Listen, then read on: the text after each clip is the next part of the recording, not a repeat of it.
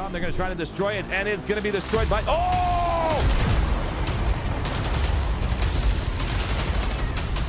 Here comes another orbital strike from Voodoo Company.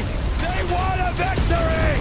The Terran Republic is tearing through everything. There's not enough Vanu to stop them. But I'm freaking out, ladies and gentlemen. We're going to get a chance to see this live on stream. That is the underdog story of the century.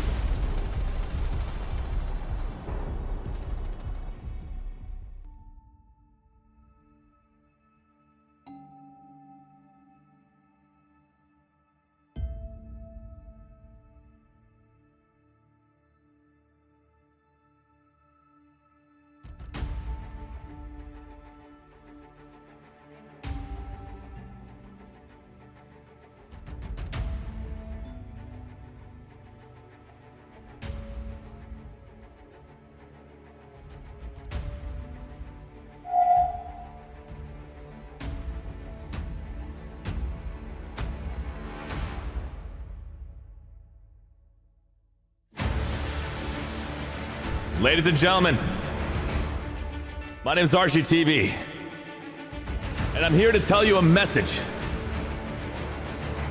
There was a competition earlier last week. It was Miller versus Cobalt. I only have one choice to shoutcast here today. And the votes came in. 220 players voted for Cobalt here tonight for the best of Emerald, best of Europe. 215 voted for Miller. There was literally 5 votes difference. And I mean 5 votes difference at the cutoff point at midnight. And so here we are today to showcase you guys the best of Europe, server Cobalt. And through your win, I'm here tonight to showcase what it looks like to be a part of Gold and what this game's all about.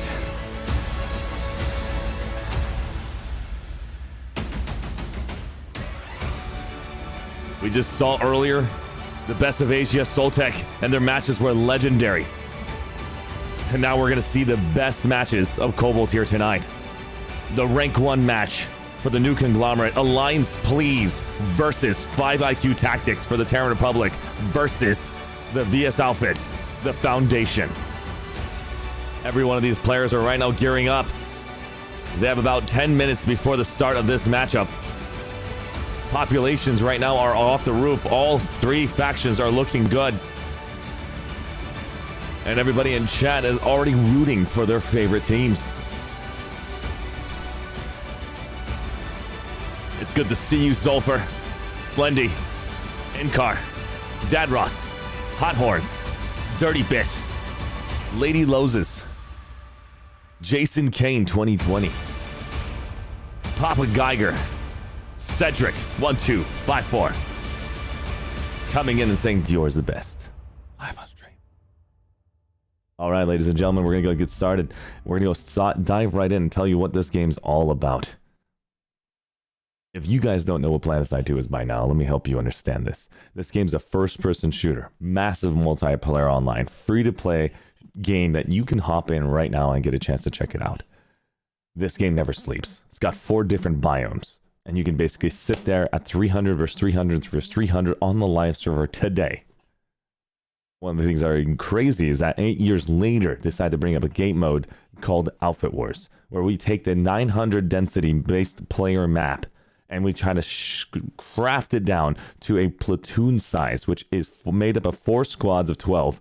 Each team is going to be having a platoon leader to squad leadership and every one of their members underneath that as a chain. So we're going to see the best 48 players for the red team representing the Terran Republic, as well as the Vonu Sovereignty, and as well as New Conglomerate. And we're going to see that an entire matchup for 1 hour straight. And that will be the gold rank match. We've been seeing this 6 weeks in a row. This is the final for Cobalt. I hope you guys are excited. And I hope everybody in chat finally can say we've came up to a great conclusion of what basically Alpha Wars is all about. We'll have an overview tomorrow so we can learn more about your thoughts about Alpha Wars and get a conclusion down once and for all. Thank you guys so much for basically stopping by. Again, my name is ArsheeTV, and we're showcasing Alpha Wars, Alpha 3 for Planetside 2. Let's go ahead and dive right in and show you guys what this game's all about. Thanks, chat. for being amazing. You guys are so breathtaking. Stop it. All right, let's go.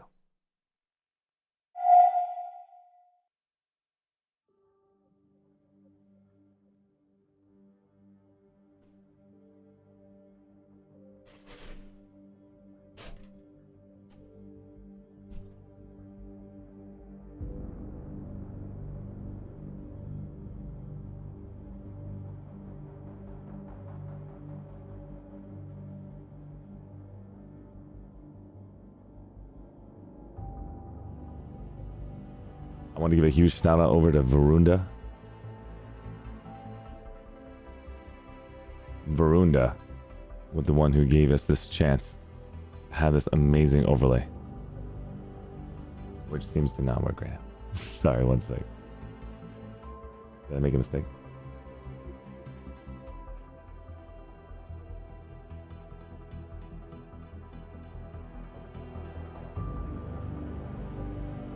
Yeah, it doesn't seem to be working.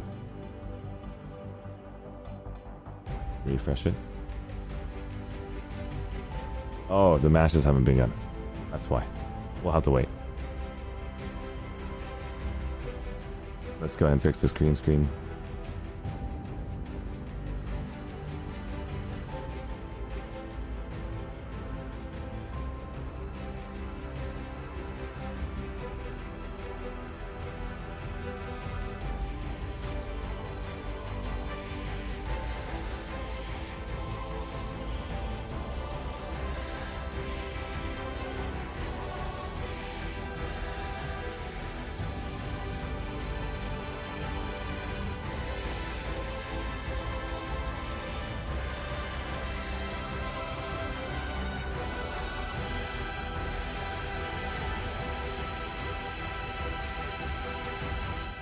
All right.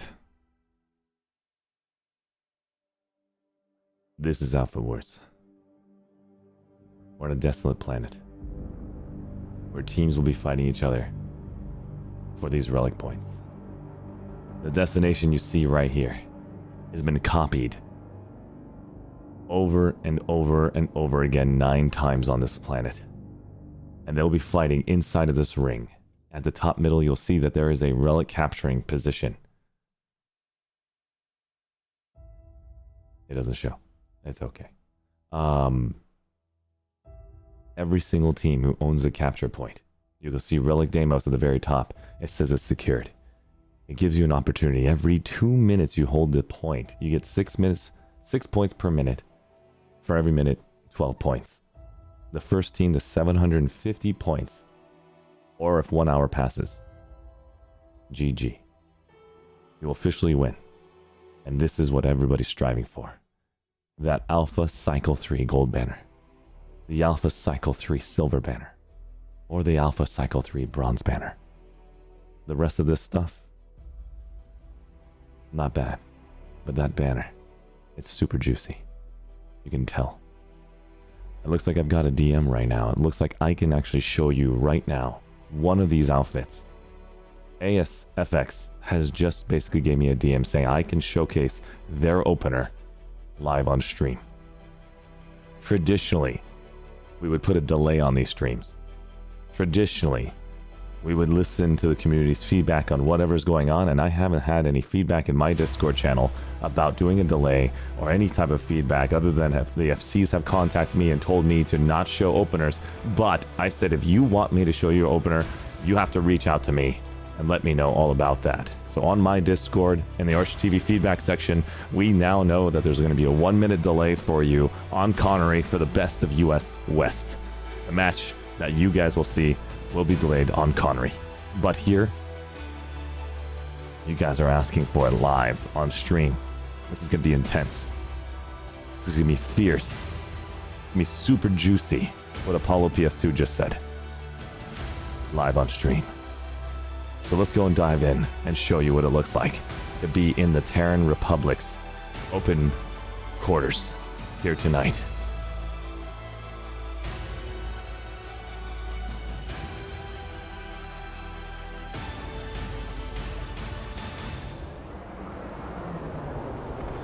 And here we go. For AF SX, we have Neto Beer in position. We have Bert Batu. Sadly, what is broken PP? Literally was broken on my screen for a second there. Banda Diamiga in position. R2 Chinchilla. Vaybot 2. Uncontrolled. Somehow, they've installed a new feature in the game. Floating Prowlers. Angel 987. Just kidding. It's really fun to do that. Tanka out. P62 Ropas. Herbert 96. Everyone we're right now watching. Everyone that we're watching right now is from I5 AQ Tactics. They're representing the Terran Republic, and they're going for gold here tonight, such as Alliance Please and the Foundation. You got El Grief, you got Cedric, 1, 2, 3, 5, 4, 6 in the front. You also have got this random Valkyrie with 2 players just staring down into the distance, just hoping to get this game started. In 1 minute and 34 seconds, these 2 best friends right here, thank you so much, Jason Kane, for the support, are going to show the world they're ready to fight. We'll never know their names, though. Sadly, their names will never be spoken of. But we'll know deep down inside who those 2 were when they get a chance to rewatch this content. Beautiful friends. Unbelievable. They blocked my Sunday. All right. Hope you guys are ready for some intensity here tonight, folks. 1 minute remaining. Let's change the intensity. Posture check from Jason Kane, and coming in and gifting. Over to Dingus, Khan, and Chris. Thank you so much. You didn't have to do that. Here we go. 35 seconds remaining. And we're going to see the opener for AF SX here tonight. Nothing is going to be closed. Everything from that opener will be shown. We're going to see what's going to happen. How is the Alps and TFDN going to manage this fight here today? Stay tuned.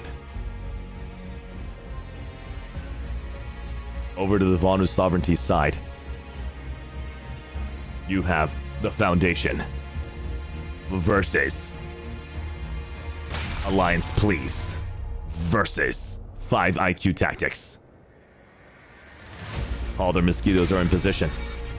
They're aiming. They're moving out. You can see the intensity right now is actually brewing in, and they're already aiming towards the new conglomerate side. Only one person is moving in.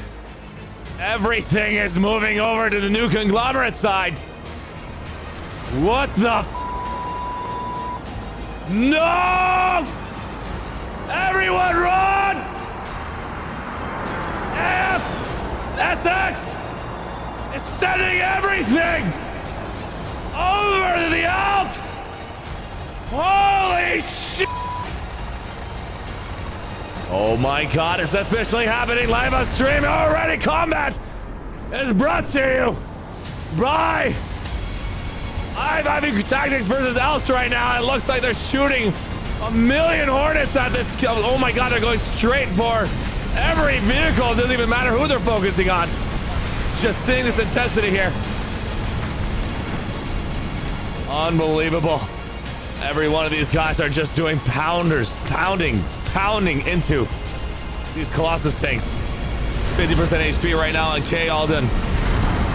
K. Alden is getting repaired by the repair Sundays.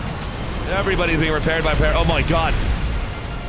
They have lost their stance here because of ASFX's entire mosquito army is now inside the bubble. Holy sh**. They're gonna have to throw down right now an orbital strike on top of there. They're going to lose everything if they do not throw an orbital strike on this point right here.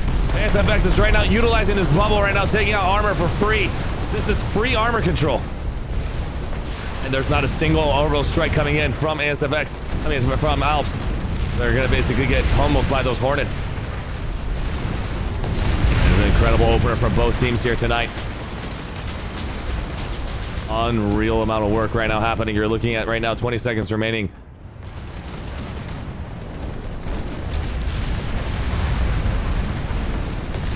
Unbelievable. Let's get a chance to see what's happening. It looks like they're having Deimos already taken. And based on the seconds right now, it looks like they're trying to go for Etna. Only team that's going for Etna.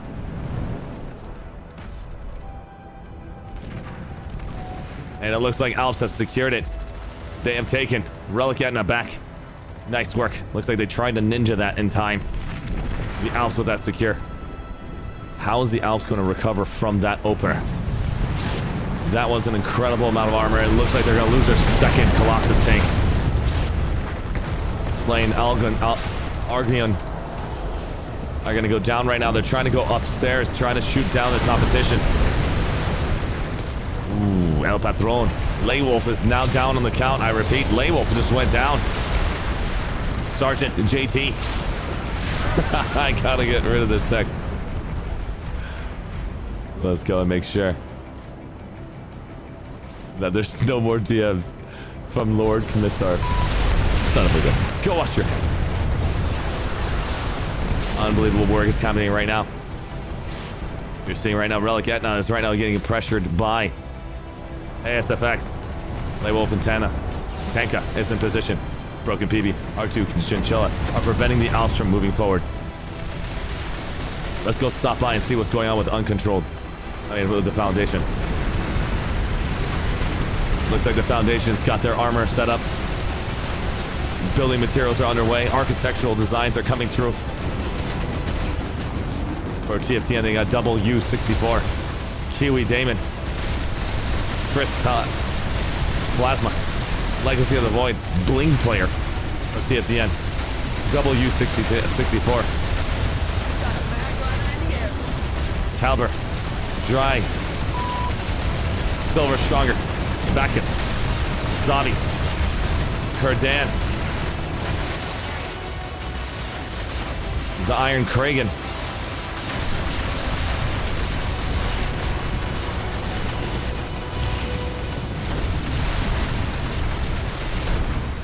Unbelievable work is happening from both teams right here. It looks like they've done a fantastic job building with that defensive quarter happening. They're not allowing the Alps. They have pulled their two Colossus tanks into position here. The Alps cannot get a construction base set up in the center region. Let's get a chance to see what's happening over at ASFX's home camp. All they would have to do is reposition themselves, and they'll have full control on firing upon. And it looks like the Alps have sent their team over to Deimos. Fights are happening all across the board. Let's check out Relic Hosk. Relic Hosk is now the Foundation's home. Nice job on the Foundation taking this position here.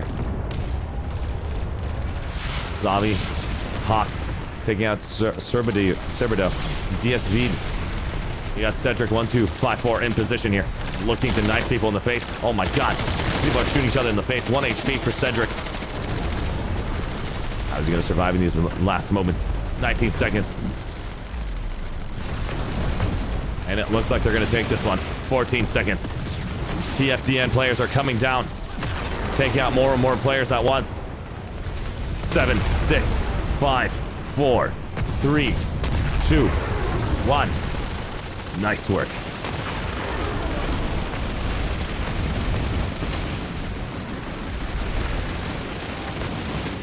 Let me get a chance to see if I can actually fix this browser source.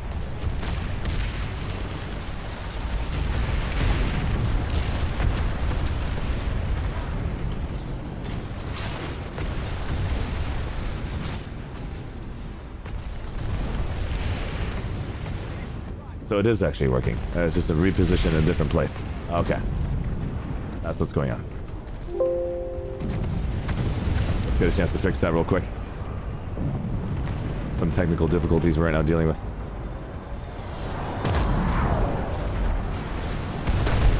Alright, Bubbles in actually position right here. Where's main fights are right now happening? Looks like the main fight's gonna be here. We're gonna go to Relic Deimos and leave it here while I fix this. Relic Deimos is now seeing a lot of pressure coming in from Alps.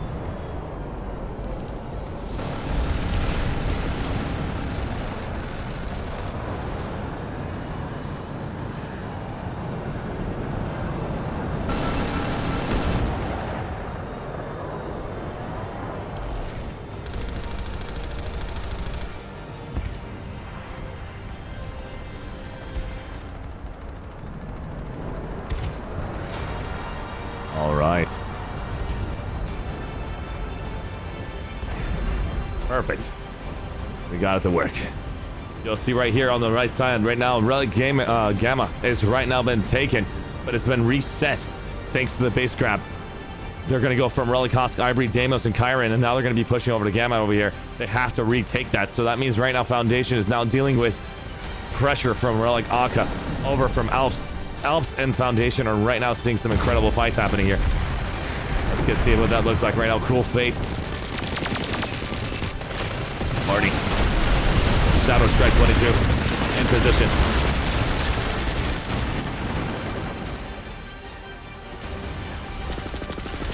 Yogan. Ami. W. Shoshi Guy. Unbelievable. Looks like Slane has taken out more and more players for TFDN. Nice job, Yogan T. Shadow Strike 22 together with Shoshi Guy. As well as W is right now actually seeing Wurgle for the Alps. This match right here is basically underway. Right now, the Foundation is dealing with the Alps right now. Foundation's going to be representing TFDN. Alliance, please, will be the Alps. I repeat, TFDN is the Foundation. Nice work. Population controls right now 78 to 18. Let's get a chance to see what's happening at the other bases here tonight. Now I have to clean again. Is in position for the Alps. Jesus Christ. TFDN, what have you done? Unbelievable job. You guys are basically on full-time duty for making bases. TFDN made 2 consecutive bases here. They're going to make a huge statement here. And oh my god, R2 Chinchilla just standing by. Just pounding away at the competition. 50% HP.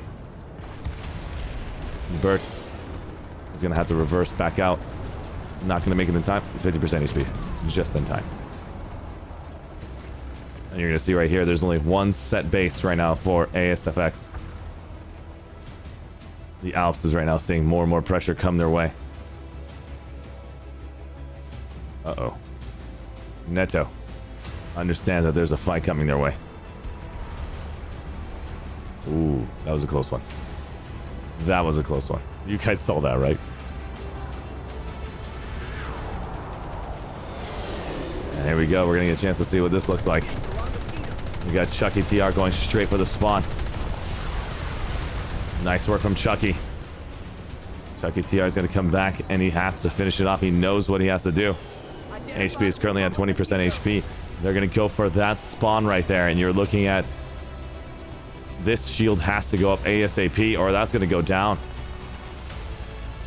Sadly, the way they actually position that is literally in the lane for the enemy. But they try to get it right up to a mountain to stop that pressure.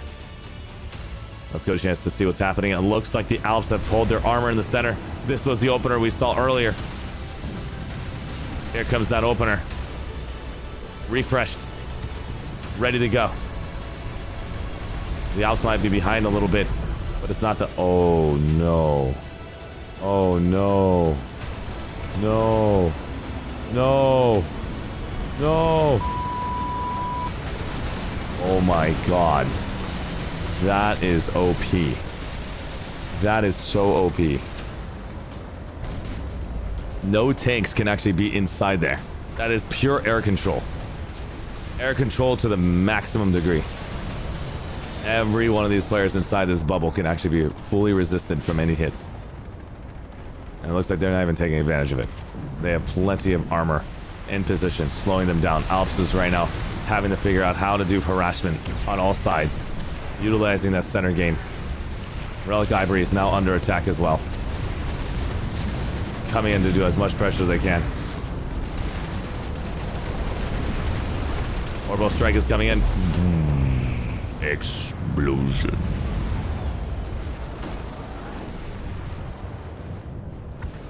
Unbelievable amount of work right now coming in from all teams here. And it looks like they have done another drop. Alps has done another drop in position here. Wants to continuously apply pressure. Oh my god, we just saw right there. We saw Shinla is down.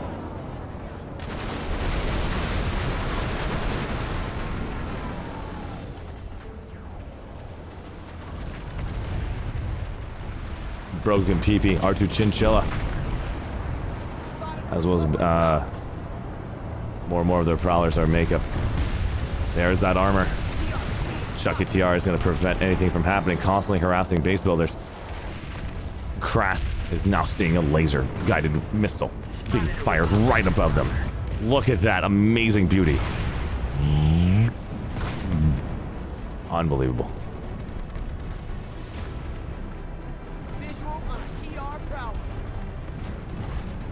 Envy is right now going one-on-one against Bandy. Who's going to take this W here? Will it be Envy or will it be Banda? Looks like Banda has taken it, but he's also got killed by a gatekeeper on the side from the roof. More and more Alps are right now securing the point, trying to get this armor in position here, trying to slow down anything they possibly can. Relic Ivory is still underway. Looking at this destination here, Ivory and Deimos is under attack. The Foundation has applied pressure all the way down at Chiron. ASFX is now seeing two teams pushing into them. Looking at the sky here, we're going to see some incredible movements here in a second here. They have put down a sky... Oh no. Oh no. No. What? Why are you coming? Oh my god. Oh my god. Ladies and gentlemen, you're going to be seeing two. Not one, but two. And TFDN is officially here to steal the competition. They've set down two squads. Steel Rain in position here on Relic Ivory. And in less than 1 minute, they're telling ASFX and they're telling Alps. It doesn't matter. This is our base now. It's not even a max Steel Rain. It's just normal soldiers. Normal foot soldiers, except for 1 or 2 max units. We're seeing it.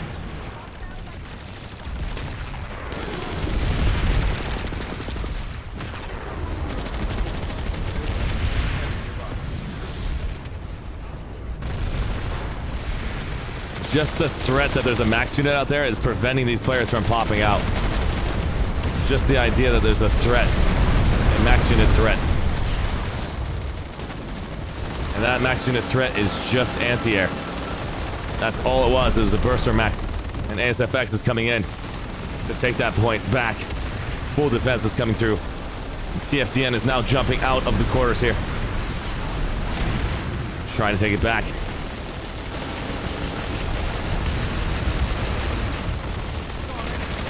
Seven. Going around, doing what they possibly can. They're taking on double. Unbelievable. It looks like Laywolf has also brought out his own big boy. Earlier we saw right there, first plasma on the floor. More and more max units are being pulled. Unreal. Percentage population 44 to 40 to 13. But check out that mini map. Check out that mini map where all the mosquitoes are just hiding inside of that bubble, constantly doing powerful damage to everything in sight. Only here for one clip, and it looks like that's your clip right there. Oh god. Oh, that was a painful. There we go. More and more of these players are right now applying themselves like no tomorrow. Everybody's super hungry to see this opportunity here happen. TFDN is not slowing down for anybody. More and more of these players are actually spawning in, and this is crazy to see a 3-way base capture right in front of the Alps. AFSX. TFDN is coming in, trying to shut down the competition. Craig. Oh my god, it looks like TFDN is actually about to sway this entire base capture. They're about to switch it. They won't have enough. They lost their spawn point. Incredible moves here. And I'm seeing that there's a harasser here for some reason. Oh, Jesus. Now you have to clean again. And that totally makes sense. Your name does you justice. Ooh. Now you need a shower. Jaffa right now has got to get in position. R2 Chinchilla is going to go and start poking. Pressure's coming in from ASFX right here. Deadshot 101 is in position here. trying to take out El Grief.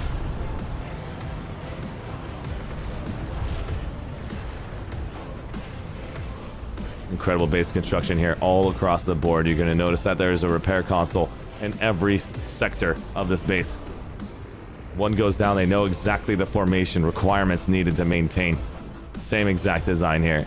Quarters, every single space has that repair console in position. Nice work. Ooh. TFDN is now going to try take down Relic, or re-secure Relic Hosk. Looking at the point structure right now, the Foundation are currently behind on points. Shockingly. I'm amazed that they're behind on points, but you can see over here that Relic Etna and Relic Deimos has been taken by the Alps in that major fight we saw earlier. The Alps are now putting pressure right now on AFSX. Astrani, Cobalt, Matchmaker Focused Elite, Eustachi, Salty Vegan, Letvi, Slayan, Spez, Argdian, Focused Elite. Players from all over the world right here. Hollow Shot. Doing some incredible work here. More and more players are just getting taken down by Argdian. Argdian is just doing so much work right now. He's just going to go through the competition, taking out the great one from the side. Grenades coming from their own teammate. Looks like Icrite's taking it from the behind. And more players are walking up the hill right now. 4 more for ASFX. And it looks like Spez did not expect more players to show up. Having to clean out the competition here on Relic Deimos. This is what it looks like to see zoomed in version of that fight. All those players are now rushing to figure out where their spawns are. Those little beacons of light that you see on the minimap on the very far, like goes like this, those are motion spotters, helping you identify where they're located on the minimap. Minimap awareness is going to be one of the main focuses here. But what they just did, Alliance Please and the Foundation shutting down any point conversion for ASFX. And that's going to help dramatically. Relic Hiron is now seeing some major pressure here. Let's see what the Foundation is doing on Relic Hiron.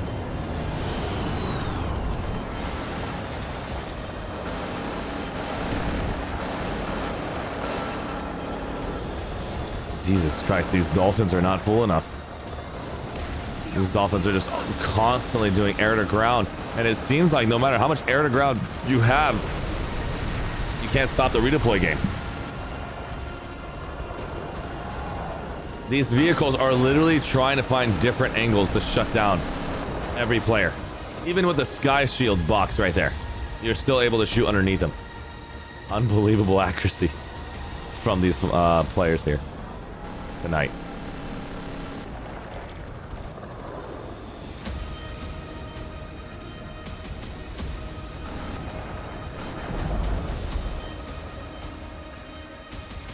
And it looks like that fight is coming in. They're going to be now doing focus on each other here.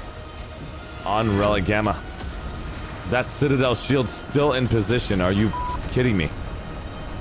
Holy crap. It's like they're using all their resources for Citadel shields and no one has actually found a way to shut him down. That is the most OP position on the planet. The reason for it is that you have to shut it down from above. And there it is. We've been looking for that this entire time. And there is the orbital strike to shut down that Citadel shield once and for all. Looks like red is going to go down. They lost that Citadel shield, but it looks like red is still in position for another one to place it down exactly on that pixel. It's going all the way to the top here. Just pistoling the competition. This is the view from one of the soldiers' point of view. This match is a close one. Unreal. The opposites right now, they're putting pressure on Relic Ivory. Oh my god, I just saw a laser. We saw a laser. We gotta go stop by. R2. Chinchilla. Doing some amazing work. Look at that. Bam! One more shot. Give it to me. Unbelievable. Shooting through this entire foundation. Holy crap. Let's give you a chance to see what it looks like to be on the opposite side of that laser guided missile. Just incredible. If this game had text where you can show damage of every single unit you've hit, oh my god, the satisfaction from seeing those numbers. Unreal. Right now, the Alps are going to have to deal with that monster of a vehicle. Constantly harassing you, just close quarters. Good to see you guys in chat.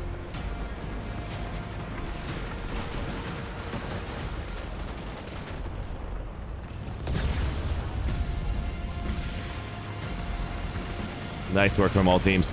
Doing what you can for the limited amount of resources that you have against certain players. Right now, AFSX is showing you exactly what it looks like to be a part of an incredible Air Force. We have a player over here named Pile. Just got shot in the back. Oh, God. Pile is down. Oh, must be painful. Serbida in position. And here is any obvious walker. Lucas. KK Aldian for Alps and their armor team. Fraction. Maximizer. Aglo Ping. Waiting for a position. Oh no. Look at that. White. Forest is right now trying to take down.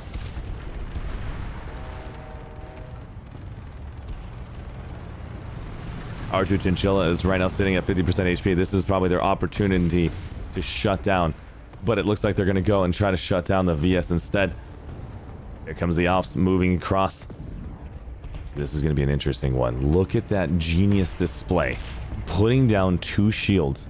So that way their team can go through that destination and utilize any of these shields in a one-on-one combat. One person can literally hold this destination on their own because of these shield designs. I have to give it to TFDN. TFDN is literally playing some incredible shield designs here. I just cannot believe this. I haven't seen this utilization from any of the servers. Maybe I have missed it. Maybe I haven't, but this is something I want to give credit to. Well done. Well done, the Foundation. You guys are getting more and more creative all over the place. And it looks like right here, the Foundation is holding on the 4 points right now, pushing into Pharaohs. Kyron, Ivory are all cleaned up. Let's go check out Relic Pharaohs. Boom. Looks like TFDN's attack basically has been calmed down. They have no more spawn. The triggered HD is right now having to fight.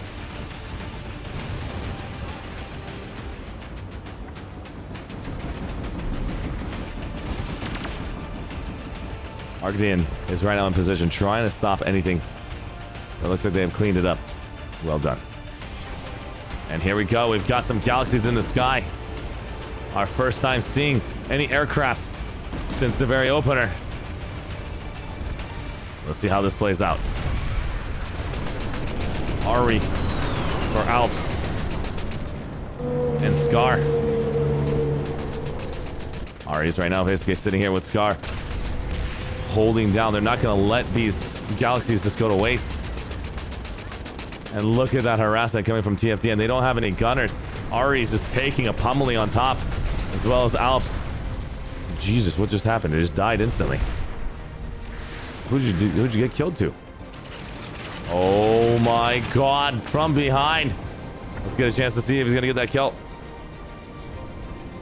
What the heck was that? What? I have a visual on an enemy liberator. Bonnie Baloney. And Cuss something. Klowski.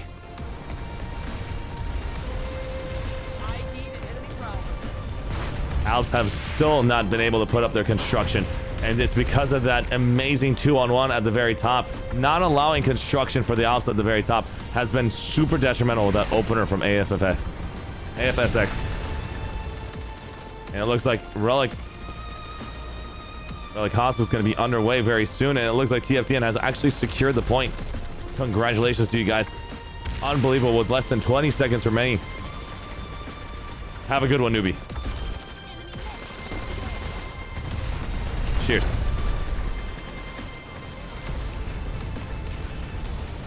This is your gold rank bracket, ladies and gentlemen.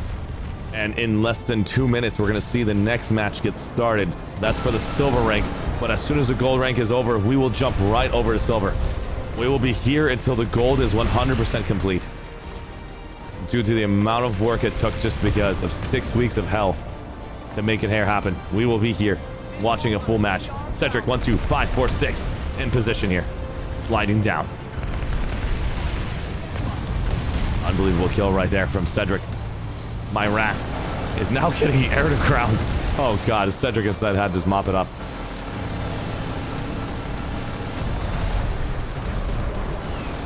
TFTN is right now in position here. TFTN is gonna have to figure something out. There's more and more players coming in. Oh no, it looks like they're not gonna be able to hold this position any longer. They did a great job of basically trying to hold it down, but you're looking over here, Relic Hosk is now under control of VS. That means if ASFX does not take this point, it's free points constantly going towards the Vods sovereignty. And so they have to push it down in 1 minute and not allow TFTN to basically have that recovery. But TFTN has done a fantastic job recovering this point multiple times this quarter. Let's get a chance to see how this is going to go. Let's go stop by and see what Relic Ivory looks like. Relic Ivory is right now, its timer has been reset. Alps has now restarted that timer. Scar in position, missing Ari. Timers are all been reset. Unbelievable base construction from the Foundation. What the f? They even have more base construction. Look at that. They have to basically find a way to shut this individual down. It looks like Shio, Shigai, and Tomato did not see that bomb. Alps is right now trying to harass the construction guys. Construction guys are going to basically see... Oh my god, Cruel Fate might actually die to their own bomb. Never mind. There it is, the infantrymen coming in. Tomato taking out Cruel Fate. Nice work. This cheese tonight not trying to find a way to hide in this one. Oh, you're so dirty. Boost Chi for NC for the Alps. Moving in, harassing. Oh no, he's on fire. It's due to that device right there. Great work from the Foundation, their base building. Is there another base building that I gotta look at? Jesus. Oh my god, the Foundation. Ladies and gentlemen, the Foundation is just building a foundation on Desolation. They're literally telling the competition that this is what it looks like if we inhabited it. God. Beautiful. I'm in love with your construction. 10 out of 10. Unbelievable.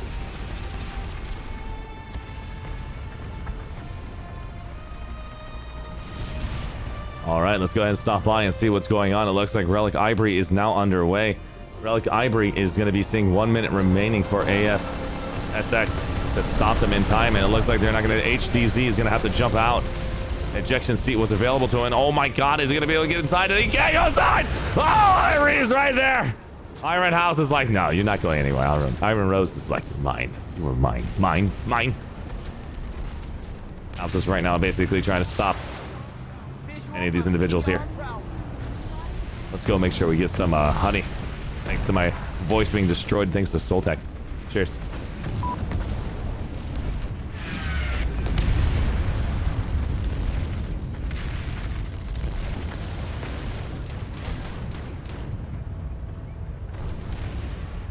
I didn't even see what happened. What happened, chat? What the heck was that? They are just seriously not allowing a single base construction for Alps in this position.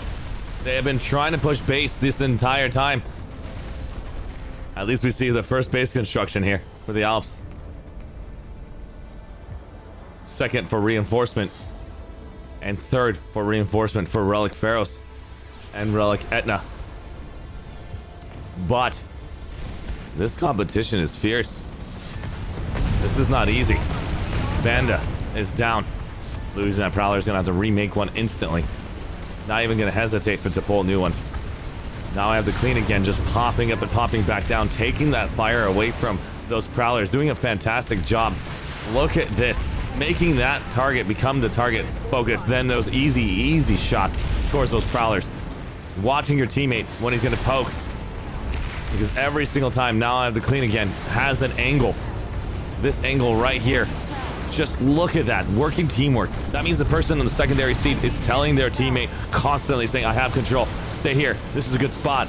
Every single second, they're having communication in their own personal Discord channels or TeamSpeak to give you that information at all times.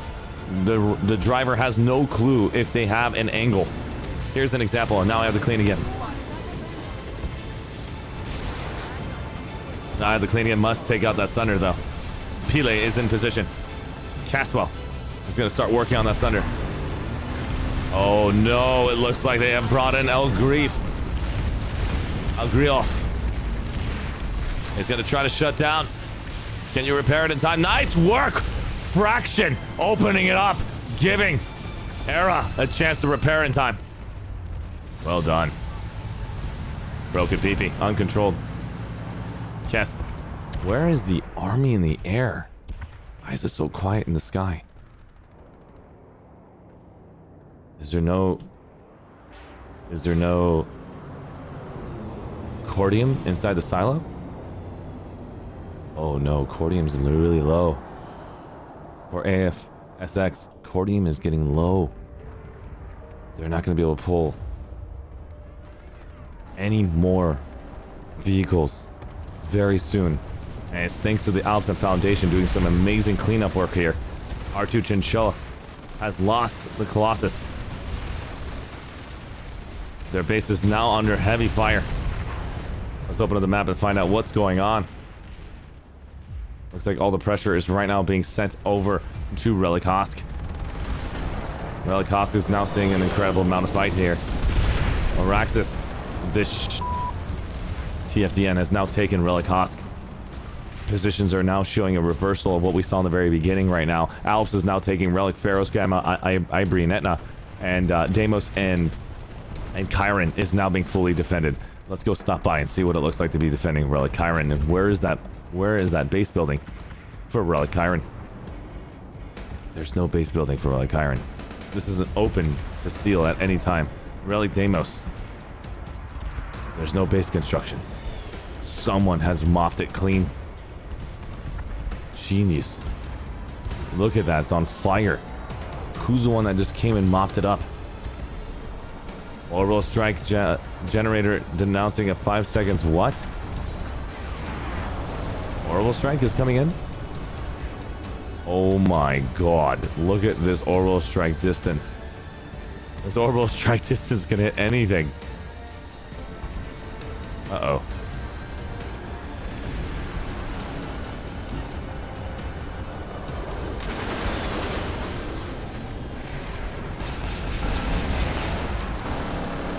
Alright, we're gonna see how this Banshee is gonna work against this guy. Versus PPA. Can't spot that player for the life of me.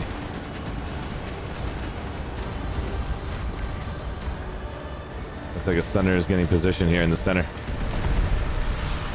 Laywolf has now pulled that Sunder in the center here. Alps is going to be pushing through right now. Percentages right now in the favor of Alps at 51 to 45. Laywolf is now putting down that Sunder. That means more and more AF SX is going to be spawning in position here. We're going to see how that looks like for infantry combat. Visual on hostile engineer.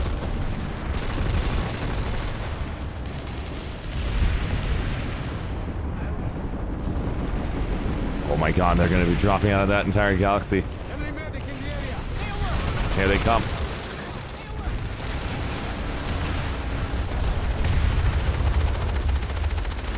Caswell is trying to go right to the center to put down that spawn beacon. Unbelievable from Caswell. Doing a great job. Look at that. Ninja. The Alps here is basically looking for that W. Relic Ibri has 30 seconds remaining to take.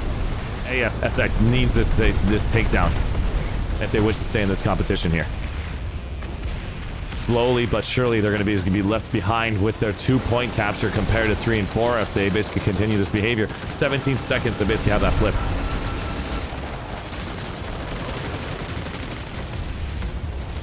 I know, sorry about that. I'm rolling. It's good to see you.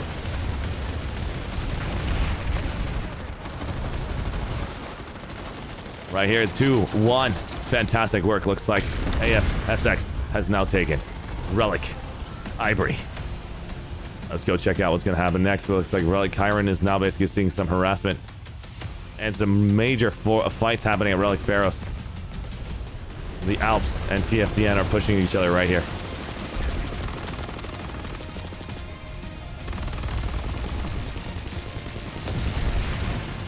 TFDN wants to shut down anything and everything.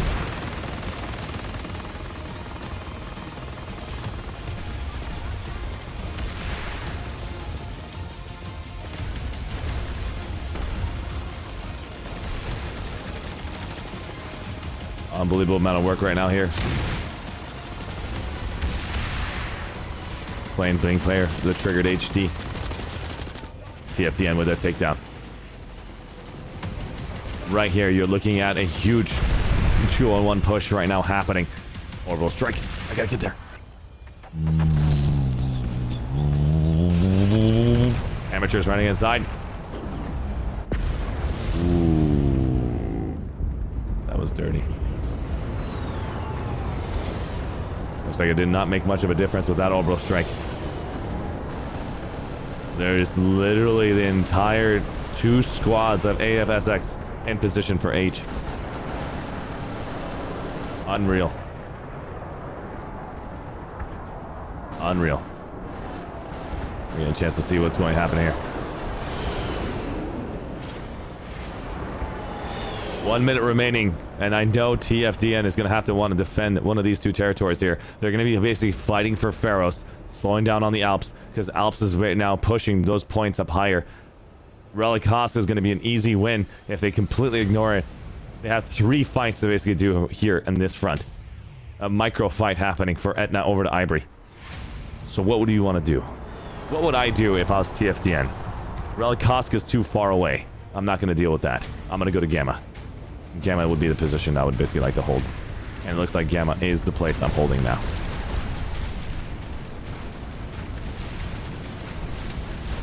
And it looks like they've done it. They've re-secured Gamma. Fights are happening right now. Over and over again. The Alps are trying to set up a new construction base. Unbelievable. Oh, looks like they've already sent their first orbital strike. And you're looking at that entire circular rim. Getting larger and larger for another shot. Let's go stop by and see what's happening. It looks like Relic Pharos has been mopped up. TFDN does not basically have any presence here. Their presence are all being sent over to Relic Costa now. Where would you move? Oh, that's where you're moving to. I see. There you are.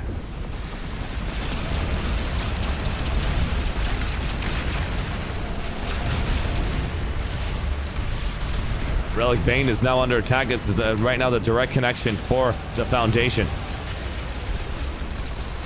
TFDN is right now fighting AFSX here. He's happy. Right now with Lala. Lala on the ground. Looks like DSV'd. He's going to try to poke back and forth. Oh my god, getting killed from behind. Do their own bomb. Tanking it on. Icray. Uncontrolled. This is going to be huge for AFSX. If they can deploy that Thunder right now. Get a whole squad out. Ooh, Jesus. Look at that. Right here. 7 of 9 coming in and being a hero for TFDN. Slowing down that spawn. But that's still not enough. It looks like AFSX is now sending platoons. We're talking about 2 squads or more into position. Relic Bane is going to be losing it here. 10, 9, 8, 7, 6, 5, 4, 3, 2, 1. Nice work. They have taken it. AFSX. But that doesn't mean it's over. one of the things that are going to happen here is that these players are going to be having to hug this wall. The way they set up their entire barrier is gigantic. They're going to be able to stay inside, forcing AFSX to fight a close quarter fight on their perimeter. Oh no, everything needs to be shot at.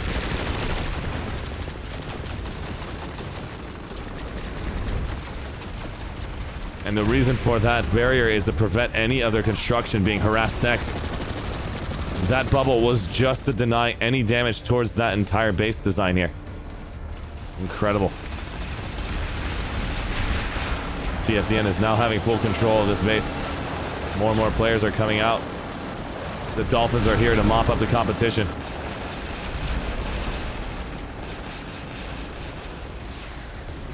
Nice work. Unbelievable flyer here. Guru Wars is doing as much work. Oh, that was dirty. Guru is now going to be taking it out. Oh, because it's Brennan Hahn. Only here for one clip. Let's check it out.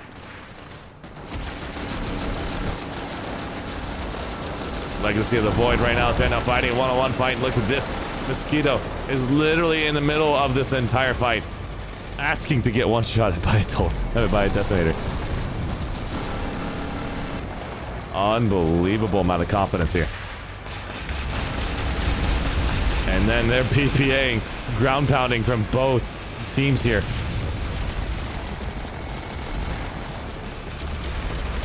They're going to hold on to this destination, and they're going to basically force the Foundation. There's the 2-on-1 now happening on the Foundation for this round. 15 minutes remaining, and they're all going to prevent the Foundation having this W here. That means it's going to come down to the last two teams. The last two teams are going to go for that W. It's going to be Alps versus the Foundation. Sorry, Alps versus AFSX. Whoever that owns more territory amongst each other will determine the victor here. If the Foundation does not basically stop this movement, they have to take Relic Bane back. Once Relic Bane has been taken, you can actually start moving down south. All that pressure is going to be basically now focused, fired onto this destination here. That bubble has to at least reduce the damage a bit. Ooh, that didn't reduce any damage. That was painful. You lost a lot of your key nodes. Your repair console is going to try repairing as much as you can, but that still did a lot of damage. If they wish to see a W here tonight, they're going to have to throw all of their numbers into Relic Bane here. TFDN is going to do whatever they possibly can to recover here. Map control, if you look at the very far right now, Relic Bane is now underway. All AFSX has to do is send members over to Relic Bane and Etna and just claim victory. But there's still pressure right now being sent from the Alps over to Akka. I think they ignored him. They're now basically seeing some pressure now being sent into Deimos. Deimos is now seeing some pressure. If Bane gets under control for TFDN, all they have to do is hit Chiron, and it's game over. This is exactly what we saw in Soltech. Let's see how this turns out.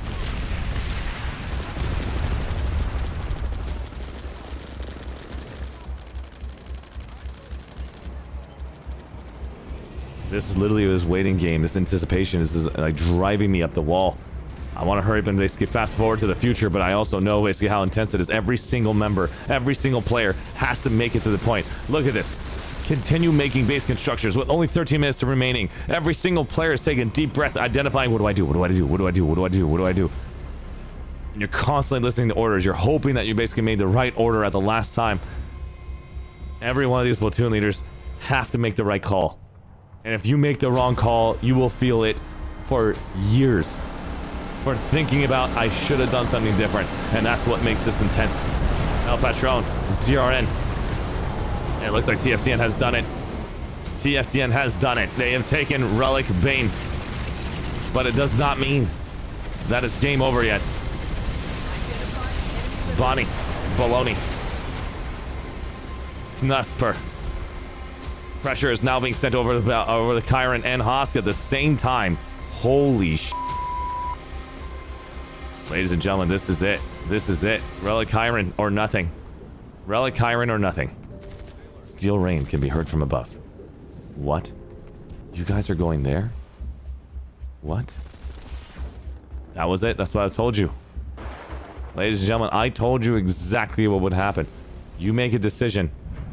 You're gonna sing the tune. And you're going over to Relic Gamma.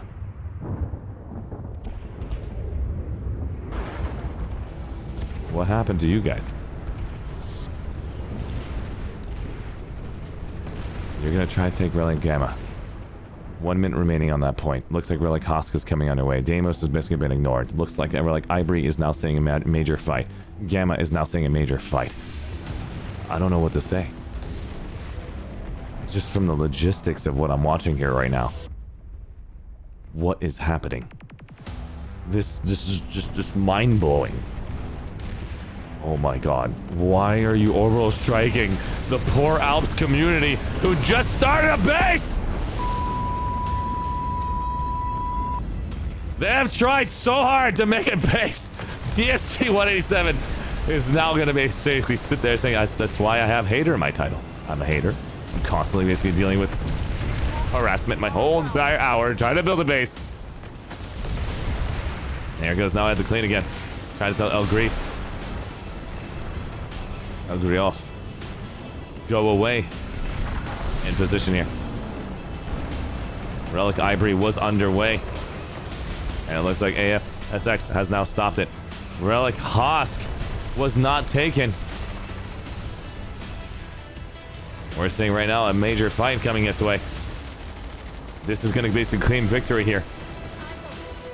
And it looks like it's going to be underway if they don't send everyone into Relic Hosk and Chiron.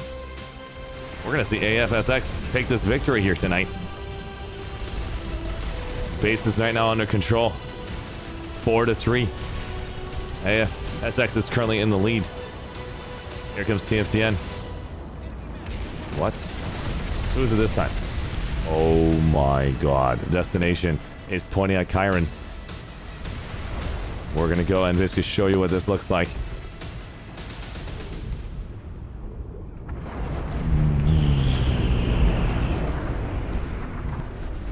And there it is. There it is. This is the final push. The final countdown. This is exactly what we saw on Soltech. Ladies and gentlemen, 9 minutes remaining. I hope you're ready for some intensity tonight.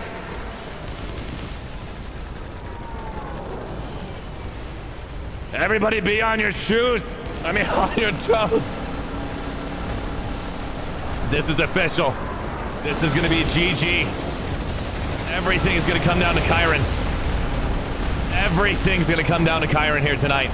They have burster maxes in place to prevent any air-to-ground harassment. Those bursters are going to do whatever they possibly can to do as much work as they can. Let's get a chance to see what it looks like in the higher ground. Dolphins are doing whatever they possibly can to shut down air-to-ground. 49 seconds remaining. There is their spawn option. They have to shut... Oh my god! Who was that hero? Who was that hero? It was Lala? Lala being a hero here. Shutting down that spawn option. It still doesn't matter. They have to stay on the point. They have to get on that point if TFTN wants to see a slowdown on AFSX here tonight. They cannot just hang out on the doorways. That point has to be under control. 30 seconds remaining, but air to ground is going to shut down every player. This is incredible. This is going to be really tough. 25 seconds remaining. AFSX has to make this W here happen. If they want to see that W, they have to throw everything on the point. Looks like they're all jumping in. They're jumping in. 16 seconds. 15, 14, 12, 11, 10, 9, 8, 7, 6. It doesn't matter. I think it's going to be game over anyways. Oh my god, it's official. What does it look like? What does it look like at Deimos? Deimos! Is it gonna happen again? Is the Alps gonna stop this madness? Are we gonna see another insane? No!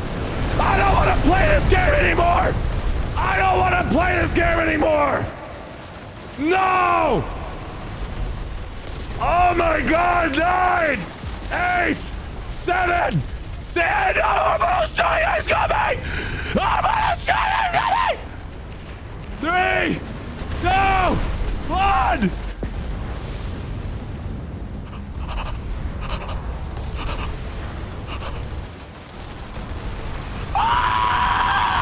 Oh my God! What is happening? Ah!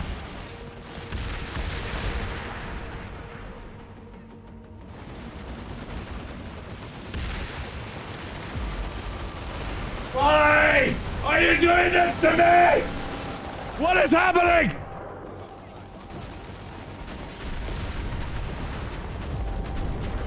I'm gonna have heart palpitations thanks to Planetside too. Oh my God. It's gonna come down to Alps versus the Foundation. That means right now, AFSX has to throw everything at Chiron. They have to slow them down, but it's not enough time. There's not enough seconds on the clock to stop that victory for the Foundation. Oh my God. That orbital strike at the end. That call. I told you guys. I told every one of you how insane this was. Ladies and gentlemen, boys and girls, dignified guests, the winners of the Best of Europe on Connery are the Foundation!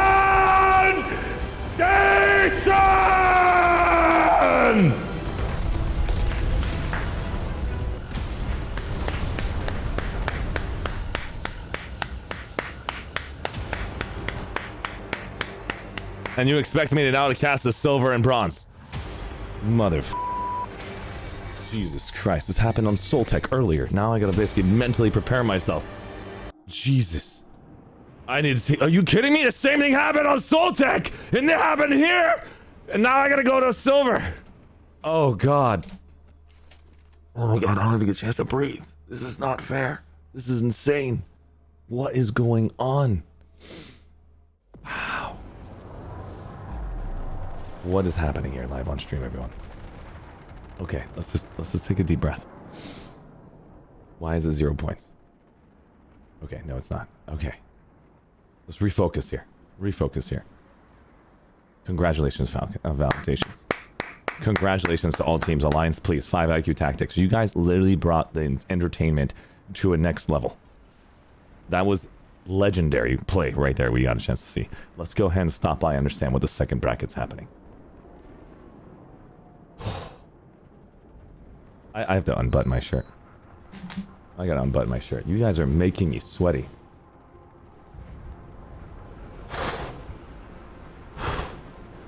Ladies and gentlemen, we're about to watch. My hand's shaking.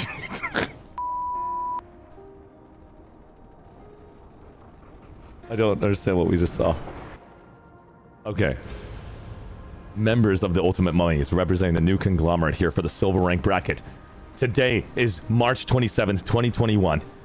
The Terran Republic is the brutal onslaught versus the Vonu Sovereignty Euphora Undiscovered. Here in this matchup. We're gonna go and change the text in the side. We're gonna change the text at the top. I gotta do some changes. But here you'll see population numbers are 32, 32, 32 across the board. We're gonna go ahead and get a chance to see right now. For the Terran Republic, it's the Bros versus the Mums for the new conglomerate. And for the Vonu Sovereignty. If I can find you. Where are you? EU for the Vonu Sovereignty. Let's go ahead and take out this entire information real quick. Give me 1 second. 196. Once again, this is all thanks to Varunda. Varunda giving us opportunity to have this amazing overlay. I love you, Varunda.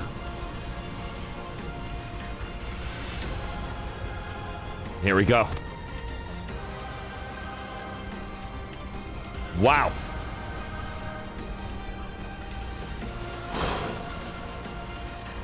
Looking at the map control right now, making sure everything is equalized to what you see on the overlay over here. You're currently watching Planetside 2 Alpha Wars Alpha 3.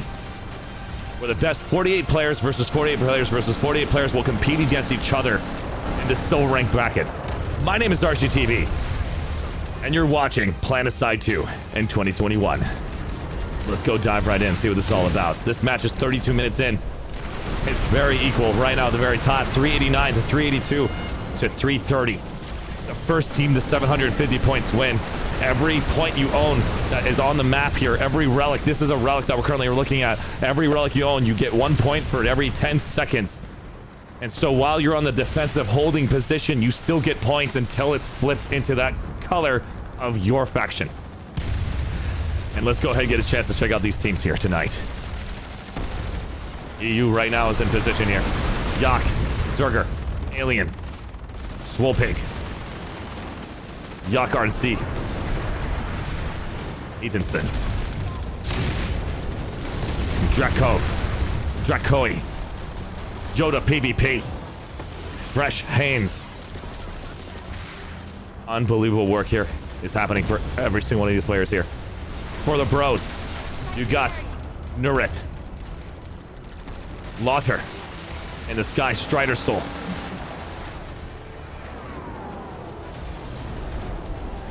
What? What? What? Oh, sorry. There's got to be something going on my computer end. Osler for the bros. Doing some incredible movements here. What the hell? I'm sorry. Oh, God. Unbelievable. Unbelievable. Wow.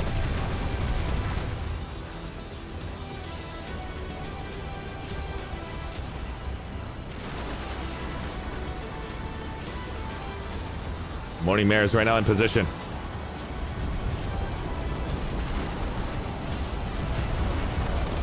The bros are in position. EU is right here. Corvo. Spandex Hero. They're doing some pressure right now on the bros. And their spawn point. More and more of these players are trying to push through right now. C point is currently Relic Kyron. That is right now where the bros is closest to their warp gate is. These warp gates are where you originally first spawn. And right now you're seeing some pressure happening right now. EU is applying pressure onto Relic Kyron. But the bros have came in and secured it. Oh my God, it doesn't even matter. Orbital Strike is coming in. Run, bro, your head is gonna die. You're inside. Oh, that was painful. Everything is just wiped clean. What the heck? No wonder I didn't see half of your bases because it was just wiped with one click. Oh my God. Wow. The bros have done a fantastic job of maintaining Relic Kyron here, even though Euphora Undiscovered has now completely wiped off all of their base construction. That means the next time they attack Relic Kyron, it'll be very easy to apply pressure. No spawn position. No internal base building. Wander CJ for the bros. Let's get a chance to check out the moms here tonight. We got Chump, Ignatus, Masona for the moms. Falconov, Opener, Range Brother, Riki Hun. And it looks like the bros are coming right into the moms' hometown. The bros are back in town. They're coming in.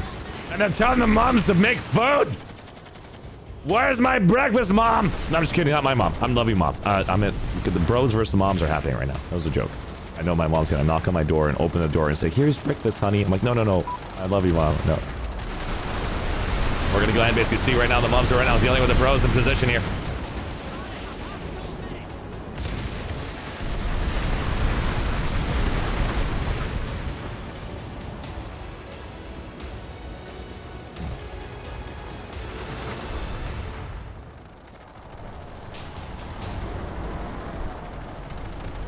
All right. Bros is holding on to position. Let's get a chance to see what's happening over there, Relic Aka. Relic Aka is right now seeing some pressure happen. EU has now basically done a fantastic job of re-securing this destination here. We've got Bum Blaster. We got Manu Butt. How many butts are in the EU? Pivaster.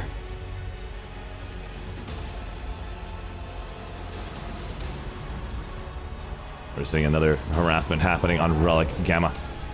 Mums Reaver just dropping into place. Wolf's Killer. Yukio in position here. Stopping by to check it out. It looks like Earnest Arrow for the Bromes is going to go and look for spawn options.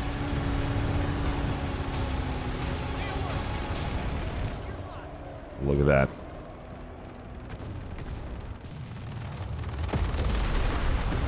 And here we go. We're getting a chance to see what it looks like to see a fight here. Bros versus EU here. Percentage population currently is in the Bros' favor. They're doing a really good job of redeployment side. Every one of these individuals are doing a fantastic job. I've not seen the Bros hang out in small numbers. They're constantly redeploying with an entire two-man squad. I mean, 24 players are consistently working together as a unison. Pushing points, removing spawn options. The Bros are doing a fantastic job here. And they have now resecured Husk. We're going to see if that happens again on Ivory. From the logistics of what we saw, I'm assuming the Bros will do the same thing here. Let's find out if the Mums can hold on.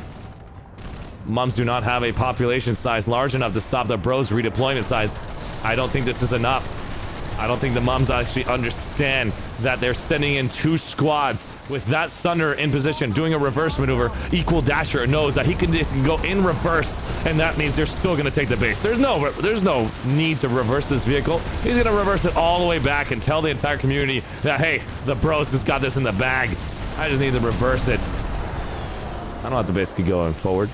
Keep going 1 mile per hour and watch the entire Mums population redeploy onto that vehicle. Here they come. And like I said, they are already in position. Jesus. Yeah, Bros' redeploy side is extremely strong here tonight. There's somebody telling their entire team to consistently stay together. Communication is key here. And I'm seeing that happen for the Bros right now. Let's find out what's happening over at Euphoria Undiscovered versus the Mums here, because they're fighting a different fight. Here's EU. You got Vaster in position here. Major Dope. Allen. Alpha Vaster. Eta Vaster. Epsilon Vaster. Swolpig. Ta-2 Vaster. African Rep. There's a lot of Vasters in the Vaster community. Dornock. Drakoi. Digital Guardian. Charlie Vaster. Hans the Space Kaiser. And looks like EU is going to be doing the same thing. They have over 2 squads in position here, holding on. And Earnest Arrow is going to go around and try to run over the competition. Ooh, nice dodge. Let's get a chance to see what it looks like in the entire top view. What is right now being underway? From the logistics here, every single base has now been taken. Here's an overview. Oh my god, thank you. We have something that is a huge tell for me. If I can't find that, that would be very embarrassing. Here we go. We got the Mums, Falconov, Masona, Graz, Range Brother, Chump, Ignatius, Fendium, Opener, Ricky Han, Lance are right now going over to the Bros' territory, and they're just gonna shred the competition. Where is that? There's not a single Sunder repair here. They're going for a straight push onto the Bros' headquarters, but I don't think they have enough. They have no air control. Air control is going to be very important here. And here comes that air control. Hopefully that the Bros can stop this harassment coming in from the Mums. The Mums mean business, and there it is. That or a Citadel shield is going to make the difference here for both EU and the Bros. Right now getting focus fired from both sides. You're seeing EU's already inside here. Bros is now seeing a 2-on-1 situation on their insane base building with no walls. Walls don't exist for the Bros. They accept everybody because you're all a bro in the end.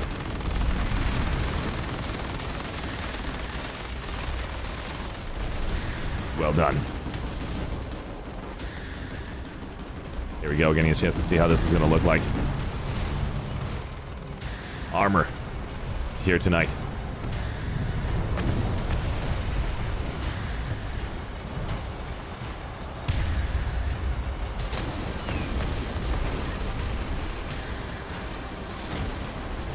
So this is exactly what it looks like. You're doing a one-on-one situation every single time.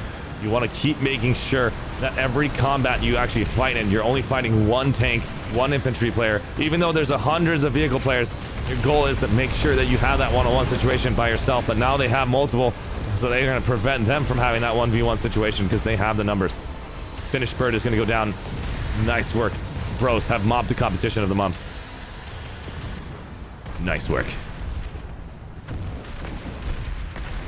Wander CJ is right now seeing his own teammate just run him over multiple times. I don't think Wander likes that. Like, what about my body? Take care of. Relic Ivory is right now seeing the mums right now putting apply pressure on Hosk as well. Mums has to do something unique here. And it looks like a three-way faction war is happening at Relic Gamma as well.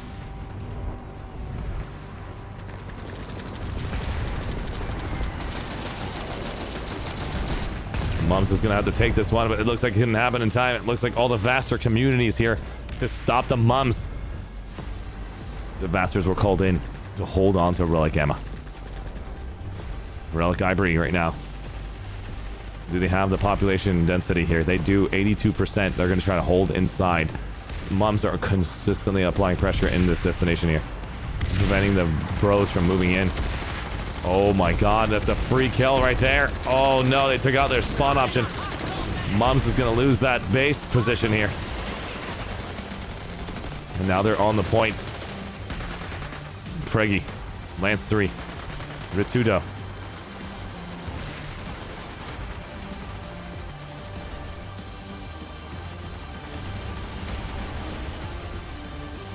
Unbelievable.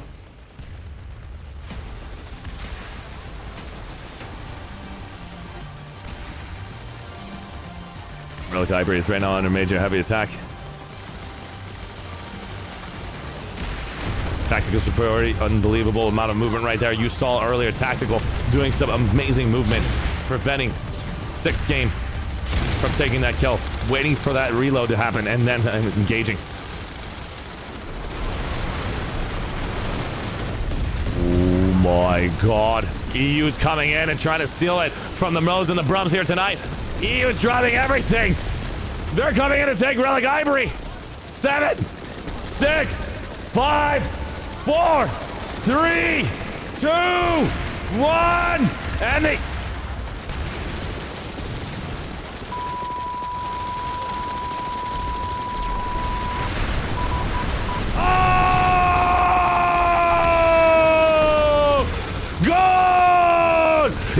Came in and actually dominated at the very end. Unbelievable. They just dropped out and told a 3-way faction war right here. This is very rare. We don't see this as often, where all 3 factions are hitting the same point at the same exact time. And look at this. You're seeing right now that EU is making the all call. They are going to go full on. Gas is now down, and it's going to be a full race to the finish. You're looking at this entire 5-way design. All pressure is now being done on top of Bros. Bros are right now 650, and they're going to be shut down. But thanks to these 5 base captures, as well as the pressure happening from Chiron, this is going to really, really hurt the Bros. Especially being at 651, and then the pressure starts. At 600 points, this is the exact opportune time when you want to basically apply that kind of pressure. Because right here is that opportunity. Let's go check out Relic Chiron and see what's happening.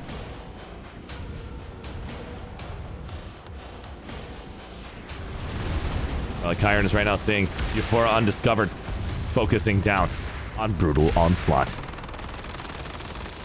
I just can't believe every one of these matches are literally going to 750 that close. We saw only one match on Soltech on Silver Bracket without a full population, and ended early so we can jump right into bronze, but it looks like we're going to see another close call. The mums have to make some major changes here. They're going to have to basically drop members on every single base and ignore armor and just push infantry at the last couple seconds here. It's going to be who can redeploy faster in the last couple minutes here. I agree, by the way, Papa Geiger. That was insane. That was insane. But we also saw a mimicry here on this exact matchup for gold. Unreal. Thank you so much for the host. I appreciate you. Right now, we're getting a chance to see Relic Kyron under a heavy pressure. And it looks like they let the bros survive. That is going to be the death of them here, but I know that they have to defend against Mums on Gamma and Ivory. Ooh, that was not a good idea. That is not a good idea. Oh man, bros are going to come back and take a W just because of that mistake right here. Oh man. But we'll see how it goes. Mums is applying pressure on Relic Gamma. EU is now resecured it. They're going to try to hold on to 4 points of territory. Every second that goes by, EU is not looking at the bros. That gives bros more momentum, more ferocity. Toby HTT. Let's see how this is going to turn out. This is going to come down to redeploy side at its finest.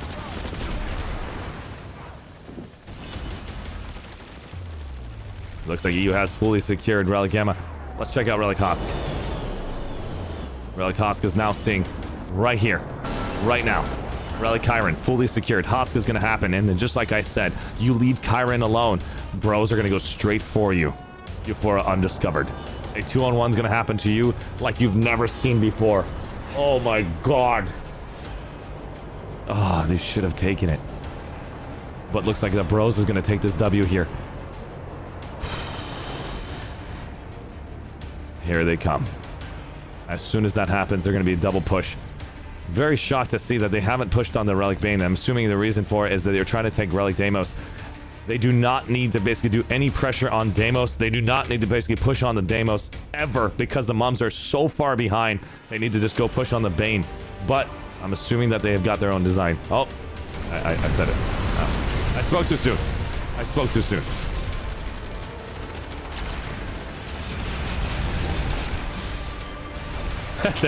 They're pushing onto it. Nice work. Euphora Undiscovered is right now going to see a major fight happen here. The Mums need to not basically take any vendettas here and keep applying pressure. Take free bases. Take free bases. Do not fight a base where there's players in there. Reposition yourselves. Have your galaxies ready. This is going to be a tough one. You need personal galaxy pilots ready to drop more and more players at every given moment. This is going to come down to giving the... Oh no. Why are the Mums here? Why are the Mums here? Mums, you don't have Ivory. Mums, why are you here? No. No. No. No.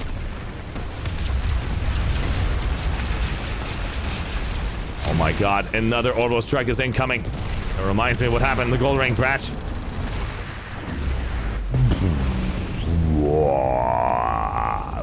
Lots of players are now being tossed into the sky right here. Relic Hosk is now being resecured by the Terrans. Relic Hosk is currently owned by EU. By Euphora Undiscovered right here. The Mums currently own Relic Ivory. If they really want to be cheeky here, this is the time. This is the time, the Mums. Where are you at? Oh my god. It looks like the Mums did not want to come into this play. 40, 42. 6, 5, 4, 3, 2, 1. Fantastic work coming in from the bros. Slowing down the push. And this is exactly what I described to you earlier. That 2v1 is going to be super painful. But if right here, Euphora Undiscovered wants to take this W, all pressure has to be set to Kyron. Mums, full pressure has to go onto Relic Gamma, which is doing a fantastic job. Let's get a chance to see what Mums' decision is. And it looks like they did it. Mums is actually applying all that pressure onto Relic Gamma, and they're going to have to go immediately right up north.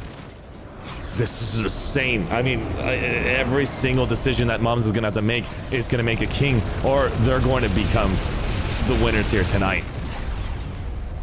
Oof. Oof. Oof. Looks like the Mums is actually here, fully organized, ready to go. I'm loving this. And here comes Euphora Undiscovered. Are you guys ready for this blasphemy? Euphora is going to come and basically pound outside of this door.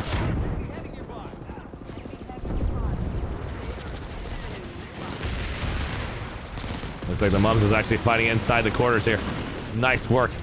Shutting them down.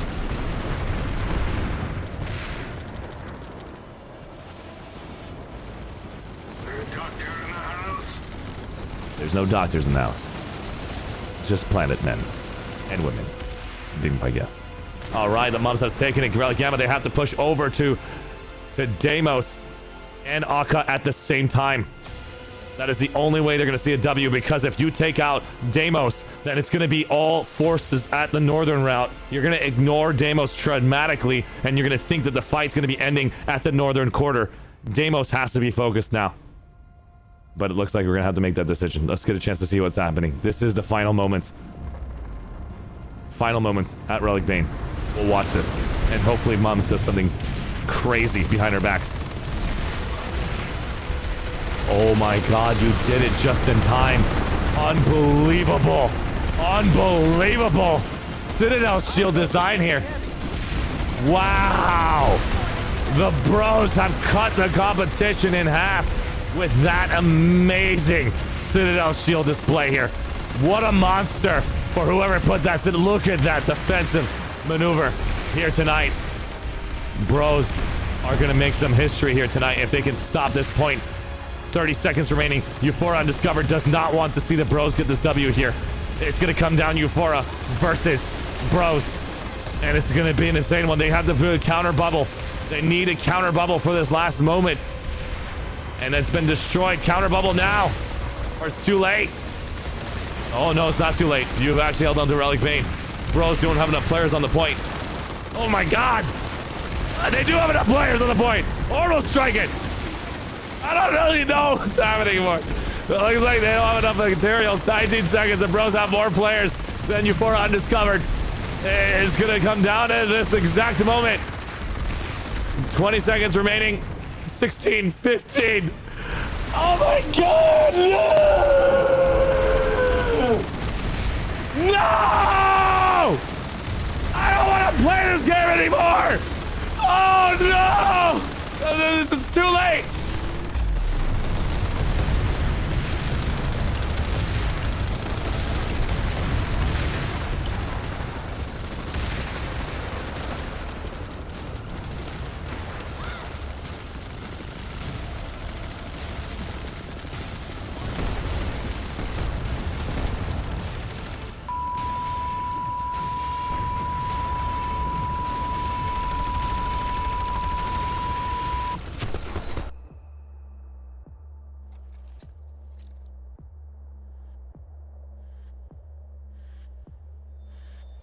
Ladies and gentlemen, your winners for the silver rank bracket goes to Euphora Undiscovered in such a way that I couldn't even react. I was amazed to see 3 seconds left on the clock.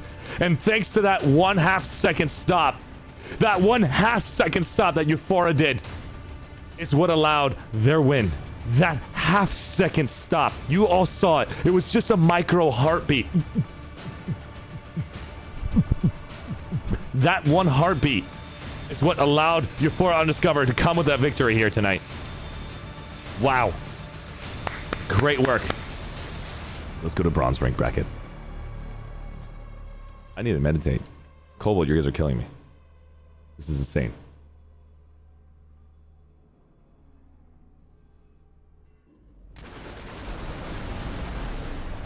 Oh, thank God. Oh, no, I'm sorry. Not thank God.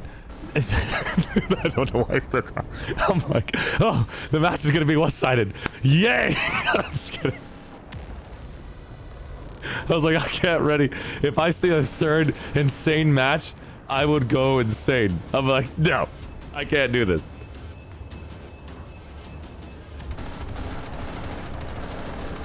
Oh, God. It's good to see you, Smurlock, Dark Nebels, Dutch Ducky, Striking, Shrimp Monkey, Vinsor, Big Fish, Xanarchy, Nem, Zealous, Ooze, Striking Spliff, Jason Kane 2020, Mick Simon Bird, Apollo with that 3 seconds call out. Yeah, I know.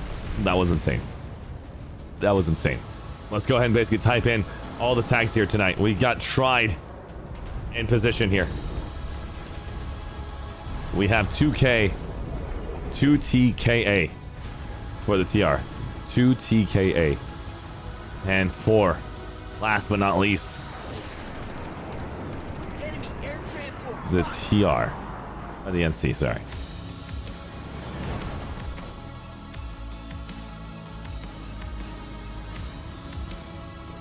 I don't see him. Where are you?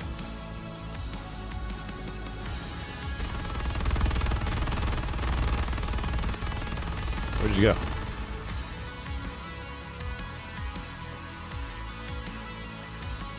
The population is like 12%. It looks like the Cobalt Business News Network literally decided to not play. How do they have 2 bases? What is their tag? Oh, there we go.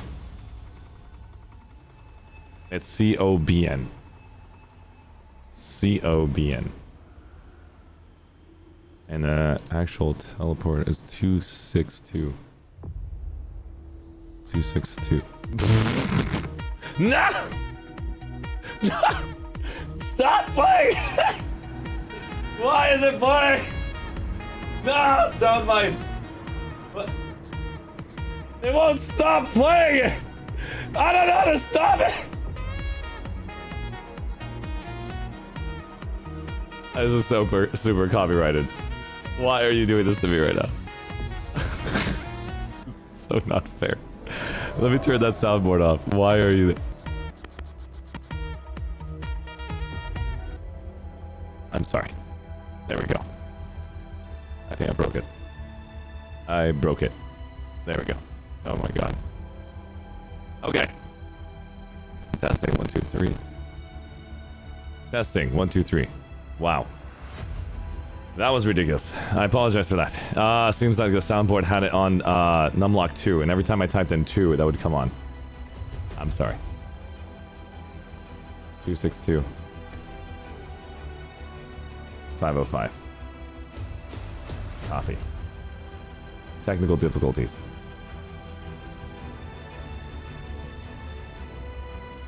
There we go. We've refreshed it. Now we know exactly how the bases look like, how the map looks like. Let's make sure it looks equal. Look to the right side. Akka, Gamma, and Hosk is owned by the Vods Sovereignty. Bane, Chiron, Deimos, Ibri is owned by the Terran Republic. Pharos, Etna is owned by the new conglomerate. If you guys are right now watching this for the first time, we're currently watching the bronze rank bracket. And this bronze rank bracket is currently against the Cobalt Business News Network, representing the new conglomerate, versus Section Francophone versus Trident. Right now, population density is going to show right now that Section Francophone is currently holding the largest population at 43. 40% is for Trident, and Cobalt Business News Network is sitting here at 11% population. What that means is that there's less than a squad, less than 12 players right now representing the blue faction. They just do not have all their numbers here. And you're going to see almost a 1v1 situation happen against Trident and Section Francophone. What's very shocking to me is to see that they are allowing Etna and Pharos be available over to Cobalt Business News Network. And so we're now seeing a lot of pressure right now being sent over. And let's watch that fight. Here we go. Try the Ripper in position here. Jerome. The Vonu Phantom. Toshin VS. 2K. 2T. KA. In position here. Villa. Persoa. Persa.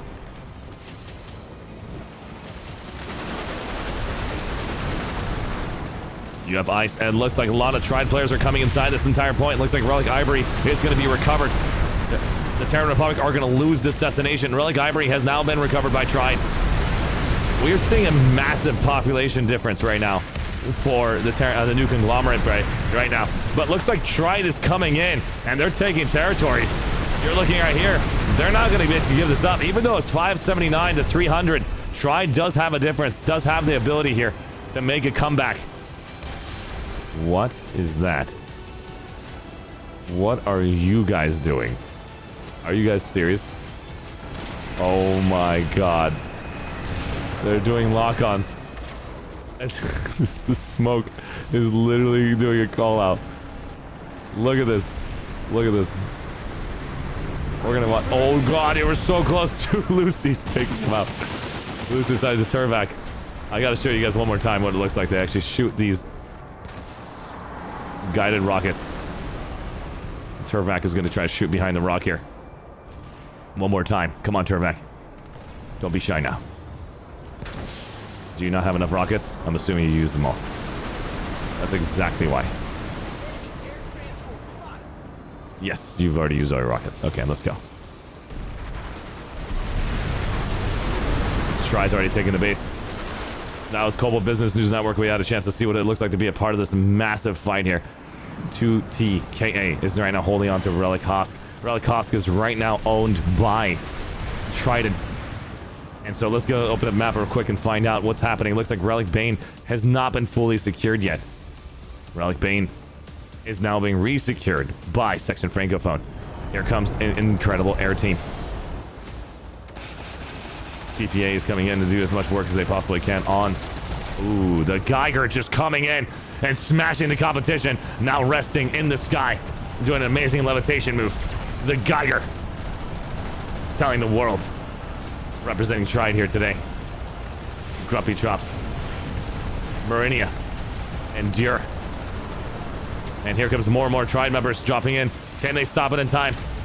9, 8, 7, 6, 5, 4. Looks like Tride's gonna give this one away. Nice work. Section Francophone taking Relic Hosk. Let's find out what's happening. It looks like there is pressure right now from Cobalt Business News Network. How are they applying pressure? Is one or two players that big of a difference? Turvac from Cobalt Business Network. Shardana. Danlink. Captain Nero. Oh, they're even putting down freaking routers. They're not giving this up, ladies and gentlemen. Cobalt Business News Network really means business.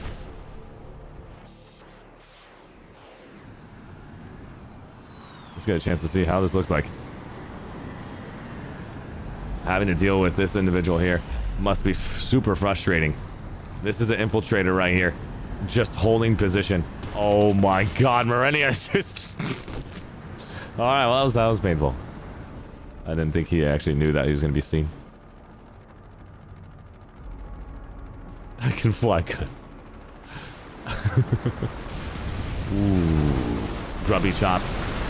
Down on the floor. Relic Gamma is now underway. If they lose Relic Gamma, that means Ivory is free for taking. I wonder where is Tride right now having to deal with this much amount of pressure. Tride is right now having 3 squads versus 4 squads. It's going to be tough without the numbers.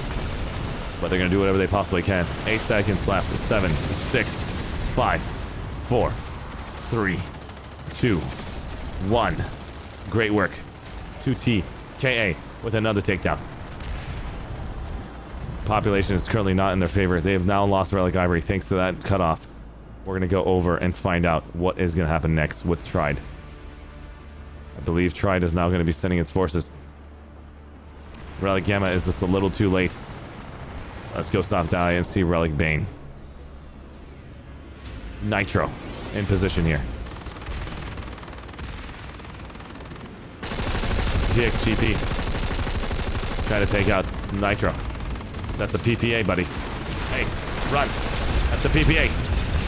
Yeah, that's gonna hurt. Oh my god, no. No, Nazara and Nitro just bumping into each other, ending their PPA sprees. Happens. Happens to the best of us.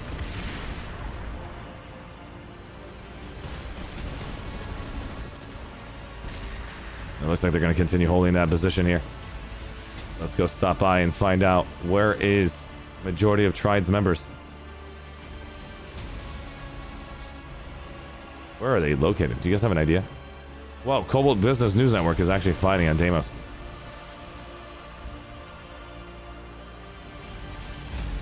actually fighting over here.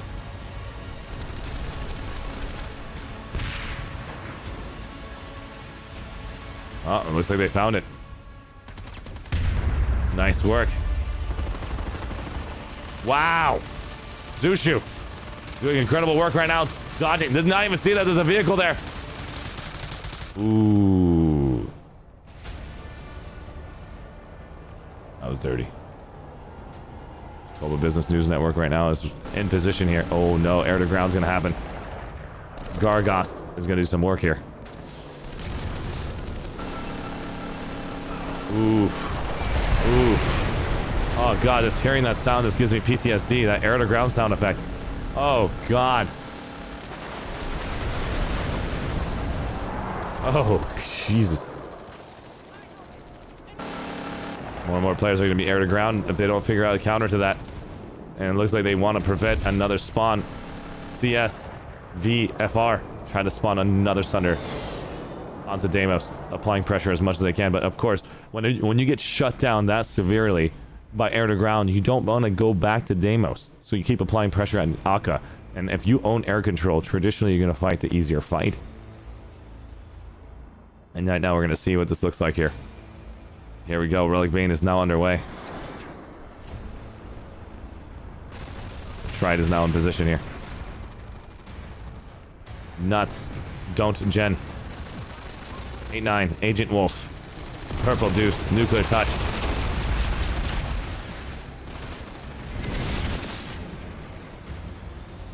The real Beaver.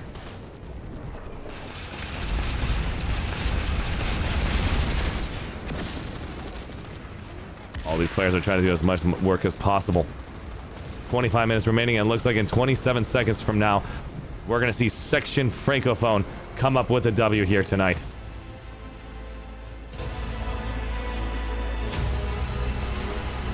Ladies and gentlemen, let's give it up to Cobalt here tonight.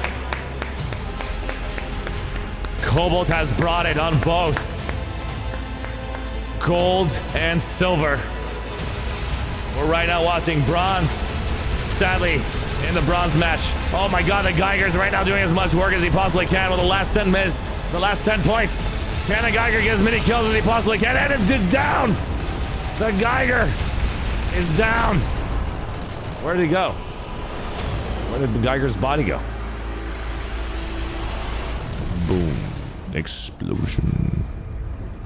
Somehow the Geiger just like evaporated from the sky.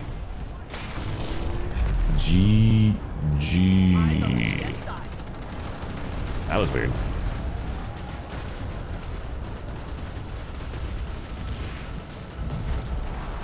Congratulations.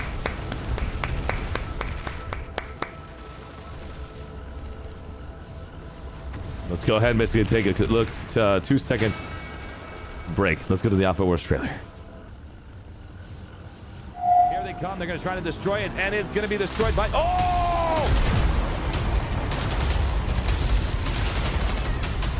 Here comes another orbital strike from Voodoo Company.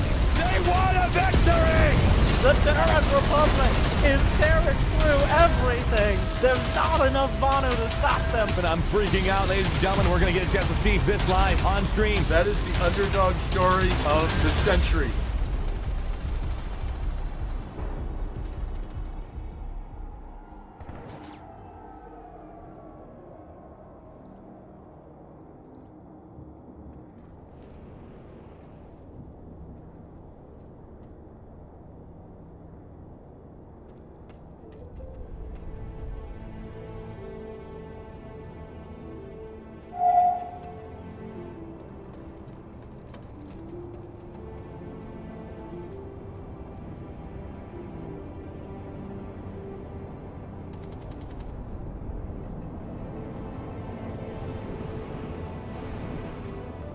All right. I'm going to go and drag the members in.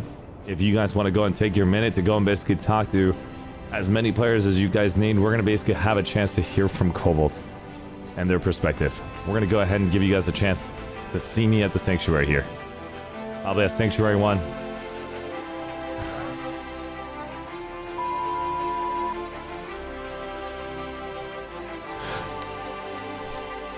I can't go to Sanctuary 1. Sanctuary 1 is full. Let's go to Sanctuary 2, ladies and gentlemen. No, it's growing back, guys. I'm making it happen live on stream. We're gonna be in Sanctuary 2 to enjoy the new look that Planetside has put down.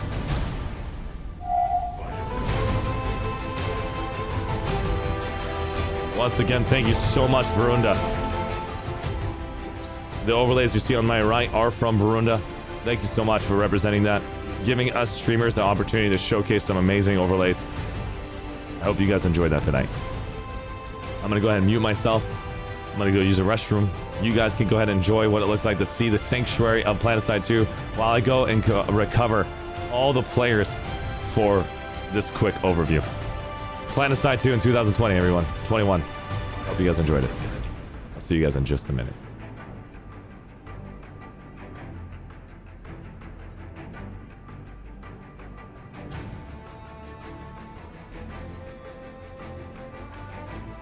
Requesting assistance.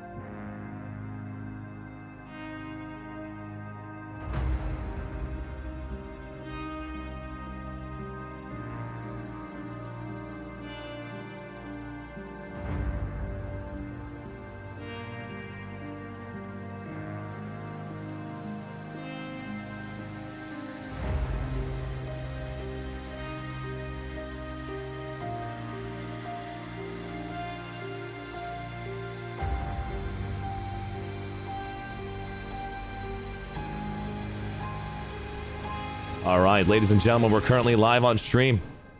We're gonna go ahead and show you guys this amazing lineup of players here tonight.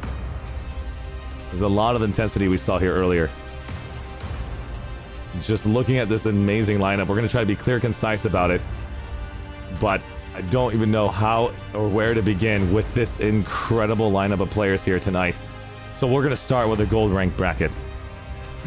We're gonna go start from the very top of the gold, then silver, then bronze, talking about Cobalt, and then we'll go right into Miller, hearing what happened on Miller as well. Just a summary from each of their teams if they wish to come and represent themselves here tonight. The best of Europe was here for Cobalt, and now we're gonna get a chance to see right at the end of the Cobalt conversation the Miller server and what the heck happened down there, because I didn't get a chance to see it, so I'm excited to hear more about that as well.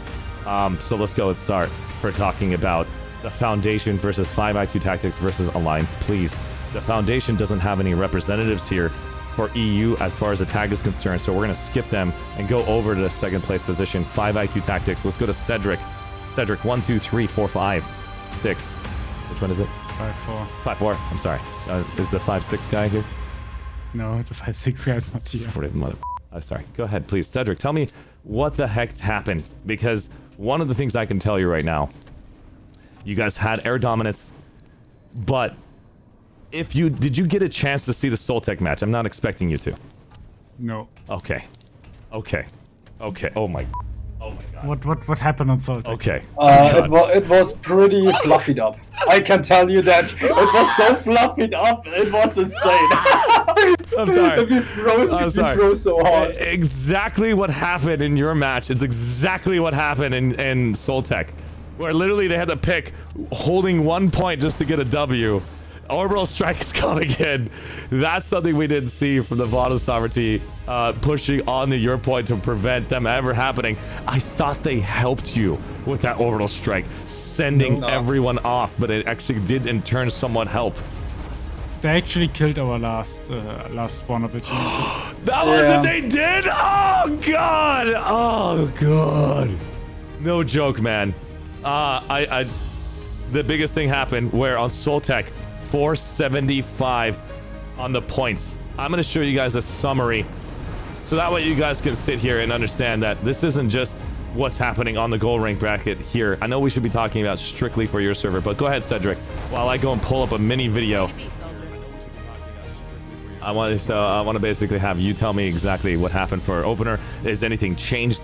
Did you see the community from both the Foundation and Alliance please do some major changes on you? Did you notice that like their armor? I gotta say, ASFX, your middle play with those Citadel shields were extremely scary to deal with. You didn't do that before in the previous matches, did you? No, we didn't. Yeah, that was but super we know what's gonna happen on the match, so we actually know exactly what's gonna happen because we had the player sheet of Alps, and we know that they have like massive amount of armor, so we have to play with Citadel shields. It wasn't really a problem. More the problem was the orbital strike at the end for some reasons. And the only thing that I can say is nice double team. Amen. Yep. At that very end. I don't have any comments to that. No worries about the comments. I'm just going to tell you from my perspective. At that very end, if you watch the footage, the only way they could have won is to shut down Relic Chiron and Relic Deimos. And they did exactly that at the very end. They had to apply as much pressure as possible to make that flip happen. And it was just watching AFSX making a decision. If you held on the Chiron, you would have won. If you held on the Deimos, you would have won. It was just seconds away from that victory. And I was just freaking out the entire time. And so I sent you in the private conversation. I sent you what we had, so we know what gonna happen. I don't know if you want to show it on stream or not. I don't care. But sure. This is what we had, and give me a second to go look at that. What Alp's gonna happen. Wow. That is amazing.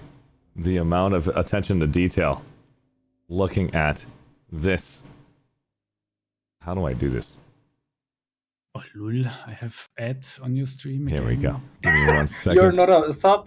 He's not a sub. Don't worry, you don't have to be sub. It's pretty funny. All right, give me 1 second. We're going to show you guys a little bit of a glimpse about what I'm looking at right now. Let's switch my screen and check this out right here. This is some amazing handwriting. I got to say, you're doing a better job than me right here. This is what we basically had. So we're gonna know how much armor or at least we had an idea how much armor you had and how much construction people and stuff. And we also had this for TFTN. What was BS? TFTN, right? Yes. Yes. Yep. So we had the same for TFTN. And from this on, we would know, we have to play with Sky Shields and Hornets on the Mozzie and stuff. So the only bad thing that happened was the Orbital Strike, because if the Orbital Strike wasn't there, we would have won the game. That's the only thing that was bad. And it's not only is it bad, but I haven't seen anything like this for the last 40 matches I've watched. And I'm not lying to you guys here. I've sat here for 40 matches, and you guys brought some insane punches, some incredible tactics, and I'm sitting here very, very shocked overall. And it looks like TFDN is actually hopping over here.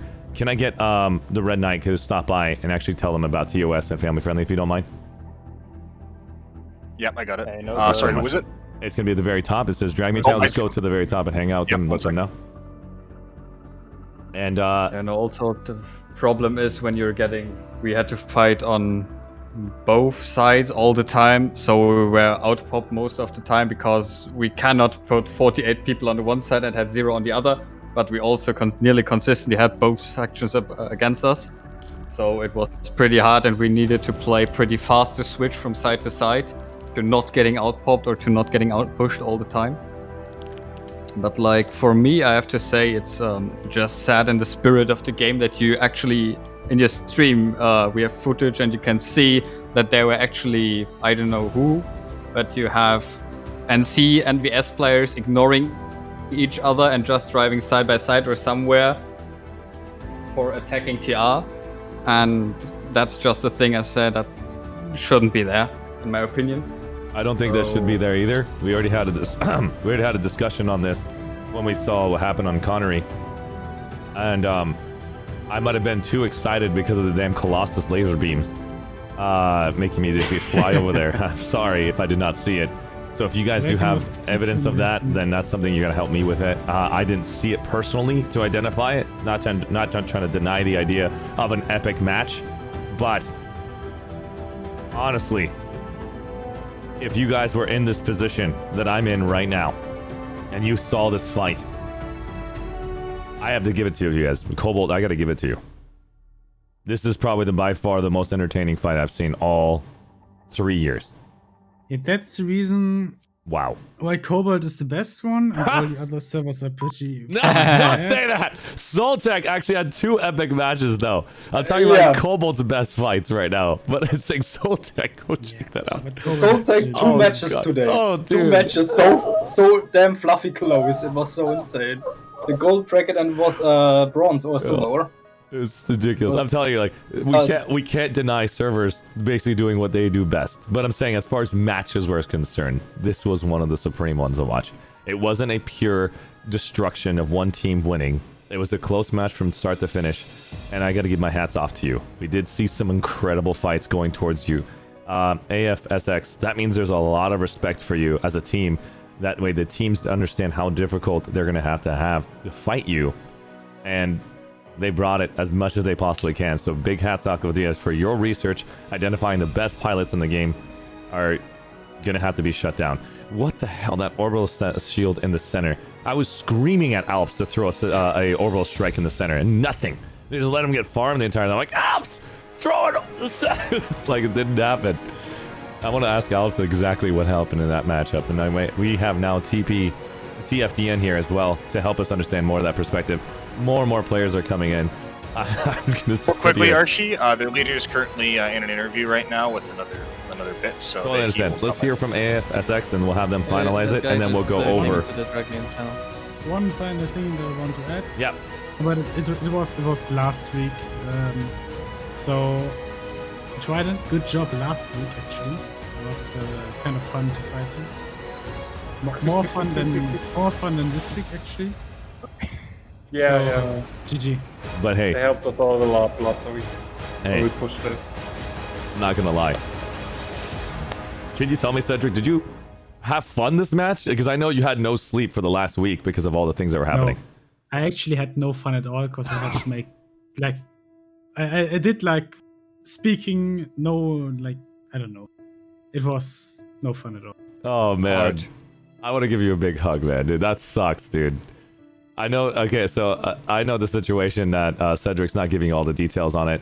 Having to be awake, having to tell everybody basically exactly the right time. Thursday is it going to be that outfit war, and not having to update in time, staying awake, making sure all of your members are receiving their DMs in time. I think everyone felt that same intensity. So if you're in a leadership position and you're in Alps, you're in TFDN, you're in AFSX, you're in the bros, 2TKA, Mums, anybody from Cobalt, Soltec, Miller, Emerald, Cobalt, Connery, and I understand that you guys have to do a lot of work here, and mistakes happen. Stress is going to be a thing because of these last-minute calls and switches. You keep checking the server every single day, pressing O. You're sending me DMs telling me how intense it was. Saying, is it going to change? Still says Thursday. Still says Thursday. Then they make that change for Saturday, and then you finally Archie. can breathe. Yep. A lot of people are saying the music, it's kind of hard to hear everybody. If you can either turn the music down, or better yet would be to turn everyone else up so we can hear the speakers a little better. Thank you so much. By the way, guys, TFDN leader is currently dragged me in. He's waiting. I got it. For the Awesome. Thank you so much. I'll get TFTN after I talk to the other two outfits that are basically here for Alliance, please. And then we'll finish off with AFFX. Cedric, anything you'll say before I go to Monarch? No, Monarch don't want to say something. We just want to hear apps.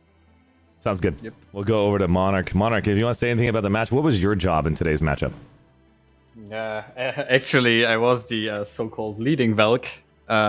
We had a Velk with useful stuff to drop, let's say it like that, that were flying near between all the bases. So I was basically moving the infantry squads from one base to another and putting spawn stuff up. So that was my pilots stuff, what we should do.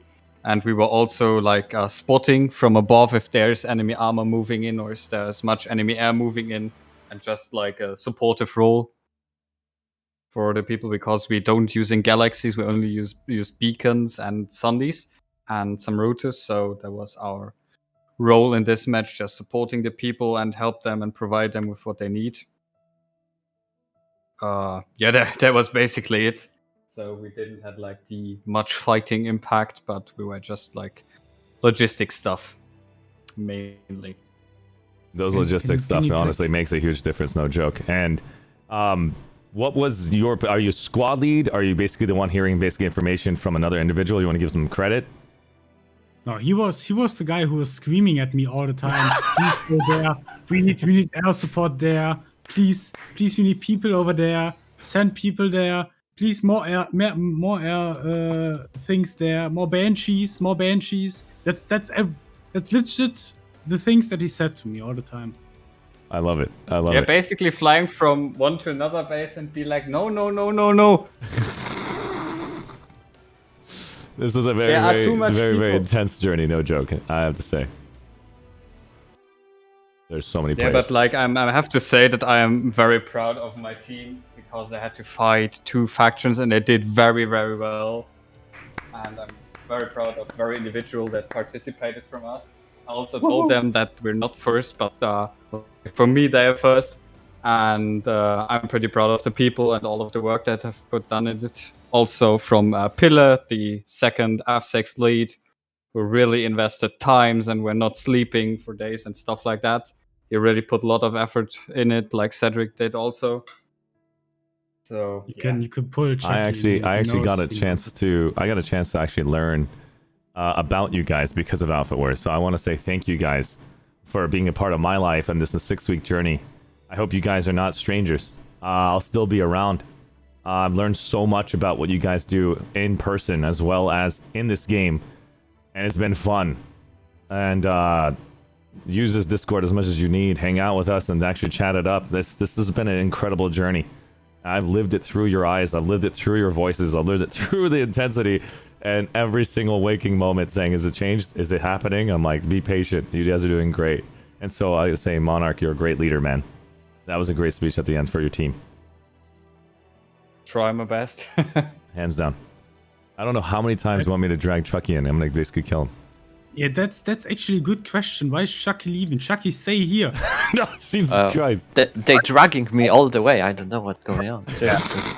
Just don't insult anyone, and you're good.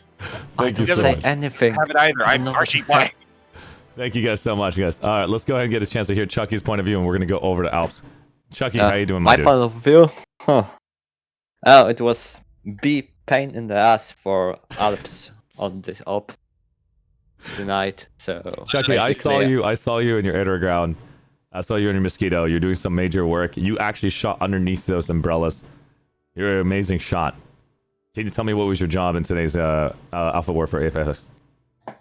today's job was locate the Thunderers, kill them with the Mozzie or other stuff, kill the ants, put the accordion bomb in the base, and general stealth, be annoying and support armor. You were a saboteur. From the sky. Literally just the sky was beautiful clear today. It's like no one attacked me, literally. From the air, it was only anti-air from ground and the base that they built, and that's it. That was incredible, man. Hands down. Well, hey, congratulations to you, buddy. You did some amazing work, and I bet every single construction player is going to remember you and I've actually put a tattoo on your name. Questions to Alps. Yes, let's have that question over to Alps in just a second. We're going to go to Alps to hear their perspective.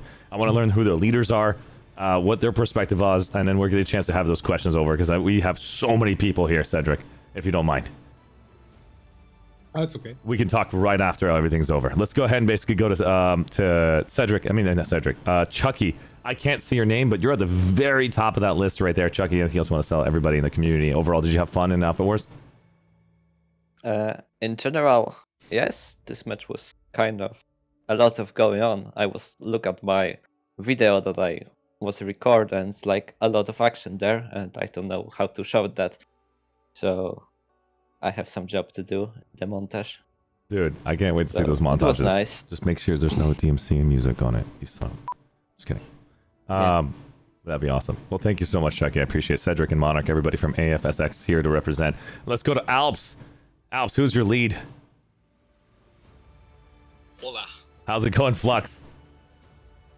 I'm doing great. Dude, Flux, tell me more about you and the Moms. Why is it called the Moms? Let's learn more about that name. And not the dads. I think Mom should be the one explaining their own take. He's an Alps. What? So sorry. I messed up. He's an Alps.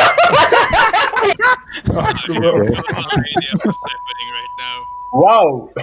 I just grabbed the Mums. I brought him down, and I immediately had a brain fart. I saw Flux. I brought the Mums at the same time, and I thought I was talking to Mums. No name for the win. I dragged you in. At the same time, I clicked on Flux's name.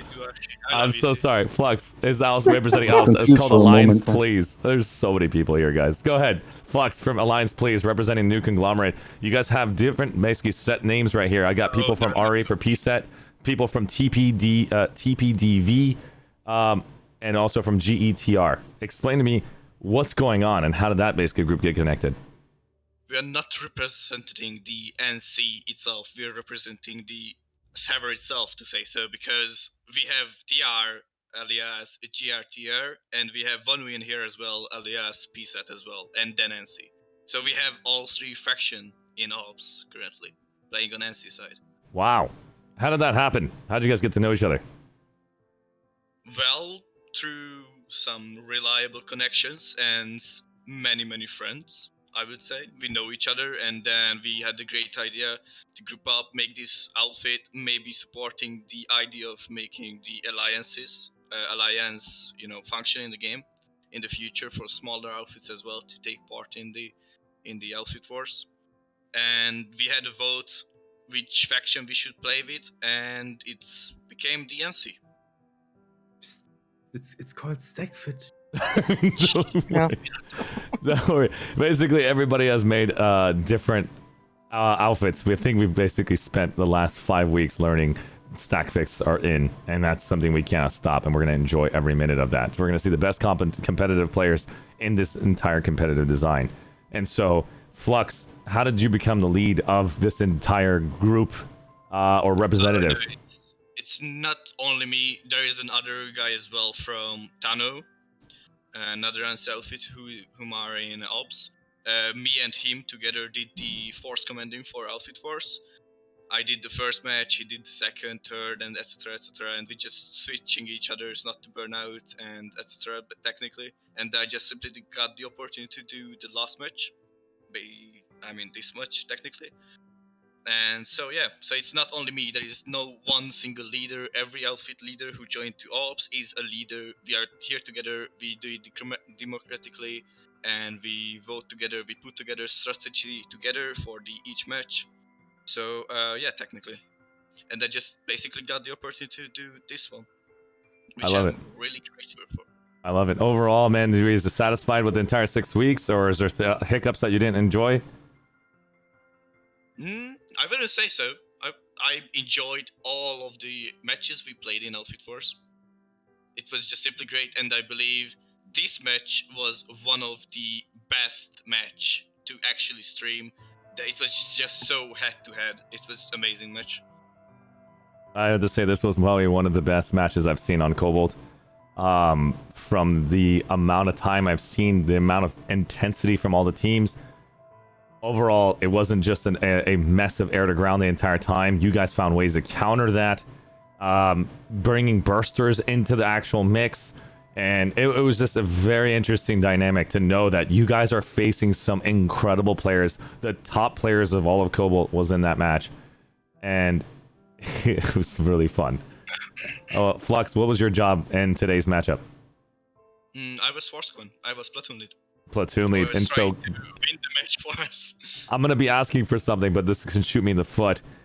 Do you have an opportunity to show me what it looks like to be in your shoes? Can you give me an order of where to go right now without using language? Imagine the match to start right now. Like, Arshee, I need you to get the Relic Akka. Like, how would you do it? Were you really calm? Because that's what we heard from Soltech. People were like doing ASMR. They're like, can you go to Relic Akka? Fantastic. Well, technically, I would say to you to get your butt a Galaxy at the Warp Gate and then get your butt at the Relic, for example, Dimos, to say. I love it. So everybody has different tactics and approaches. Flux is going to be more about get that butt and move it. A lot of love taps happening there. Hands down. Flux, thank you so much, buddy. And being the platoon lead, did you enjoy watching the map, majority of the match? Oh, it was really tough. ASFX just needed so much focus on the map. We just wasted too much time on ASFX. 100%. Well, thank you so much, Flux, man. It came out great. It's a great experience. And I would like to add to it that even, like, double team was not planned throughout the whole game. I am as platoon lead. I only wanted to go for bases or go for the faction that has obviously the most points in order to get us the more point and slow them down, not to win. So still give us the chance to win. Okay, then I actually have a question. But let me finish first, please. Sure. The thing that happened in the end with ASFX having the most point and then technically NC and Vanu collapsing on ASFX was not planned at all, and what NC did on Dimos was totally something. I only ordered one squad, to name it. It was Charlie Squad for a vehicle squad from Warpgate, whom slowly made their way there, and it was only one squad on Dimos throughout the whole game. At the end, and I believe that I was expecting ASFX to show up there, and so I just wanted to annoy them to get their attention, but they for some reason didn't show up there, and I believe they would have won the game if they just encounter our one squad only on Dimos. Yep, I saw the same thing. I said to them, hey, This is your opportunity to pick one or the other. You'll win by holding down one with the least amount of players, basically influencing it. And it seems like they went over to the bigger hive. And then they did it again over to you guys when you had your entire faction there right after they lost against TFDN on that entire move. It was insane. And holding down that last orbital strike was super 5 IQ on that move. I was just thinking all orbital strikes are gone. All Citadel shields are gone. And seeing an orbital strike come out of nowhere made me have a heart attack. And so that's insane. To tell everybody to not use a right-click orbital strike and hold down one more remaining takes incredible patience. Insane level of the patience. So I want to learn more about that in just a minute. Thank you so much, Flux. Anything else you want to add before we give a chance to hear some quick little recaps from Alps, GETR, PSET, and the rest of them? GBDV as well. Is there anything else you want to add before I move over? Straight match, thank for the game, and maybe if any of our members / fire teams squad leads want to talk above me on Discord, they Sounds should good. get the chance as well if they want to. Awesome. And then so what we're going to do is we're going to go hit up all of the Alps individuals, and then we'll get a chance to hit up TFDN. When we have a chance to hear their perspectives, we might have answered questions already. This happens a lot in the previous interviews I've done. Let's hear their perspectives and their matchups and what they had to do and what was their orders. And as soon as that's done, we'll give questions over to Gold Rank, but then we got to jump over this silver and bronze so we don't sit here and have a 4-hour conversation. Let's go ahead and basically have Spez NC from GETR. Tell me what the hell GETR stands for.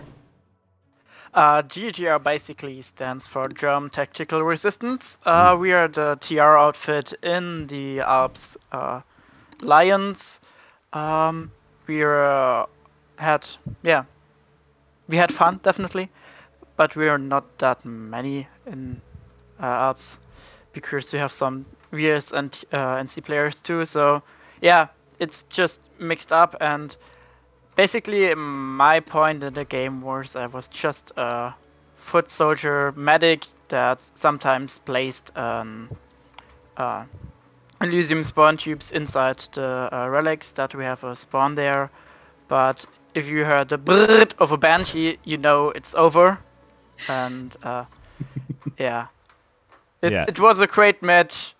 And we know we are not the best in air-to-air or air defense, but it was amazing game. The whole matches were great, and from my perspective, I had a lot of fun, and I thank Flux and Gideon for all that stuff they made up for us. They had tons of Excel sheets, how we match up, how we group up, and stuff like that. Just, I have to say thanks for everything, and yeah. Well said. Thank you so much. Let's go over to Ari for PSET. What does PSET stand for? Yeah, PSET is Protectors of Enlightenment. We are a VS outfit. Maybe just to reiterate, I think Alps is basically sort of a joining of smaller outfits across Cobalt that each on their own was not in a position to participate in these in outfit wars. And through some connections, we basically just banded together and said, people that are interested from these outfits, that is GTR, PSET, TPDV, NMA, and forget Tano. Thank you. Just banding together to be able to experience this, and maybe also to make a case that a lot of outfits are in the same boat when it comes to this situation. My role in the match was alpha lead, chasing waypoints, I guess, with my guys. Alpha lead, and you're chasing waypoints. And when you're saying chasing waypoints, are you talking about platoon waypoints or your own personal one? Basically, Flux was telling us where to go, and I tried to get there as fast as possible. Was there ever a time you told Flux that I cannot do that? The match was pretty intense, I think, from the infantry perspective. I think just the air dominance was obviously a problem that we had to contend with, but mean, overall, like the mobility is always a challenge in these setups. That's very true. And so, how many routers did you have? Second, How many routers. routers did you guys have for that mobility? Did you guys take advantage of routers, or what was it? Yeah, we had people within the platoon that basically ferried in routers where needed, and we had the galaxies up spawns and also like sunbees as long as they were standing at least. I saw you just one time. Sadly, I didn't get a chance to see it all the time. I saw that when I did an outfit spotlight for T a long time ago and for 95th Screw Squadron on Cobalt, where I saw P-Set flying in the sky with an incredible galaxy move where you guys were constantly making circles on TI alloys on every single base. That was back in 2020, and we saw it here. It was good times. Rip TI alloys, everybody. F's in chat for that. But overall, I want to say, what was the reason why I didn't pull out the galaxy tactics? Because they had air control? I mean, several reasons, I guess, because we had some of the people that, I mean, some of the best pilots we have in the outfit didn't participate. Oh, wow. And I mean, in general, I think the galaxies will get focused down pretty fast. So I think it's not really necessarily worthwhile to maintain them. Makes total sense. I appreciate that. And anything else you want to add before I go to the next individual? Yeah, maybe just to briefly touch on sort of the accusations that are being thrown around. I don't think they're sort of in the interest of the or in the spirit of the event. And I can assure people that, like from our end, we were really just in this to enjoy the match, and whatever people think they might have witnessed, I think they're welcome to present evidence for that. Yeah. And I can tell you right now, Ari, I personally know more individuals more than you. You came in as a speaker on one of the outfits overviews. I personally did not see that kind of collusion in this match. I did see that there was more pressure on AFSX's front, no joke. They are one of the strongest air teams out there, and they had the air control majority of the time, so that makes total sense. You are basically flexing pretty hard in the center, and I would basically focus you as well if I saw that behavior. But it doesn't mean that I did not get a chance to see. So if you do have that evidence, I wouldn't mind actually witnessing as well. Thank you, Ari. Anything else you want to basically move over to on the next individual from PSET? Go ahead. Mamfer, how you doing, buddy? Hi, Archie. How you doing, man? So I was basically the infiltrator, the bolter for one of the squads from Alps, and yeah, just annoying and then shooting people as an infantry player. Tell me more about your position. Did you actually just go to construction and constantly harass construction, or take over basically relics by yourself? What is your job? No, my job was to play against infantry, focus beacons, and yeah, just make a huge, like the biggest amount of impact I can have on a battlefield as an infiltrator, as in bolter. Wow. Yeah. I swear to God, I hate bolters so much. Like, you don't have a chance to react. Yes. Yeah. And that's exactly the good point in Outfit Wars in a competitive match to use that. 100%. You did a fantastic job. Overall, did you have fun? Nah. Because I lost. I'm a very competitive person, and I really hope for a win. And we always played for the win. And the accusation of double teaming and try to make anybody else win is just wrong. I felt like we were trying to go for the win all the way down, and yeah, it's just sad to hear that some accusations from ASFX for double teaming. Yeah. Again, it's going to come down to the intensity basically at that given moment. Watching an orbital strike coming in from the middle of freaking nowhere, that's when you will immediately think a 2-on-1 happened. I would have thought the same thing if I was in AFSX position where you don't deserve to be here. But I also saw ASFX basically showing up in the previous matches because they had air control, just eating everyone alive. When they had no one to fight, they just basically went and just ate a 2-on-1 on everything in sight. So they were 2-on-1ing out the opposite factions. So that you guys are pretty monsters. Cedric, you need to go wash your hands. I'm just kidding. By the way, I sent you another private message if you want to show. Yeah, I'll do it as soon as I get a chance to go through these individuals. Well, thank you so much, Memphor. Anything else you want to add before I go to the next individual for TPDV, and then we're going to go to Tano, and then we're going to jump right over to TFDN and just get to hear from their perspectives. Yes, I want to say good match. ASFX, good air control. TFDN, good match so far. In my opinion, all in it's rounded up. Gold bracket, Alps, alliances, please. We showed everybody that individual lower tier outfits can manage go together and then create a bigger outfit which can participate and succeed. Of course, we didn't win, but can succeed in bigger scale. Can I rephrase what you said? Identification of lower tier. Are we talking about that you guys are new players and you smaller? Guys, smaller in no, numbers? not lower tier, not lower tier. Yeah. I just want to make smaller sure. Outfits. You guys are still monsters. If I actually fought, I'd be like, "What the hell's this tier level? They're lying!" And so I'd be like, crying in the corner. But no, you guys are extremely well versed in what you guys do. But as far as your number is concerned, that's why you basically have made it over to Alps. Congratulations, you guys. This was an epic fight. Thank you so much. Let's go over to, I know that we're basically trying to do this in order based on who came in. Do you mind if I go to Arjun from Tano? I know it's kind of out of order. I'm just going from top to bottom. You mind if I do that, Alps? I just want to point out the Argideon that you just talked about is the other Force Command who did a great job for us. Fantastic. Hi. Arjun, I just want to make sure that you maintain TOS and family friendly, which means, can you... Yeah, sure. Thank you so much. Awesome. I just gave you endorsed by staff. Sure. Go ahead. So yeah, basically, yeah, like Flux already said, I'm the other guy who like did force commanding for 3 matches. We and Flux like did that together, so no one gets burned out, and we have like everyone can play from time to time.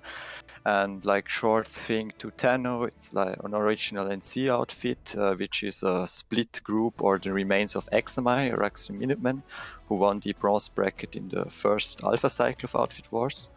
And like that's almost like more than a year ago, and ever since I like hope that Outfit Wars will return, and now I'm really happy that we like could take part in this, even though 40 people were required. And yeah, I hope we don't have to wait another year to get the next Outfit Wars. So you're not burnt out? I think it's no. Wow. No. What, let me ask, what is your job in your outfit? What did you do? Don't in Tano. Yeah. No, and like in this whole 6 weeks, like did you just show up when you had a DM, or were you actually working on Excel spreadsheet? No, we were working on the tactics, discussed tactics. We had trainings, live ops, basically like 2 to 3 meetings in the staff each week to get everything up. Nice. Because if you like organize this for people, I think you have to do it right, and I'm loving what I'm hearing right now. Because traditionally those individuals are the ones that feel burnout, and you are excited for another go. I'm like, that's awesome. No, I think like 2 months break is enough, just not another year, because I really like the game mode with like it's something different, for example, and it really like makes the game more fresh. So yeah. Thank you. I appreciate it. Well said. How do I say your name one more time? Argideon. I've destroyed your name in this competition a million times. Is that 3 number? I'm so sorry. I saw the clip. Yeah. Oh God! That doesn't matter. I'm sorry. I didn't mean that. I didn't know how to say it. I was like, how do you say the 3? Just my brain stopped. But thank you so much for stopping by. Yeah. And what is Tano? Give us an idea what Tano is, and how do I join it?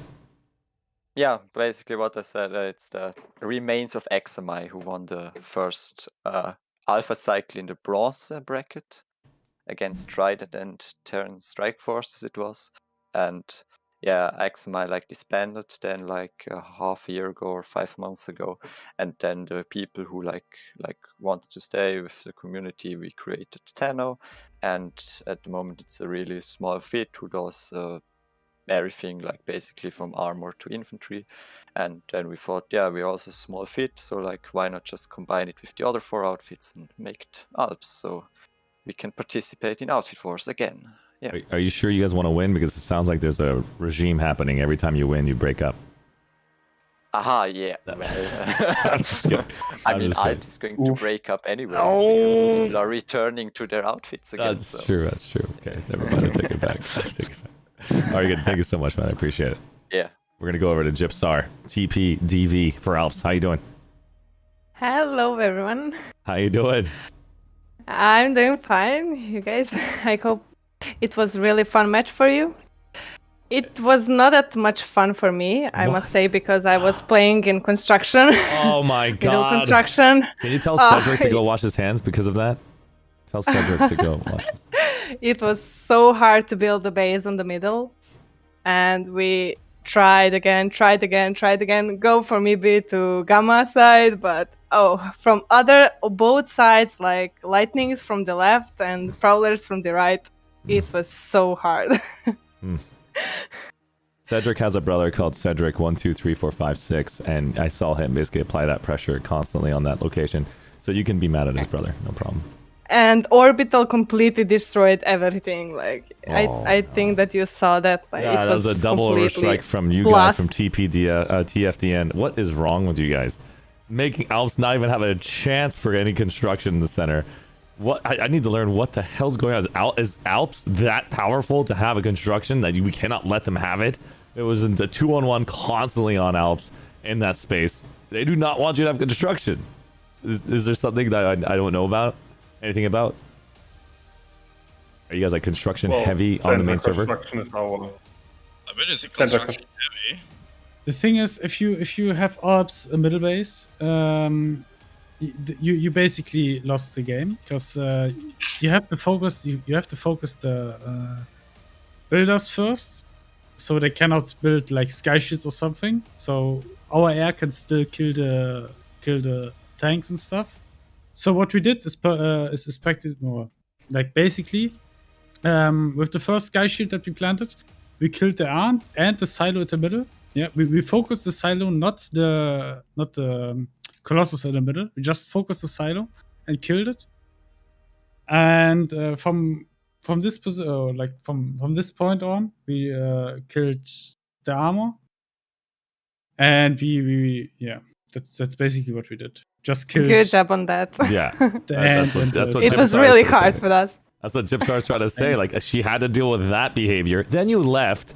You just said, you know what? I did my damage. And guess who showed up next? I literally saw TFDN do the same exact thing, rinse and repeat on Gypsar. Gypsar, I hope you take a long shower. You must be really sweaty. It's intense.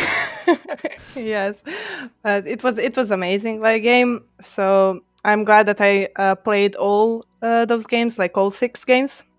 Yeah. And I'm so thankful to Flux that pulled me to Alps to play, even though I was a new TPDV player. So thank you for that, and have fun, guys. When you say in new, other games, how many hours have you played Planetside 2, if you don't mind me asking? Oh, maybe Flux can check this for me.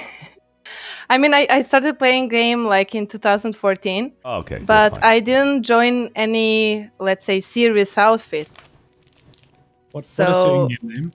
Well, so far she has more than 777 hours in the game because she's just spontaneously playing this game with us. I love it. Because it's fun. I love it. That was awesome.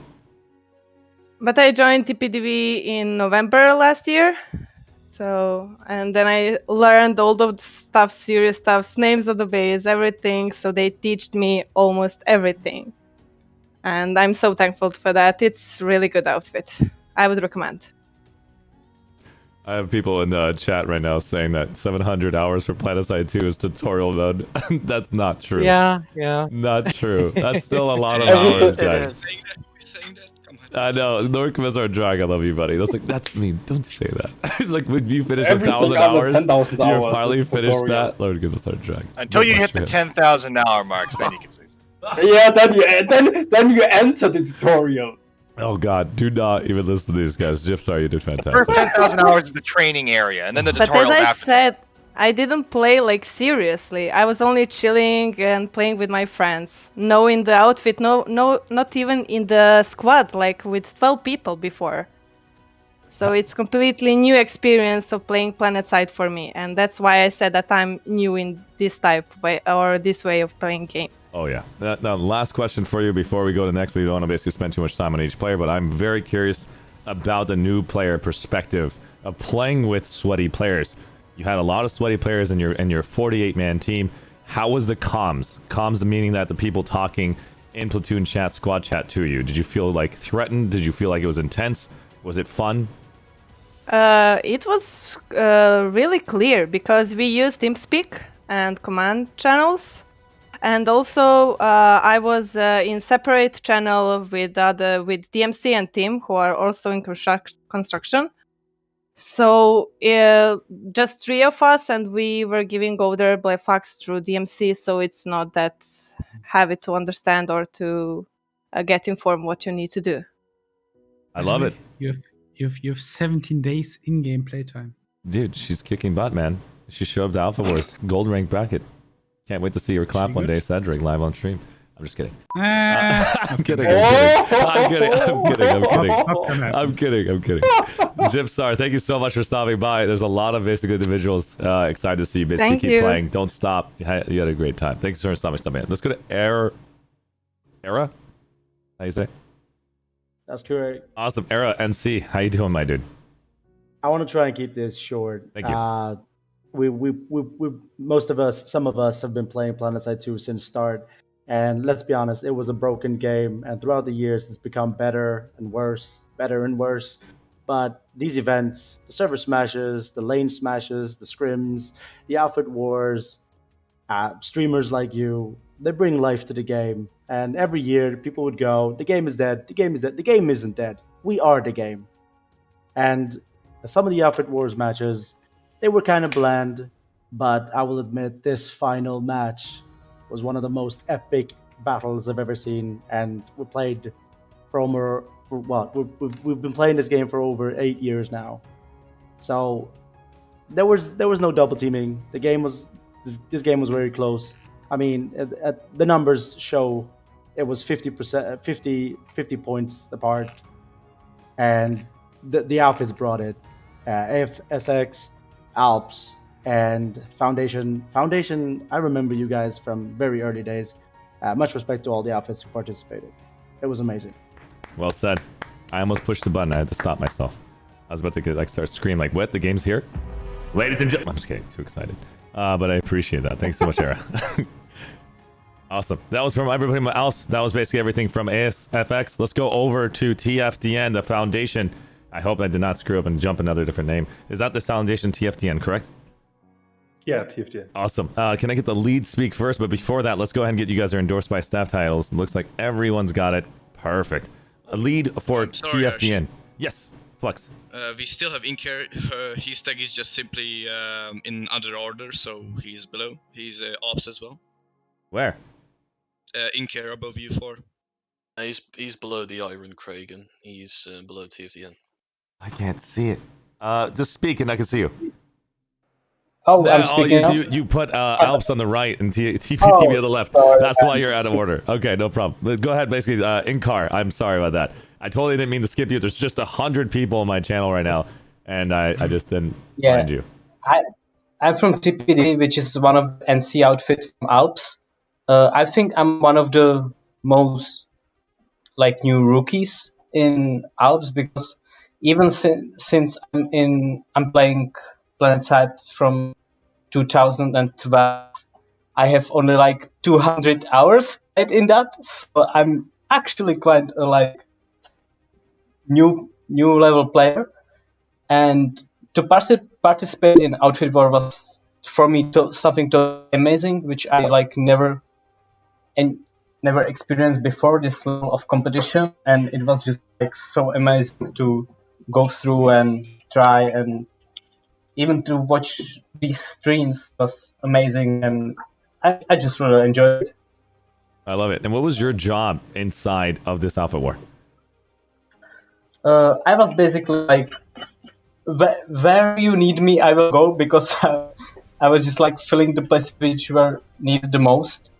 But my main focus was on light assault to destroy enemy spawn points, routers, beacons, and stuff like that. Oh, you must during be the so first annoying 5 for every matches. person who brings a router. Oh, Yeah, basically that was my strategy. Like, I know I'm not capable of like standing the good infantry fights, so I will be melee annoying. you did your job, man. Super proud of you, man. And thanks for basically bringing it for these last 6 weeks. It must have been tough, but I hope you had a good time. It was amazing. Awesome. Thank you so much. That concludes Alice, I'm assuming. And Flux, I'm sorry basically if I skip anybody else, not trying to basically say I didn't. But let's get TFDN a chance. TFDN's leads, go ahead and start it, and then we'll go from the start to the top after that. Who would like to rep? Yeah, okay. The Iron Kragan. Is that how you say it? Hello. Yeah. I love your name. Thank you. The Iron. Can you tell me more about the Foundation and who you are, and are you guys a new outfit? Tell me more about how I can actually understand who you guys are. Okay, we came from Ceres originally, and then when Ceres and Cobalt merged, we ended up on Cobalt. We formed in 2012, and we are just this enormous, semi-functional family of all kinds of players. Sweaty people, casuals, filthy casuals, you name it, we got it. Bit of everything here. I love it. And so your position in the Foundation, you've been there since 2012? No, I'm current outfit main lead, but I've been there since 2013. I love it. And 2013, Outfit Wars shows up. You went through all the different iterations of every single quarter, wondering when Battle Islands are going to come out and to see the transition between Sony to Daybreak. And now we're here watching Outfit Wars. Are you excited? Beyond words. Yeah. I am, and we are collectively ecstatic that we could put on a good show for everyone and put on just to show ourselves and prove to everyone else that we've got what it takes. And I am extremely proud of everyone. And so your job tonight, what did you do? I was Bravo lead tonight. We were the second line, well, not second line, but the second infantry squad. It was full of our best and brightest infantry players. And so you're saying that Alpha, Charlie, and Delta are not bright? I'm just kidding. No, I'm just kidding. I'm kidding. Hey, everyone was our best and brightest. They were all just doing different jobs. I'm just kidding. I like to do that every time because I hear people basically screaming like, "No, Alpha Squad, best squad," and they start getting really passionate about it. It's really fun to say that. But overall, Bravo team, what did you guys do? Like as a whole, did you guys actually maintain air, armor, infantry, or redeploy side? We were infantry and redeploy side. Wherever we were asked to go, we went, and we kicked butt when we got there. Alpha was also an infantry team. Did you guys bring anyone outside of your outfit? Not trying to say stack fitting is frowned upon or not. I'd just love to know more about it because you're from 2012 and you've been around for this long. Was this originally your members, or did you guys bring people from outside to come play with you guys? We had one or two esteemed guests who played with us for several months beforehand, but still maintained, obviously, a dual loyalty to the outfit they came from. But I wouldn't call it a important and massive element within us. 98% of a TFDM platoon was people that would have been with us for upwards of 3, 4, 5, even longer years. I love it. Well, thanks for clarifying that for me. I appreciate that. And thank you. Another question for all of you guys. I just want to make sure I remind you now, on my Discord on the very bottom, there's a Planetside 2 advertisement space. You can actually advertise your own personal outfit in your own personal Discords channels where it says Cobalt or Miller. I'd love to get a chance to meet you guys and Outfit Spotlight you guys after Outfit Wars. Or be basically starting that up next, after Outfit Wars, so we can actually have some fun showcasing who you guys are, because I haven't seen you guys at all back in 2020 when I did Outfit Wars and Outfit Spotlights. I mean, Outfit Spotlights, not Outfit Wars. But okay, yeah, sure. That would be really cool to see you guys. And Iron Kragan, is there anything else you want to say before I go to the rest of your team? I just want to say that no matter what and wherever you placed in all of this, none of us could have done any of this without each other. We had all collectively, ultimately, I think, such an excellent time doing this. And I know the format has had some issues that need ironing out, but I think everybody can agree that. And I think there was a fella that said earlier that Rel did a good thing. And I think with some improvement, it can be a great thing. And I hope it comes back as soon as as soon as everybody's ready to do it. But I think everybody needs a holiday. Yeah. And I just want to finally thank the rest of the VS who have been, the rest of the entire Cobalt community who has been unequivocally, showing their support and saying that they are behind us every step of the way. Love you all. Love you too, buddy. Hands down. That was very well said. Very well spoken. Let's go to TFDN homie. 299456. Yeah, just say it was homie. Is it homie or is it homie? Homie, yeah. Homie, sounds good. What is the Yeah, reason as why well- the numbers behind it? Because I see that with Cedric, I see that with a lot of players. Is it just so that way your name is longer so you can get shot quicker? What's the reason? It's easier to click if the name is longer. Just kidding. No, I don't know what the reason is.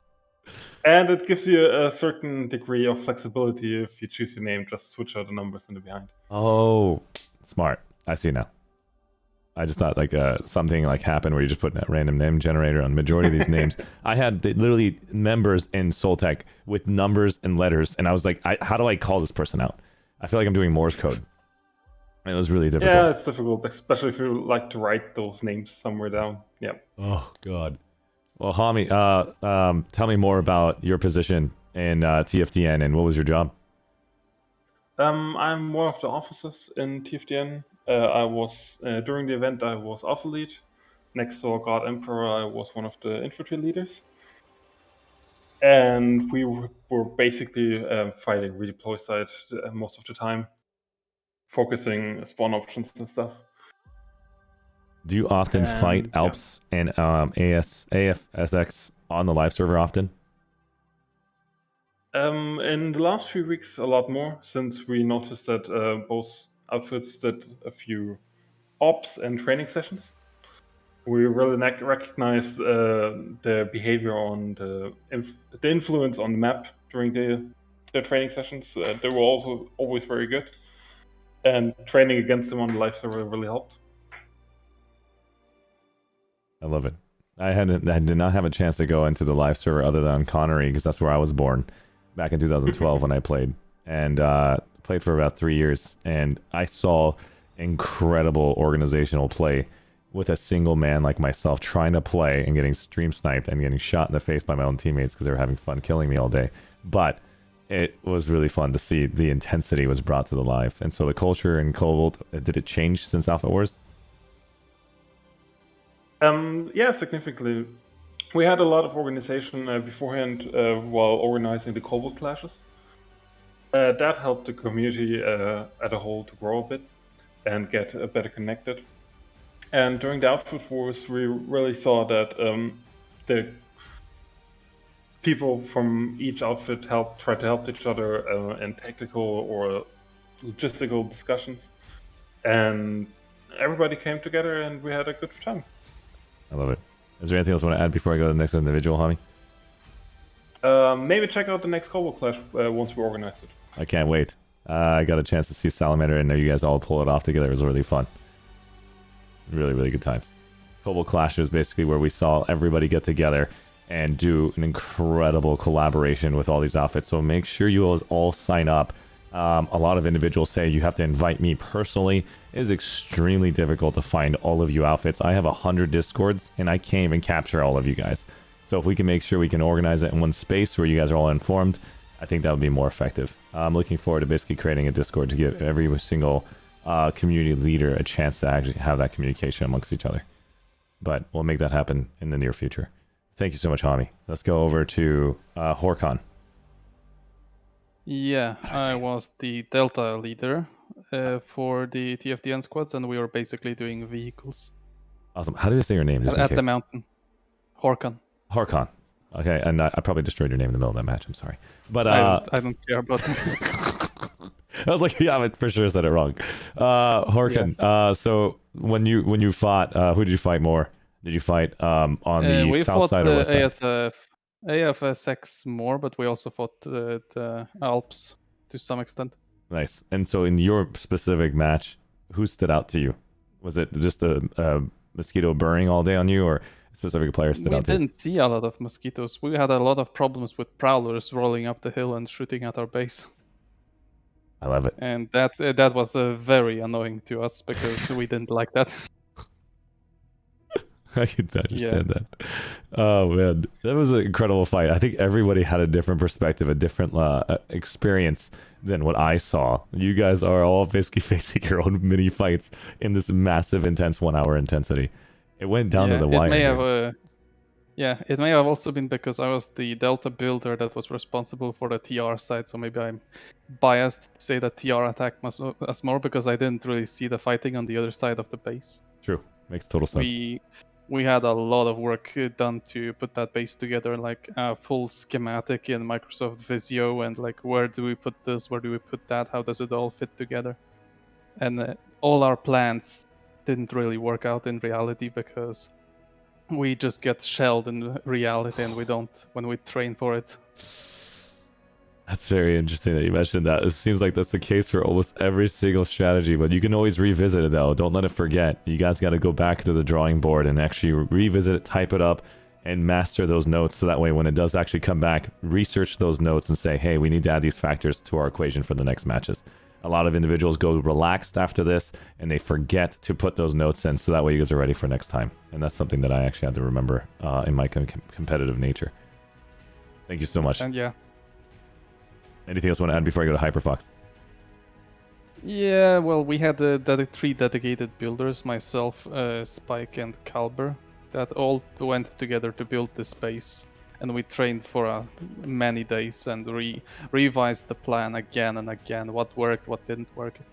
After our match with the previous match last week, we also redesigned the base even more to make it better for this match.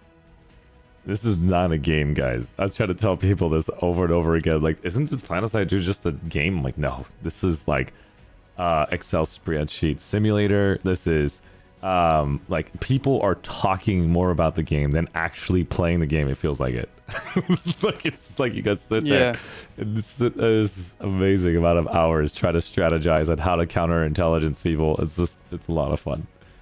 So congratulations. Yeah, while having a planet that faces reality is hard, having a plan is important so people know in general where does everything fit together in the base, for example, so that the base eventually comes together and it works. 100%. That's important. Because then the goal of our base was to set up the logistics so that instead of having to pull from the warp gate, for example, lightnings, we could pull lightnings straight from the base at the mountain, and the moment they just drive out the vehicle gate, they're already at the fight. So even if you kill our lightnings, 20 seconds later you have to kill that lightning again. Very true. And again, and again. While we were hoping to keep the enemy bases down as much as possible, so they had to repull from the warp gate. How do you basically tell your team this to maintain the composure, not to just Alt F4 the client? Well, the base didn't die, so we didn't have that big rage quit moment. I'm just gonna do this for Alps right now and just the construction team for Alps. Okay. Yeah, that was intense for Alps, I have to say. But you guys did not lose your base. I saw some incredible designs that you guys did. The foundation, you guys had two amazing positions. Just, I gotta say overall, I gotta revisit that VOD. You guys allowed one lightning tank to have a field day over on Alps. It was amazing to see that. Where they can just go through one shield, the second shield. It was just, I haven't seen that yet from anyone else. So it was really, really cool to see that they can actually always take cover whenever they need. But great work. That was the redesign for this week. We had these vehicle gates last week, but they were badly positioned, so we did it this time around much better. I think 10 out of 10. A fantastic vehicle positioning play. And I think every server should take advantage of that. Well, you guys basically upped the game, and I think it was your base that I remember. That was one of the strongest base lookings that I've seen. Congratulations to you guys actually putting that time in. It's a 3-man base, which means that there's a lot of construction items available. Awesome. Congrats, man. Yeah. Orkin. Let's go to Hyper. Fox. Hey, man. How you doing, my dude? Hey, first of all, let me just say I wish everyone in the chat show some support and love for Arshee and his staff and all the other casters, because you guys are what makes the spectacular in this whole thing. Otherwise, it's just a few people running around on laser beams, man. You guys made this enjoyable to watch, man. So part of this enjoyment is not from the players, also from the casters, man. And you guys deserve some big love. And Yeah, second thing, I would just want to say, thank you for everyone in TFDN, like literally everyone who was involved, like from the Cortium spreaders, like the Cortium harvesters, all the way to the people from the front lines, man. Everyone was important in the game, even if you were in a bit more in the shadows, because all actions stack up, like they chain, like you fill up Cortium, you enable your team to pull up. So if people were a bit more in the shadows and don't have a voice here, I want to thank all of them. And lastly, I want to just congratulate every outfit that was in gold and silver. I mean, you guys saw how close this was. Like anybody could have been the victory, and we got the championship in this match. But it was so close. If you would repeat this match 2, 3, 4 times, I'm sure the victory will just run around the outfits. Like everyone, like we're not better than most outfits. We're is equal as skill. Like, and even people that dropped from the tournament, they play amazing. Everyone played amazing. Like this is a shared gold medal across all. It was so close that we have tremendous amount of respect for Alps and ASFX and even all the outfits we played around. Very well said. I honestly couldn't have said it better. I appreciate that and all the feedback that you've basically put out there. And now everybody who does not have a voice, honestly, if it wasn't for you guys giving us this opportunity to sit here, also respecting the one simple thing I've asked for, maintaining family friendly and positivity and respect amongst each other in this community that I'm trying to create for ArsheeTV. I have to say again, thank you from the bottom of my heart. Any of you guys could have ruined the opportunity for Cobalt and make it to where I no longer can trust this entire community because of the amount of effort and energy I put in. I get 0 sleep on these outfit wars. For the last 40 outfit wars that I've done every single week, I literally take off, I go take a shower, I go to a nap for 2 hours, and I'm getting DMs left and right saying X, Y, and Z for the next match, don't do this. And I'm like, no problem. And I'm just taking feedback left and right. And I know we feel the doing love. the same thing, yeah. Ewok has to drag Arshee and tie him to the bed. Like, you're gonna stay here. I almost get PTSD sometimes that I think I missed a match. And so I wake up before the alarm happens and I'm like, oh God, did I miss it? And I'm like, oh no, I'm good. I'm good. I'll just give you a round of what I did in the game and then I'll pass it to Nui. Please. Because he was leading my squad. I was in Charlie's squad, so Nui will talk to you about them a bit more, but it was basically logistics. I was playing a saboteur role, so my role was designated to sabotaging enemy infrastructures or bases. So basically doing a preemptive attack before we even thought about capturing a base. So for example, I would carry a router, but before I placed the router, I would disrupt the enemy base. One single infiltrator can do a tremendous amount of damage. We tried different combinations, like just for example, I just placing a Cortium bomb in the Sky Shield and then just calling an orbital strike and the entire base is gone. And then you place a router. So my job was to disable the enemy spawn points before we attacked the base, so it was much easier to hold it. And that was one of the available tasks in Charlie squad, which was just logistics. He had different tasks for almost everyone, but I'll let Nui speak more about it because he was leading it. But thank you everyone, like all the outfits and you, Arshee. Thank you so much, man. No, of course. And I also appreciate you guys basically stopping by. My first time meeting you guys. And we'll get more and more proficient at this. I know there's a lot of individuals that want to speak, and we're hearing from 2 different servers. So when I get a chance to bring more casters on, we'll have it split up and we'll be a lot more efficient on this. But this is the gold rank. This is the silver. This is the bronze. This is the last iteration of Alpha Wars. You're all going to go to sleep, and then you're going to be wondering what the hell happened. So these are memories that we're all basically making here tonight. So I appreciate you guys making this happen for everyone here. Let's go over to Nui. Hello there. Nui, how you doing, my dude? I'm still a bit stressed. The enemy, or not the enemy, well, the enemy in a way, but the match itself took a bit of a toll on me, as I think it did on everyone. Did you wash your hands? Not yet. Okay. They've basically been nailed to my keyboard and mouse for 2 to 3 hours now. But I will get around to it. Don't worry. Good. It does help. It does help me a lot. I tell everybody to wash their hands whenever they're being in bed. Yeah. Thank you. No, continue, please. Trumpus, tell me more about your... Nui, tell me more about your position. As Hyperfox already kind of made an introduction for me, I was the Charlie squad lead. basically the second building coordinator behind Håkon. Håkon was in charge of the main big base in the middle, and I was in charge of basically designing and spreading builders around our home relics and the middle, like our side of the middle, the ditch that forms in front of the middle. And that was basically my main task. Beyond that, Charlie Squad was mostly just infantry players with specialized tasks. Like, for example, Hyperfox going to enemy bases, seeing if there's an opening he can exploit, seeing if there's a way he can give us an easy into a back cap, which he has done for like 2 to 3 matches now, and he's gotten really good at it. So you just let him do his thing. Then you had guys who just resupplied Cortium, who supply routers to other bases, who make sure that the backbone, which was our construction, stays up, stays powered, and allows the infantry and the vehicles to function as best as they can.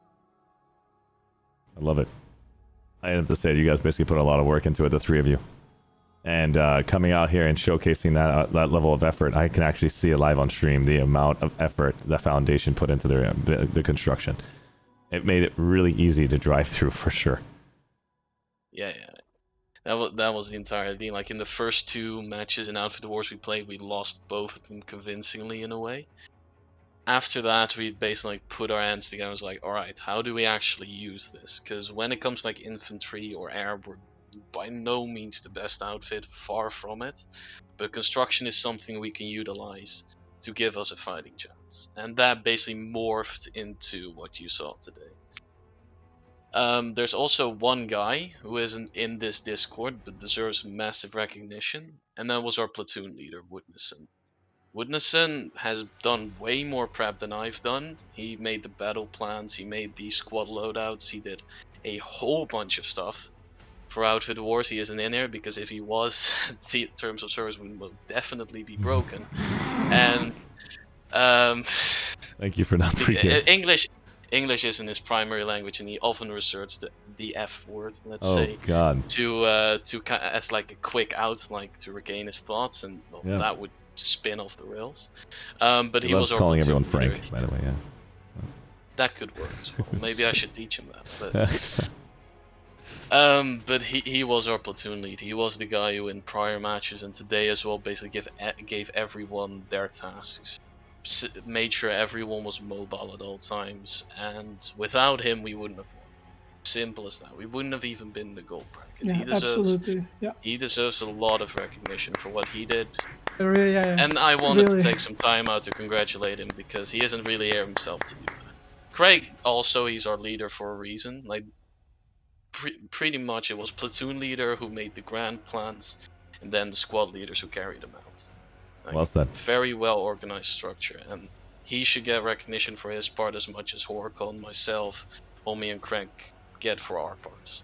So Well said. that was basically that. Thank you so much, buddy. I appreciate it.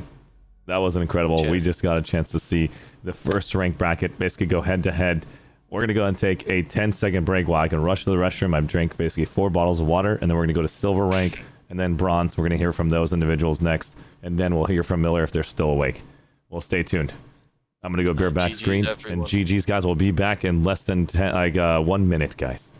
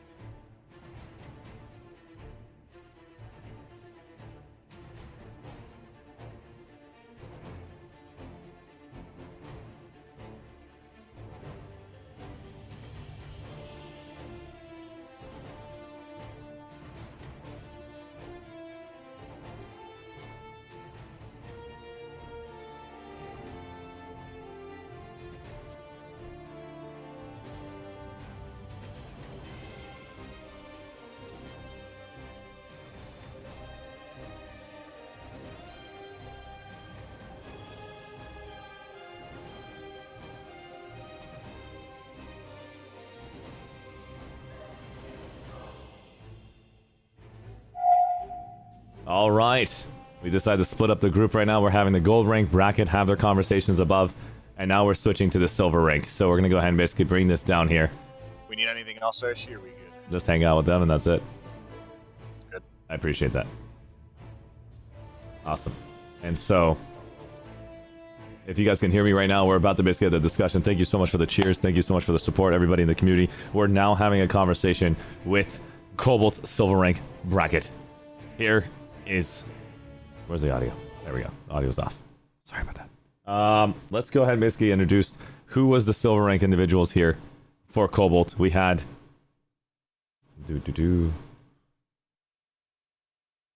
Oh. What? There we go. We are looking at...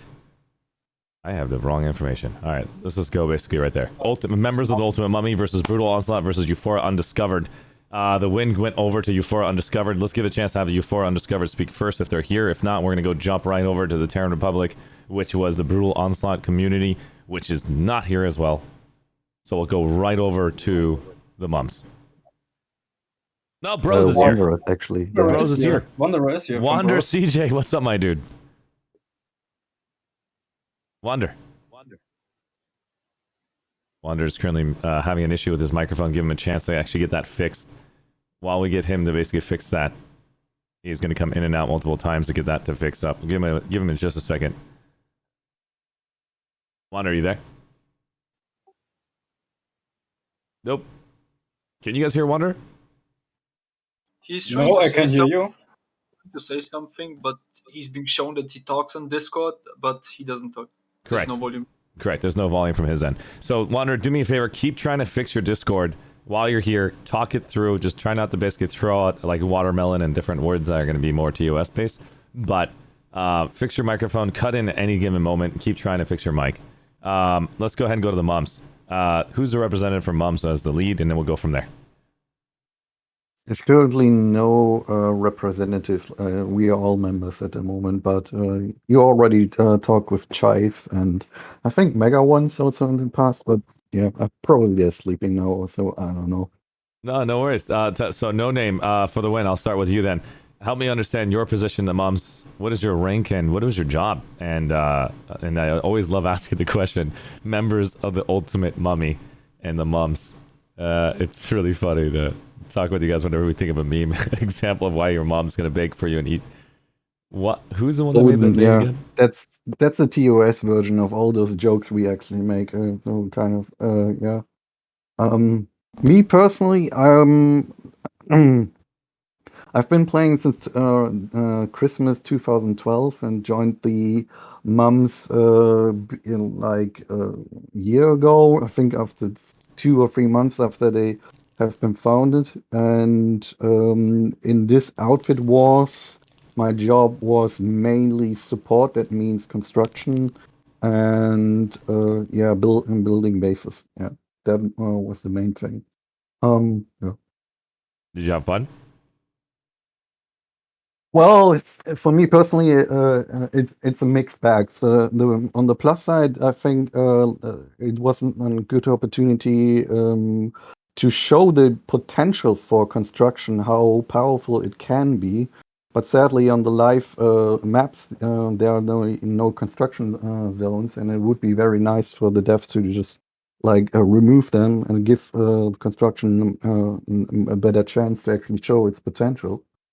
But yeah, on the negative side, my personal opinion is that the like outfit wars is kind of a little bit off focus for Planetside 2 in terms of like 48 versus 48 versus 48, and I would rather like to see like something like we already did in the community with Cobalt Clash, like playing on the large maps with everyone, so that everyone can participate. Personally, I've thought something like having 16-hour long alerts or something like that. So just but that's just my personal opinion.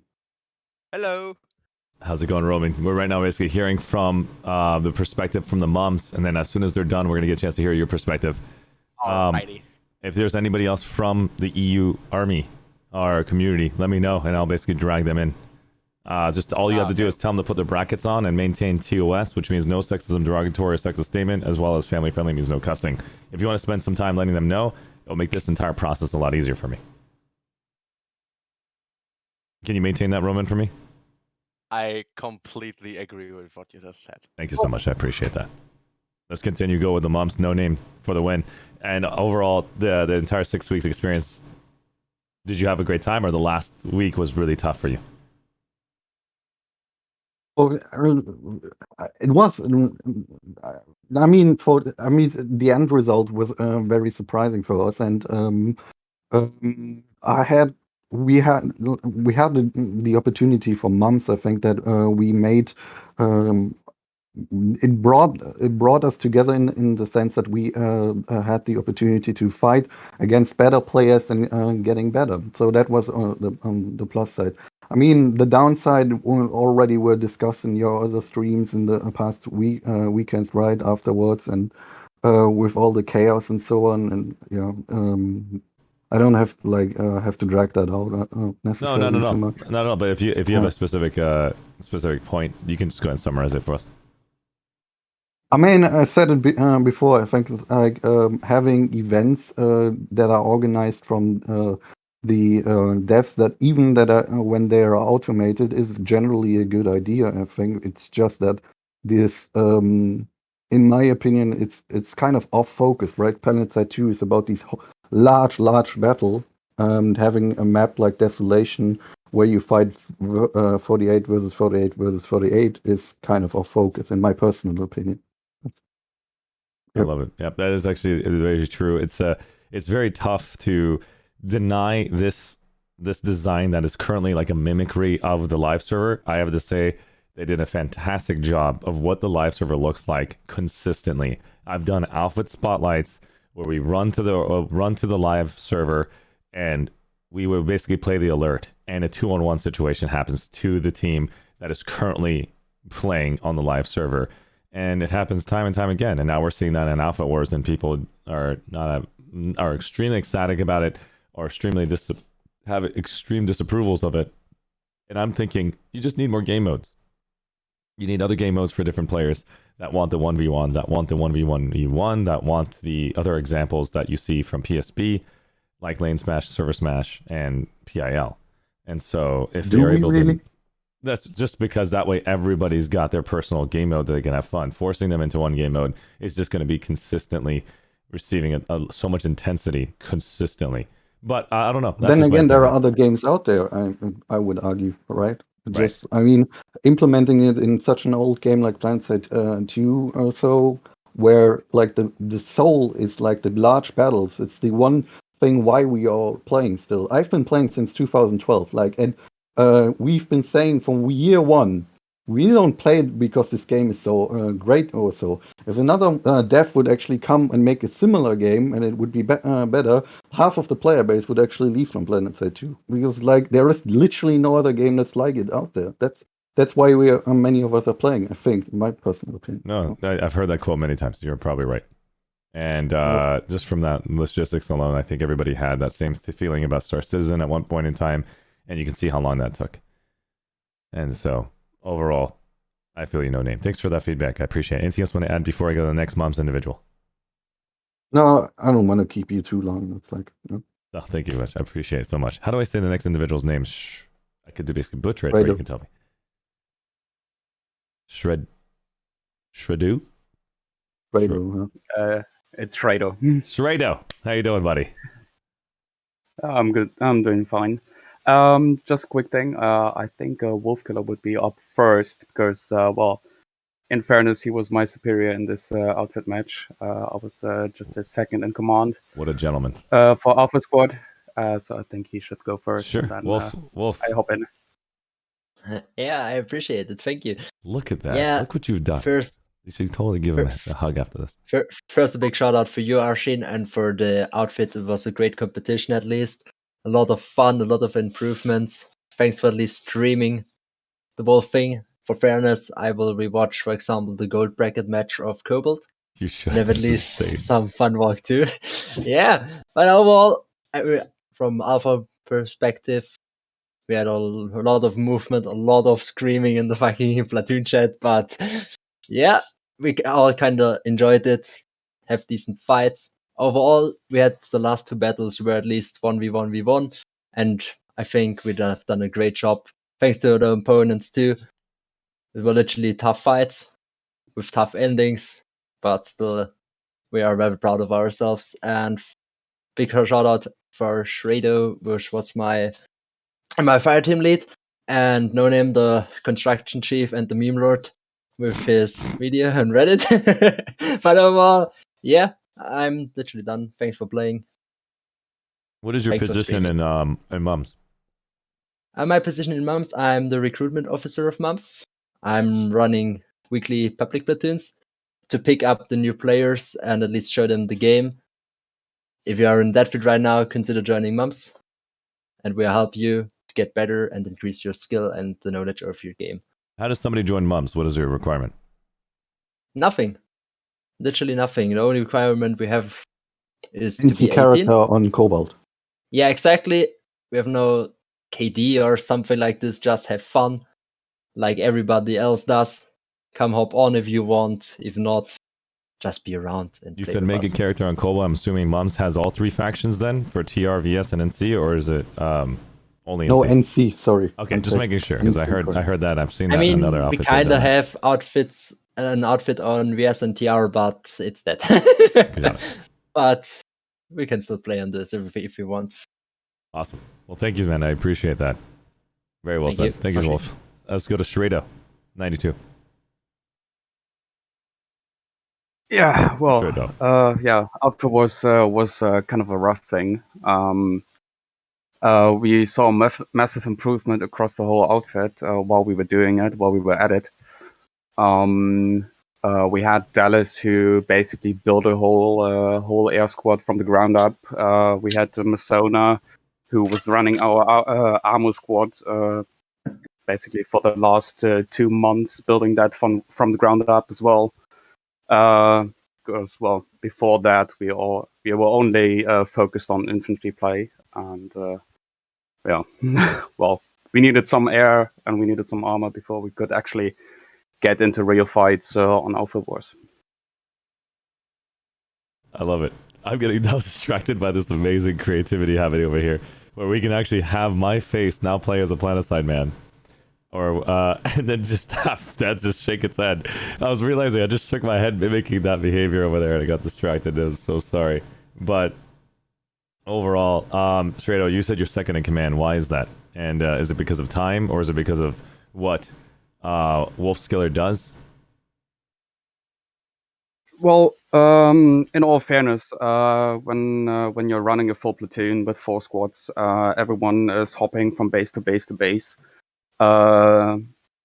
It can get quite crowded and messy in the platoon chat, and I was basically there to help Wolf sort out through all the stuff that was going on in platoon chat, so that he can focus on the platoon chat, and I was on the ground with the squad and trying to help him out there to basically to keep him stay focused on platoon chat and on the map itself. Well said.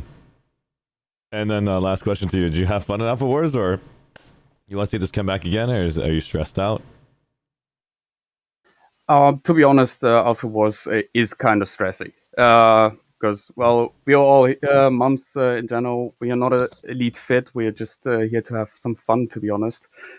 And yeah, it can get stressy, and we all need a short break from it after this. So yeah, overall, I would say we had a lot of fun, but we'll be only be back in a few days after this. Awesome. I'm looking forward to that. The last time I remember I did Alpha Wars for 2020, we had people take 3-month breaks for how intense it was. Seems like this time is not the case.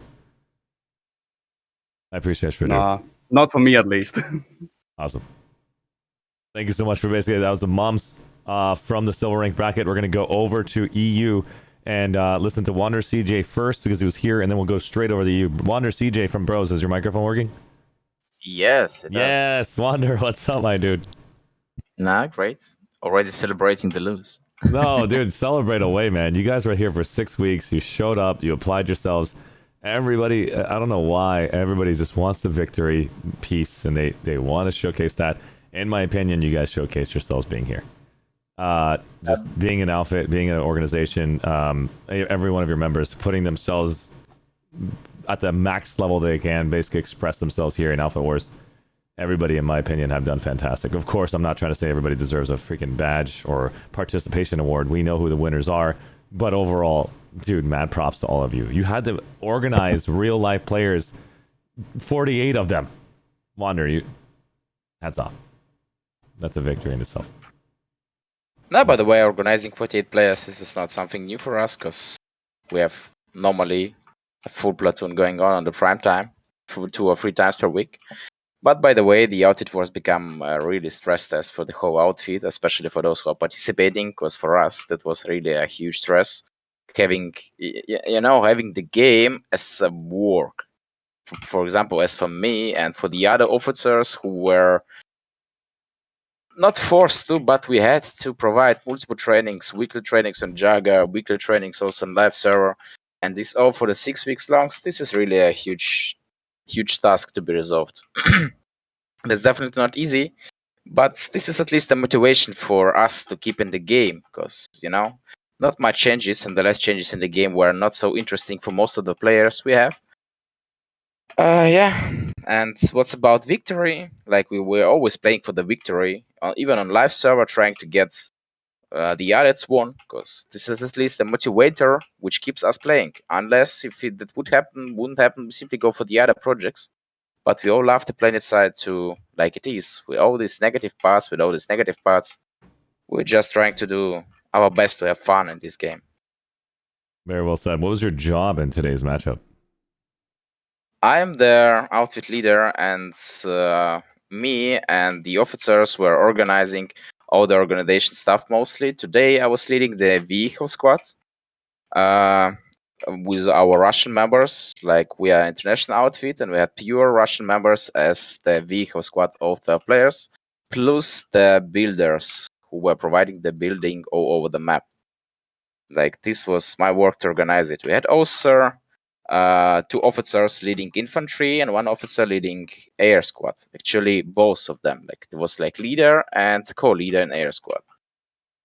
And yeah, we had no force commander, because this is not our style of leading. We are focusing more on the squad leaders, so they take their own initiative, they take their own decision, but being organized and coordinated with the whole outfit by themselves. This is our model of gameplay, and this is how it was performing today. Sadly not good enough. 3 seconds more and we would win, but this is the game. This is the life. 3 seconds and you're dead. 3 seconds and you're rich as fuck. That makes total sense, because every single time I think a lot of players like play Planetside too, they don't expect to see their KDR go down to almost negative, and that causes a lot of stress for a lot of people coming in with a KDR example. But in this now we're not matchup, focusing on KDR. Like, we are really not the outfit which focus on the KDR. We are focusing more on the personal skill and performing the skill independent from which level you got. Like, if you're a noob, whoa, bro, welcome. You can perform and you can become better if you want this. We can provide you the necessary stuff. We can provide you all the needed help. If you are the big profi, well, welcome to the Jugger. Some guys can help us there. We are not the old outfit. We are quite new in the game, only like 1.5 year old since I created this outfit. And yes, Outfit Wars made us to go forward, made us to perform, to recruit new players, to make them better. Because, we are not the stock fit. We're getting the players and we're trying to get them good. Good enough, so far they can say, hey, I enjoy this game. And I can perform. This is what's the most important for us as an outfit. Imho. well, congratulations, everybody. You made it to that basically saga, all the way to the final. You didn't get kicked out. You're sitting here in the rank 2 position for silver, and a hard-fought basically match overall. Is there anything else you want to add before I go to Osler, and then we're going to go basically give it to the EU Roman? All right, let's go to Osler. All right, hey. Yes, How do I say your basically name? I'm Oslo, yeah. This time you Osler, got it right. perfect. Last Okay, thank outfit God I was- get it right. I used to call it Oakler before. I'm not sure. But Yeah, last Osler. outfit was just said ocular and Okay, that name see what I sticks. mean? This is like insane. I don't even have half of the pronunciation correctly, but we have 5 different servers with different cultures behind it. Yeah, but yeah, that's fine anyway. So today was Cobalt in air, but I mean it was a bit unfortunate. We had an 11-point difference to EU. That was a great match I know. from EU and Mums. I mean it was the first real match where I think it was very very close. I mean on all the other matches, one factions always had an edge, but this one was really really really close. Especially in the end there, where just in the end all of you and all of us were on 1 point, and it was Relic Bravo, I think.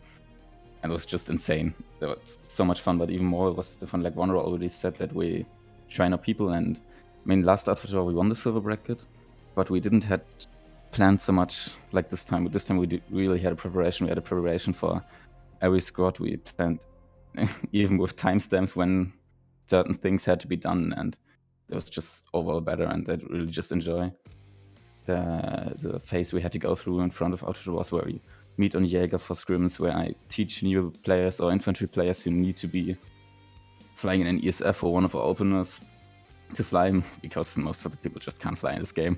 But it's just always fun to teach new people, and then they see, oh, holy shit, I can survive in the air, and they just get happy.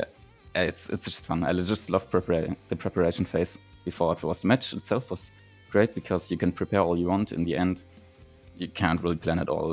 I mean, in our escort, we changed the loadouts like every minute, and the things we were actually doing, because we just had to adapt to what you and Moms were doing, which was quite interesting, because they reacted quite good to our playstyle. I mean, if we gained dominance, they instantly pulled countermeasures, and at certain points they made some mistakes, and we could push forward. This was just very fun to improvise in this game. And it's all I have to say. I loved the match. It was the closest one we had so far. It's a shame we didn't win, but you can't have we already had one win, and you can't have every win. But 100%. And at the same time, it sounds like you're playing a real-time strategy game with real-life people. It sounds like you're playing an RTS game and an FPS game. It's just like fun part constantly. of Cloud Planetside 2. Seriously. Well, thank you so much, Osler. I appreciate it, buddy. My Is there anything else you want to basically add before I go to EU? Well, yes, actually, I think that outfits like us or Mums show that you don't have to be a stack fit or elite fit to show yourself on outfit wars. Like so many people said on Reddit that it's only the best players in the game showing off. I mean, we've been there. We constantly bring our platoons onto the live server with our impact. So to everybody who just says it's just a game of stack fits, it isn't. Even Ace of X is an old outfit on the server. So even a normal outfit can do that. I think every single outfit should get a taste of what Alpha Wars is like. Next time, if they have 48, sign up and then just showcase yourselves. I will promise you'll have a different experience than you've ever seen before. Played this game for 8 years. Why not try it? Every single outfit that I've spoken to said that experience was a unique one. It wasn't something that was for them sometimes. Sometimes it was extremely satisfying, but overall has been a pro than a con. So thank you so much, Osler, man. I appreciate that. Let's go and head over to EU Roman. Hello! Finally, it's my turn. So sorry about that. I just want to make sure I give everybody I a was just chance sitting for here order. waiting, mostly. Okay, fine. No. EU Okay, Roman, so- tell me more about yourself and what is your position inside EU, and congratulations to you, buddy. Thanks. Yeah, first GG, Mums and Bros. Really close match. Very intense, actually. Like, probably the most intense match we had so far, even though the two we had before were really intense as well. The same. I mean, as Wanderer already said, 3 seconds in the end made the difference. Like, I still remember when on Relic Bane we had Bros sitting with the full platoon, or Relic Akka there was Mom sitting with the full platoon, and we were just sweating and tried to figure out if we can actually win now or not. And eventually we turned out on the top. I just don't know what to tell you guys, man. I sat there. My voice stopped working. I didn't know what's going on. Bro, it was the same for us. I saw 3 seconds, game's over. I'm staring at the camera and I'm saying, please, God, take me now. This is not happening. And That cap steal, that was awesome. Oh my God. Like, I still remember the command channel, everybody just yelling, get on Bane, somehow delay it, just do anything to fucking delay it. I know, man. I can tell you that the amount of intensity in your platoons, the chats, If you guys could have recorded that, turned that into content, just to show the level of intensity that you guys go through, that I can only do so much as a caster, but you guys can show the next level of comms, the next level of intensity, the advertisement that we don't get a chance to see behind closed doors, and then put that right over your gameplay, and just hearing someone scream at you to drop, do it, and then you take it, you hear a scream, someone's yelling, saying we did it, and just having all of those little highlight moments. It will make Planetside 2 even, in my opinion, greater as far as a game, because not many people just see that. They only see people shooting each other. They don't really see what the organization looks like in the back end. And so, congratulations to you guys. Again, Roman. Anything else you want to add before we move on? Are we talking still about like Outfit Wars in general? Anytime you basically had anything in the Outfit Wars matches where you guys are giving each other combat orders, and it's somebody recorded their perspective, getting like a montage of that would be legendary to watch. Oh yeah. But I mean, like fast Outfit Wars in general. Yeah, tell me like how was Outfit Wars in general for you? It was kind of fun and kind of not. Like it had a lot of ups and downs basically. Like especially when you look at the scoring system, for example, just which created a lot of confusion for us as well. Like since we could also almost be in gold bracket or not. And that created a lot of confusion, and also like 6 weeks, it's really long time, and since devs actually thought about making it 10 weeks, probably caused a lot of burnout. And that we, for example, were always top on the VS and always had to play the best people, and then eventually had to play silver finals was kind of weird as well. But that's it. Like it is what it is. Like So how many weeks would you basically want it instead if you had a choice? Bro, it's kinda tough to say that. Like for the system they went now, like we had 2 weeks qualifying, which doesn't really make sense because you had a lot of no-shows. The whole qualifying was basically invalid. Yeah, those will be adjusted. Imagine the new qualifiers with 48 people have to be marked on your outfit. That's a post by Rel. He said 48 players have to be connected to your outfit with that account, and then the leader can sign up. So no more mistakes can happen. So you won't see any more. You won't see any more empty matches anymore. I would say you would need like a longer qualifying phase to make like to have like a good outcome out of it, because 2 matches don't say a lot, to be honest. And that you have like if you're top on your faction, you always have to play the tops of the other faction, which just doesn't make sense in my opinion. I agree. Because like I don't know, if you look at other tournaments in real life or esports tournaments, I don't know. They always separate the best players so that way they can fight and see each other at the top again, and those are becoming more exciting towards the finals. Basically, yeah, and or they get a free pass or something. Also, like the thing about tiebreakers, for example, that Derek didn't really talk about it, or in general how the scoring really works, kinda bad thing in my opinion. Yeah, it's a tough call, man. Again, this is an incredible learning experience for all of us, as competitors, as developers, because they're creating a new system for this game mode that's been here for 8 years, and you guys have had a cultural experience for 8 years that if there was a bug, it's now called a feature.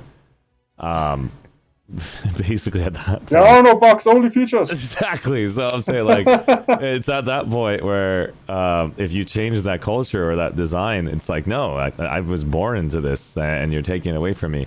So it's extremely difficult to be a dev for this game, but they're doing their best. I can tell you, they're doing fantastic from my perspective. And the communication that we saw when Andy Seitz was here when they first started RPG, and the amount of work they put in for that last year has been fantastic. And I'm looking forward to seeing more and more of that coming out from RPG. And they haven't let off the gas one bit. So, well done. Super quick question, Arshee, if I may. Do you actually want links to other streams from players? There are people, for example, in months that are streaming matches and so on, and obviously they have backlogs of stuff when we were participating. What I would want is if I can get the entire community to do this one simple favor of mine. I would love to do a watch together where you guys give me a montage of less than 3 minutes of your first-person shooter expression without DMCA music. Google what DMCA music means and get DMCA free music on there, and then I can basically sit down and do a watch party with you guys in a week or 2 months from now, whenever you guys want, and we can just have a collage of fun, epic moments of Alpha Wars in this season, Alpha 3, together. And so if you guys want to take it from my content, if you want to take it from Commander Sirius Kamikaze, from Shockdoor, from Planetside Battles, from any of the individuals like Von Varunda, any of those individuals out there that are doing it and showcasing themselves, it would be awesome to see if you guys actually take those clip moments, make it 3 minutes and less, so we can give everybody a chance to cycle out their own content and have fun to watch a content party. And so give everybody a chance to advertise the game through YouTube, and at the same time we can actually showcase it live on stream and hang out and laugh and say, oh my god, that was a funny moment, because I couldn't see everything. There's 150 players running around and I get to see a small group of you every single time, and so it would be fun to rewatch that content together. Appreciate that. Roman, is there anything else you want to basically do before we move over to the bronze rank bracket? And if there's nobody for representing bronze, we'll go right over. I don't think I missed anything. I mean, we could talk now a lot about Outfit Wars, but I think that would probably take a couple of hours. 100%. Make sure you show up tomorrow, by the way, if you actually want to basically talk more about Alpha Wars. We'll do a Alpha Wars breakdown. Tomorrow, bro? Tomorrow is Alpha Wars breakdown. We're going to be at 2 p.m. Pacific Standard Time. I will be having the overview of what you guys all did for all 5 servers and bring speakers to talk about their perspective of what Alpha Wars was like for them and what they want to see changes and their opinions of the game. And so it'll be really fun. We'll spend basically hours doing that over there. But thank you, Roman, for your points of view, and at the same time, congratulations to you, man. I got one important question left. Yes. Mums, are you still here? Mums Yo. Gamers, is there gonna Yo. be another video from you guys? Another meme. I did. We're waiting. We are waiting. Should I really? I thought the last one was like for this weekend. Like it was fitting. It did Come on, kind of. bro. Like, the first one was gold. Do me a favor, send me the first one, and then I'll watch it on my own time. I'd love to see what you guys are excited about. I sent you actually a PM with our Discord, but I will attach the YouTube Thank you. link also. I would love it. Thank you.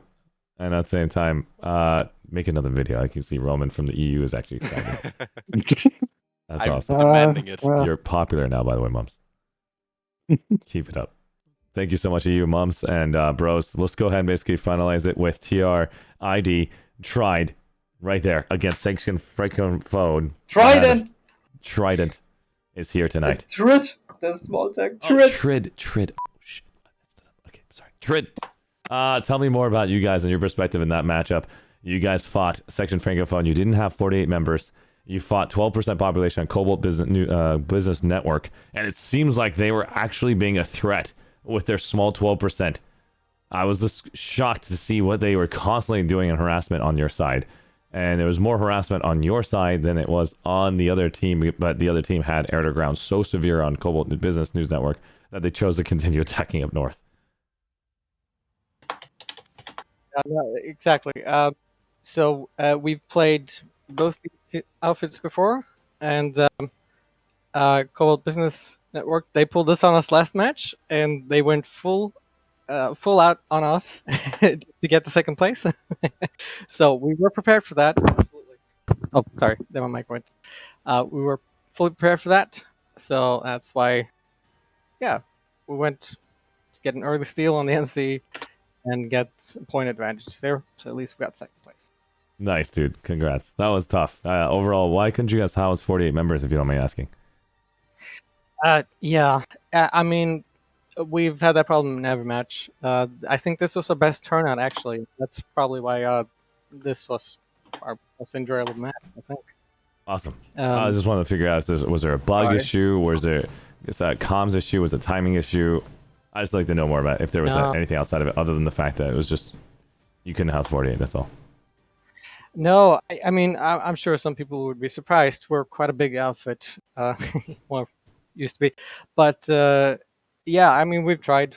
We've been building up to this for 2-3 months, trying to, get attention and build interest. But yeah, this is what we got, really. So this is as many as we could get. And for my part, as long as we show up and do our best, I'm satisfied. And I think we did that this match. That's awesome. Hands down, congratulations to you guys. You guys basically fought really hard against a large population. They had consistent redeployment side on their part, and you had to deal with the NC just constantly nicking at your feet, and you're just like, get off me. And I felt it. But sadly, we didn't get a chance to see your match with a full population density, so it was really, really tough, I'm assuming. But yeah. Did you have fun in Alpha Wars?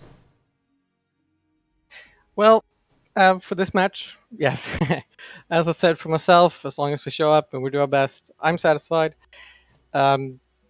Keeping that attitude up for a full platoon is a different challenge. We've mostly had one-on-ones. Basically, third faction didn't show up, and we've been outnumbered. But yeah, overall, I've enjoyed it. It's a good test. We keep building on this. It could be good. And so how are you guys going to keep building upon it? Like, are you guys actually interested in doing Alpha Wars next time? Oh, for sure. I mean, we're always going to try. If we're still around, and we will be. I'm looking forward to seeing you guys come back again, for sure. And congratulations getting into the bronze rank bracket. That must have been really tough. You guys literally had to go and climb over literally 2 pages worth of outfits. So congratulations to you guys. Oh, thank you. Hands down. Thank you so much, Drawfist. Let's go to the Ripper for Trid.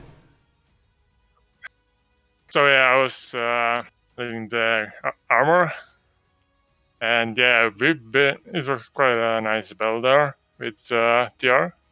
Haven't seen really much of NC on the ground, but yeah, went through back and forth all the time. So good up to TR for the win. 100%. And yeah. And so you were doing armor for your team? Vehicle squad, yeah. How was the vehicle squad going against Section Francophone? It's like surprised. Like we did extremely well. Like I said, we went back and forth. But I think we pushed there quite hard, and we got the response equally. So yeah, basically, really good job. So I would like to thank all my team, also the other branches over there, and the infantry team. So, yeah. Mad props to you guys. Hands up for showing up and making it happen. Like all the outfit force preparation, I would say like we have improved quite a lot as an outfit. Like also before the all the outfit wars began, we've been as an outfit mostly focusing infantry, aside from our lane smash experience, but like mostly infantry, and preparing for the outfit wars allowed us to try investing more in ground vehicles and also aircraft. So that was an improvement in our outfit, definitely. Were you stressed out in this match, or basically overall did you have fun? Well, I mean, we had quite fun this match, I think. I love it. I love it. Well, I'm looking forward to seeing you guys more next iteration, Tread. And don't basically look at this as the final. Looking forward to basically shoutcasting that next moment that Trid comes out. And make sure you guys take advantage of signing up on the Cobalt server on this Discord, so I can go and do a shoutcast and an opportunity to do an outfit spotlight for you guys. Interesting. Oh, sure. Awesome. And let's go to the Geiger for Trid, and then we'll go ahead and finalize it, and then start the Miller conversations next.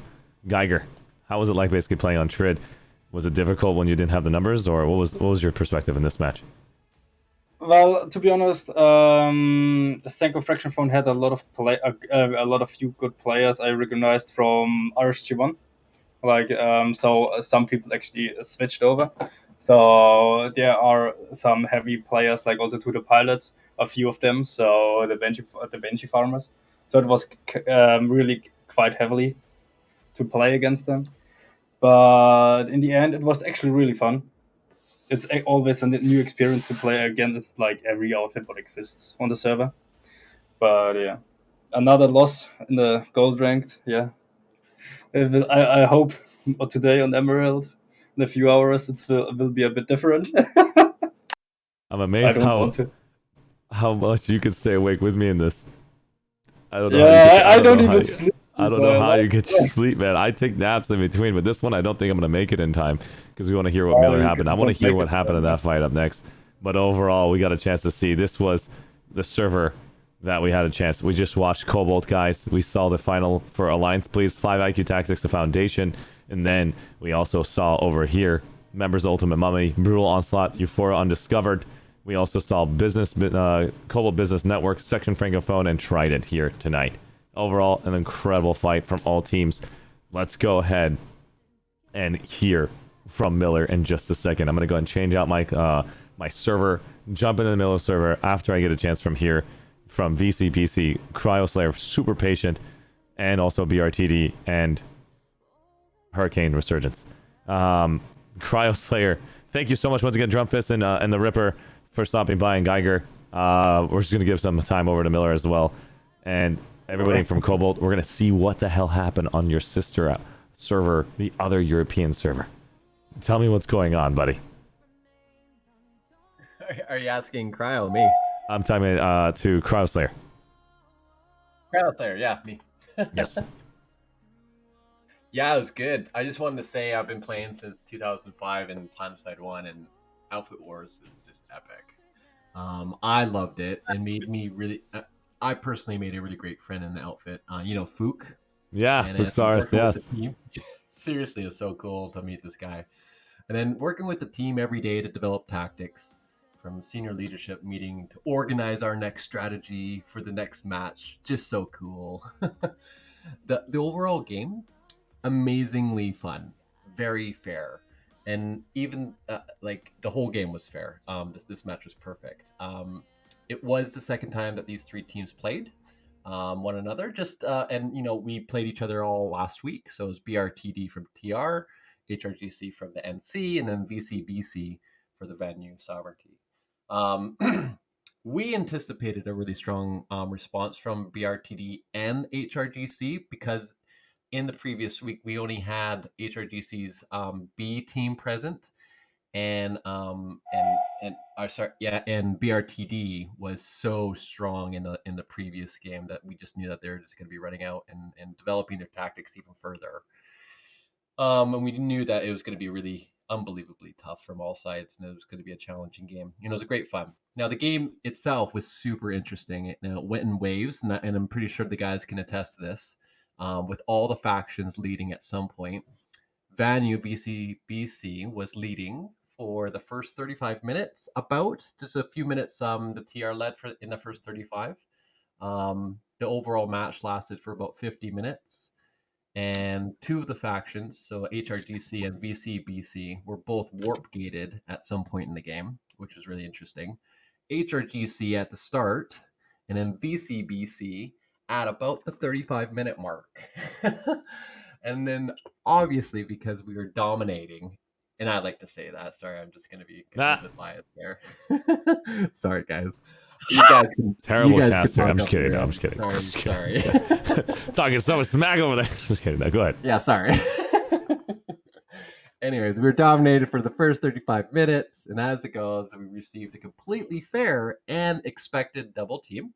The leader usually does, and that usually happens out for Wars. Unfortunately, we got warp gated for about 5 minutes straight, and that lost our lead substantially. And at the 35-minute mark till about the 45-minute mark, the lead was flipping around all the factions, and that's when the lead was actually, to be fair, the final push in the game came very tactful. It was very tactful by BRTD, which allowed them to keep the momentum till the very end and clinch the win with a 75-point lead. And it really has a lot to do, and I just have to say, it really does have a lot to do with how, with who executes that last push. And you've been saying it in your streams. That gives the right momentum just to secure that win. Now, in the last 15 minutes, which was really interesting in this game, no bases were flipped. What? None. Yeah, last 15 minutes, no bases were flipped. That means everybody was on the defensive. No bases. Yeah. And so BRTD was massacring. massacring us with their Colossus. They had 4 of them. And those guys are epic at sniping with those things. They left 1 in the middle, and 3 were roaming around just demolishing and defending and all that kind of stuff. They secured 4 bases, and Hosk was a major defense point, so it's a big war around there. Anyways, we knew HRGC was coming out to play in a big way. And basically they were and the HRGC was definitely going to be coming out huge because they were the leaders in the whole tournament up until this point. And then from our point of view, BRTD was so dominant last week's match. We prepped to resist BRTD with a brand new strategy, which was basically executed amazingly by our force commander, Psycho Alex, and all of our squad leads and players. And it was what we did an all infantry platoon with a 4-man dedicated construction team, and it was so much fun. We had a massive just crew of construction dudes, and just everyone was just infantry, and we were just basically going, oh, if you're going to do your armor, we're just going to negate that and not do any armor. And that was our focus, and it worked great. BRTD had a huge armor column, 3 to 4 Colossus, and we were just flailing and glaving as a little crew. And just a little shout out to my construction crew. Construction is fun. We love it. And at the start of the match, it was so cool because we were building this massive base. And because of all of our construction guys, we were able to build a forward base on the right side of the ramp in the center, while being attacked by Colossi, Libs, and Harassers, because the BRTD was not having it. And it was nuts. And we had 5 full ants, and the silo was full with 50k cordium. And then we were just basically throwing up our assets as fast as we could. And then we built 2 flails and glaives. And it was just, I tell you. Actually, and to be honest, well, of course I'm going to be honest. Actually, we emptied our whole silo in the warp gate 14 minutes into the match. I don't know how we did it. I don't know what happened, but whatever. And then did you not have anybody on duty for recycling it? Well, yeah, I don't know. We did. I actually went up and tried to fill it again, and a few other guys. But yeah, it was interesting. We did leave our warp gate at about 40, with about 40k left in the silo. And I just wanted to say to the devs, we actually never got a large cordium node. So no one in their ants when they left the warp gate had a full ant, which was a little bit annoying. But yeah, it was what it was. So, but yeah, it was really interesting. I got all these numbers and screenshots and and it was such a fun game. But yeah, if you want to draft up something clear and concisely, like just showcase like bullet points, like 255 characters max, that would be easy enough to basically post on Twitter and at RPG, and that's incredible valuable data that we can actually have a discussion on. Yeah, sure. I could try to put something together. 250 characters. Yeah, small. Yeah, like just simple bullet points and say the things that you saw. And that way they can actually ask the right questions on what they want to know. Because they already probably know all of it. It's just nice for them to pick and choose which one they want to talk about. For the devs, yeah? Yeah. Okay. Yeah. Beauty, will do. And just want to say, guys, BRTD and HRGC, that was so much fun. Just loved it. Great game. 100%. Well said, man. I appreciate that. That was VCBC Cryoslayer. What was your job in today's match? I was one of the base construction dudes. And if anyone wants to watch my stream, Cryoslayer 007. That's what I'm talking about. Cryoslayer. How do I... There we go. Gotcha. Everybody can go check him out right there. Cryoslayer 007 right there. Had a chance. Did you stream first time for the gold rank? I mean, your match here? I did. Yeah, I had a bit of a delay on it. I don't know if I'll make it I'll make it public. I might make it public. I don't know if anyone's interested. I might stream it. I was kind of so focused. I was looking kind of weird on it, so I don't know if I'll post it. But it was cool though, anyways. And I wasn't commenting enough, so I think I'll change that. I'm improving myself. Yeah, again, this is tough. Streaming. This is very tough. Streaming is something that you can watch. No, I've been doing a lot of research. I spent a year researching before even pushing play. If this was something for me, and then having the opportunity to try pushing play for the first time, which was extremely anxiety ridden, super stressful because you want everything perfect, and then as soon as you basically put the stream button start, you realize you have 15 monitors in front of you, wondering what to look at, where am I going, and then you just try to read a comment, which you weren't really used to it yet. It just gets overwhelming. So then I just took a step back and said, let's just learn everything I bought. and start learning each piece Wow. and try to use it each piece after that. And then I basically got more comfortable saying, I'm going to just take half my gear, throw it out the window, and just make it so much more simpler for myself, and then add when I need it. And so you learn over time on, this kind of stuff. That's why I say everybody push start, push play, rewatch your content, and then you'll learn everything about it until you hit a brick wall where you no longer have a clue where to go to next. Then you can reach out to me or other streamers like myself that can help you basically get around that wall or just have a different perspective. But typically that experience is more valuable and that frustration is more valuable to see if this is something you want to be a part of, because this is not going to be the only time. You're going to be seeing more of it throughout your entire journey in this field of being a content creator. And so mad props to everybody who's doing so this. much cool. Very cool. Anyhow, thanks for that. Of course, of course. Really, a privilege to be on here with you. Of course. Thank you so much for your patience, and I appreciate it. Let's go give it over to BRTD and Daywalker, Red Rory, and Shifty. What the hell happened, man? I heard it from their perspective on Cryoslayer. What? All their lives. We did it. Congratulations, man. Thank you. If you guys do have a link for me and somebody that did record it, if it's Planetside Battles, I do want to spend some time tomorrow watching your entire battle while eating. Just give me the link if you don't mind personally, and I'll watch that one. Yeah. And then I want to basically enjoy that tomorrow when I after I do the Alpha Wars overview breakdown, whatever we talk about it, whatever title I name it. And then while I go eat food, I just want to watch what happened on Miller, because sadly I can't watch both of them at the same time. Yeah, that was really sad. You lost quite some fun. I know. I followed everybody on Cobalt and Miller very closely when I split you guys up on Friday and Saturday. It was epic to always be a part of both.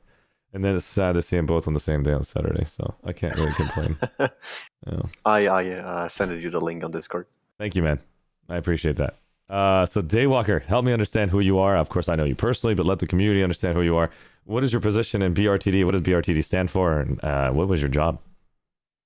BRTD stands for Better Rather Dead. We are a TR outfit, combined arms. So if you're looking for a big group that plays nearly everything, and you want to have an experience in every aspect of Planetside, then we're definitely the outfit to go for.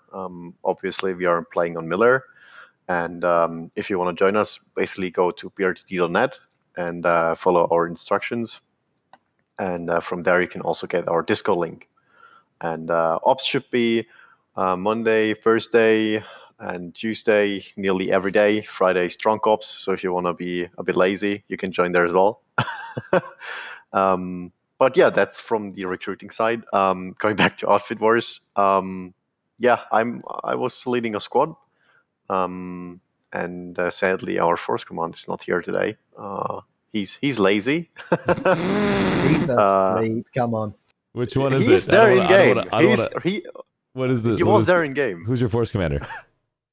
Frozen Bones. Frozen Bones, got it. I was about to say somebody else. I was like, wait a second, let me just make sure. He's right in front of Arshee's stream right now. I can see him. He must be knackered.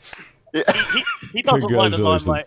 His brain is so intense. He's still freaking out. He's like, no, I don't want to do this anymore. Please leave me alone. He's ready to go away. Yeah, it was quite intense. A lot of communications were in the background.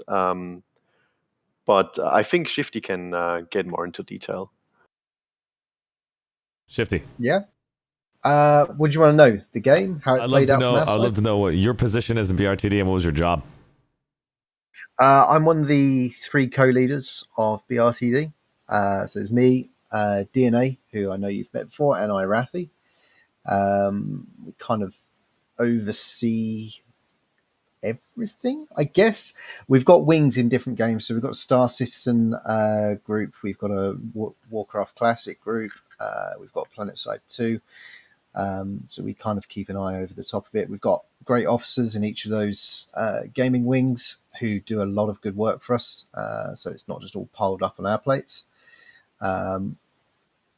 So yeah, for my part with an Outfit Wars, I've done a lot of the strategizing with Frozen to come up with how we've been playing And tonight I was running one of the smaller infantry squads working down on the NC lanes. Well said. And how was it? How was it like basically fighting against, I believe you were going against Hurricane Resurgence and Vono Cream Bun Community. Who was harassing you more? For my part, I think we were focused on the NC side of it. So we were doing a lot of work between Etna, Deimos, and Ibri. It was intense. It was a lot harder than last week. So props to Thunderstorm on that. A lot of the buses they had deployed in locations that we couldn't get to, and we couldn't destroy them before they started repopping the hex. So it made making these little cheeky caps without giving them time to get their pop in a lot harder than it was last week. VCBC caused an awful lot of problems. That ghost cap at the start completely threw the strategy book out the window. We had to adapt. Oh, you missed it, obviously. Yeah. Oh, I don't know spoilers. any of this. I'm learning right now. I'm like, oh my god, you did what? I was like, continue. I don't even know we did that. Spoiler alert. Oh, you didn't even know. I was like, I didn't even know. No. Yeah, opening play, you guys stole Chiron. We were too quick to get our infantry moving for the next hex and didn't realize that you would have link to it. So you dropped on it with 5 seconds to spare and took it. You guys are sick. You gotta go wash your Yeah, hands, BCB. yeah. It was it really, and so the lead at the start, I think we only had one base at the start because then Ibri became a real slog, and that's how VCBC got the early start at the beginning of the match. And then yeah, it's as Cryo said, it kind of rotated through. One team would find themselves focused, then another team would find themselves focused, and it went round in a cyclical manner. Until we got to that sort of 500 point mark where we went, we just said, look, we've got what we need. We're in the lead. We hold this and we win. Props to my little group. We kept Etna ticking for a long time, so it kept Hurricane away from our middle bases. And we were able to just weight the armor a bit more heavily on the VCBC side to keep them off Hosk. Oof. More oofs. That was a tough slog. More oofs. Yeah, it was quite interesting how the game went on. We had to change things as we went on. We were quite heavy with the armor, with the Colossi, and then as it went on, we had to sort of adapt, pull out some more mobile pieces because the buses that were getting deployed around the donuts were harder for the Colossi to deal with. So we had to switch things up in order to get the external control. And who owned Air Dominance? But yeah, we did. Guess. Yeah. Okay. I'm just trying to pick. I'm just putting two and two together, trying to see like how it all got mapped out. The Banshee probably had more kills than anything else. So there you God, the Banshee! I swear to God. Imagine having just a flying over you. I swear, and I'm getting you're dead. PTSD for hearing that noise now.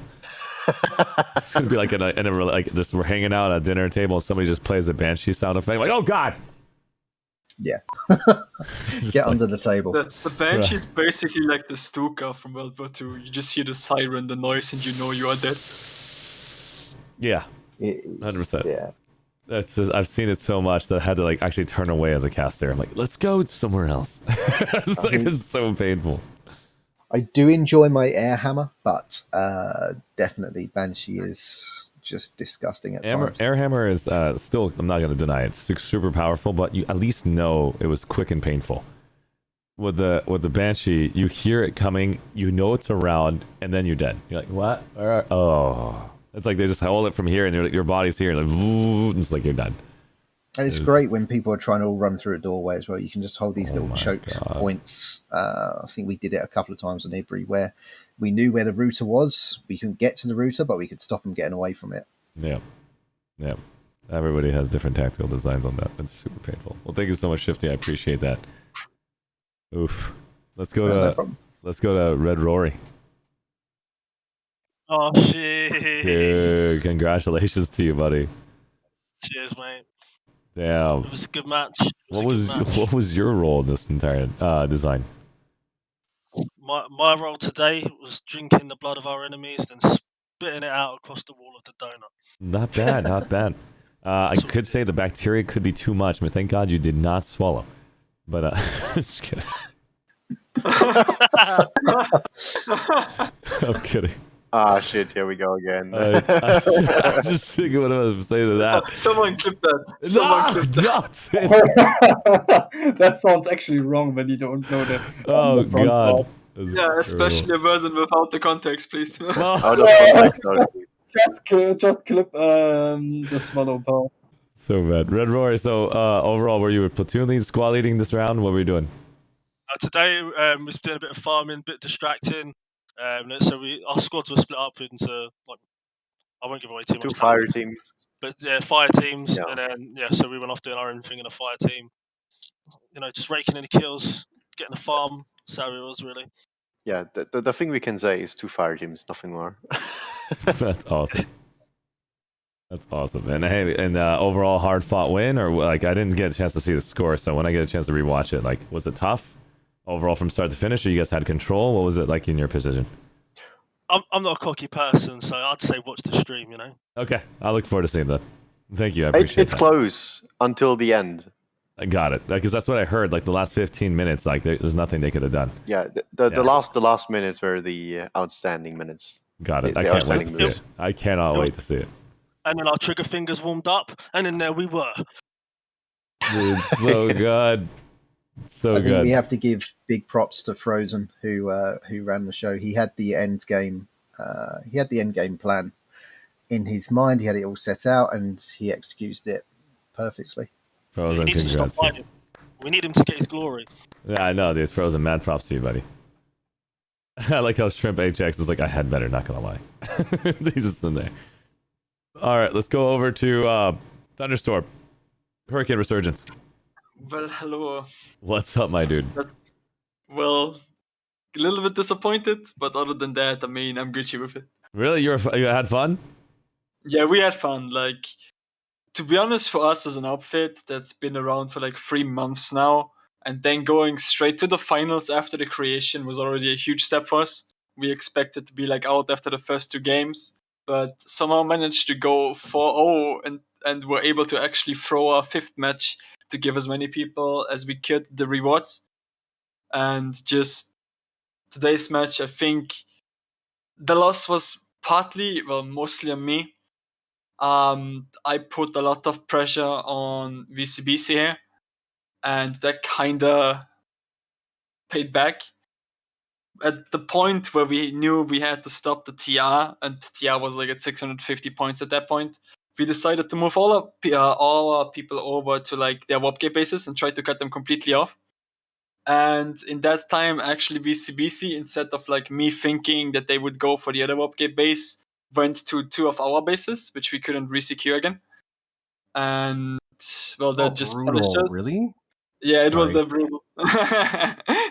And yeah, in the end, like, I still think we did an amazing job. We brought a harder match than last time. There's no reason for me to be like anything mad about it or anything. In the end, we still did better than we anyway expected. We're still proud of actually managing to at least get that victorious title for #1 faction on NC on Miller, and just we enjoyed ourselves. Like, it was an amazing match. Like they said, it was pretty even until around the 550, 600 mark around, and then just BRTD went off and just completely wasted everybody in their path, and we couldn't stop them, as neither could VCBC, and they just rolled through. Damn. We'll get them next time. Don't worry. That's awesome, dude. Yeah, I'll see you again. 100%. I'll be the Force commander. They won't have a chance against me. You I'll take that challenge, heard it I'll live take on that stream, everybody. He's like, I'm going to make it happen. Is there going to be a 48-man construction team playing Oh Gate my to the middle? god. Whoa. Is there a limit to construction? we actually thought ourselves to maybe do like a little No, 'cause rollout, if you like think an about opener it- with invisible ants, bringing infantry to a point. I don't know. I'm Imagine just just assuming. like- Imagine every 48 player had the ability to put down an anti-air turret down, and just anywhere they want, and or anti-armor turret, and just turret everything. Don't give us ideas for a new meta. You don't want to see fucking Minecraft. I I'm know sorry. it's gonna be intense, man. I don't know. That might be the new meta. Like we haven't seen this many Minecraft people take building. advantage of construction, and yeah, that would be interesting to see. Just like in the just like in the old like RTS games. You just Yeah. build an armor wall forward. Oof. Yeah, well, this ain't Command and Conquer, baby. This is Planetside, and this is where we rule. That's true. I can't wait to watch your match again. Well, hey, congratulations to you. Let's go to Portillo's Thunderstorm if you want to add anything else before I go to Portillo's. No, I'm good for now. Thank you so much, Portillo's. Hello. How you Well, doing, buddy? You've got a lot of different tags I'm on your good. name, but your name's only P showing up. Portillo's is right there for HRGC, FU, and as well as High. Talk to me, buddy. Yeah. Portillo's, what was your job today? My job was construction. I was leading our people to make the base. It was very successful. And after this stream, I believe construction is going to die. The reason is after the Cortium Bomb rework, I discovered that if you simply take a Valkyrie with 4 Cortium Bomb guys, go around the silo and place them and defend the Cortium Bombs, you can simply destroy an entire base in no time. 20 seconds fuse time, 10-meter distance between its Cortium Bomb, and now with this leak, every construction base is going to be dead. Not bad. That means Rest in peace, with that construction. leak means there's more defense on it. That's all. You're That's just gonna what put, we're you're just gonna doing put and more defense practicing. over. You're gonna put more. You're gonna probably put proxy mines near it. Like, because I don't think many people take advantage of proxy mines enough or tank mines. Like, you guys can put No. down like those products and then you can forget and leave. Especially in Alpha War, I saw some people actually do it, and it actually made a huge difference. Especially shutting down somebody with a router. I watched them run right into a proxy mine, and I can just see like the person seething through their mouth. I'm like, really? I had to die to that, and it was infiltrated and didn't have enough HP to basically take that hit. So I was so painful. But yeah, you should tell any leak you want. People will get more creative. That's the whole point of RTS, is that you see what the new meta is, and you keep changing it over and over again until somebody thinks of the new meta. And so, thanks Portello for that info, man. I appreciate it. But other than that, anything else you want to basically add? Did you have fun in Alpha Wars? Yeah, it was powerful, man. I got such a great KD after that. Nah, you son of a... Go wash your hands. Just kidding. Too much blood for you, man. You need to take a deep breath. I want more. That's too Well, good. congratulations to BRTD for keeping 2 wins in a row for the Outfit Wars. They won the BRTD won the last Outfit Wars too. Congrats, man. Honestly, it's a lot of I fun. wonder how next year it will go. Oh, I know. Everybody's gonna learn everything. Especially with my leak. It's gonna be pretty good. Game changer. Right Hands there. down. Being so arrogant, my, you're making us look bad. Not at all. Pardellos wants to see Miska construction get destroyed. That's all he wants to Yeah, I like abusing stuff. I like abusing things there. No worries. But again, I'm telling you, I have a feeling they're going to counter it. And it's just going to be over and over counter nonstop. Giving away leaks means more counters to the leak, and it's just be really fun to watch. But other than that, I had a great time. I have to get going for the Emeralds server smash coming up. I mean, not server, Outfit Wars coming up in 26 minutes from now. And I want to say thank you to Geiger, Cryoslayer, Thunderstorm, Pordellos, Shifty, Red Rory, Daywalker.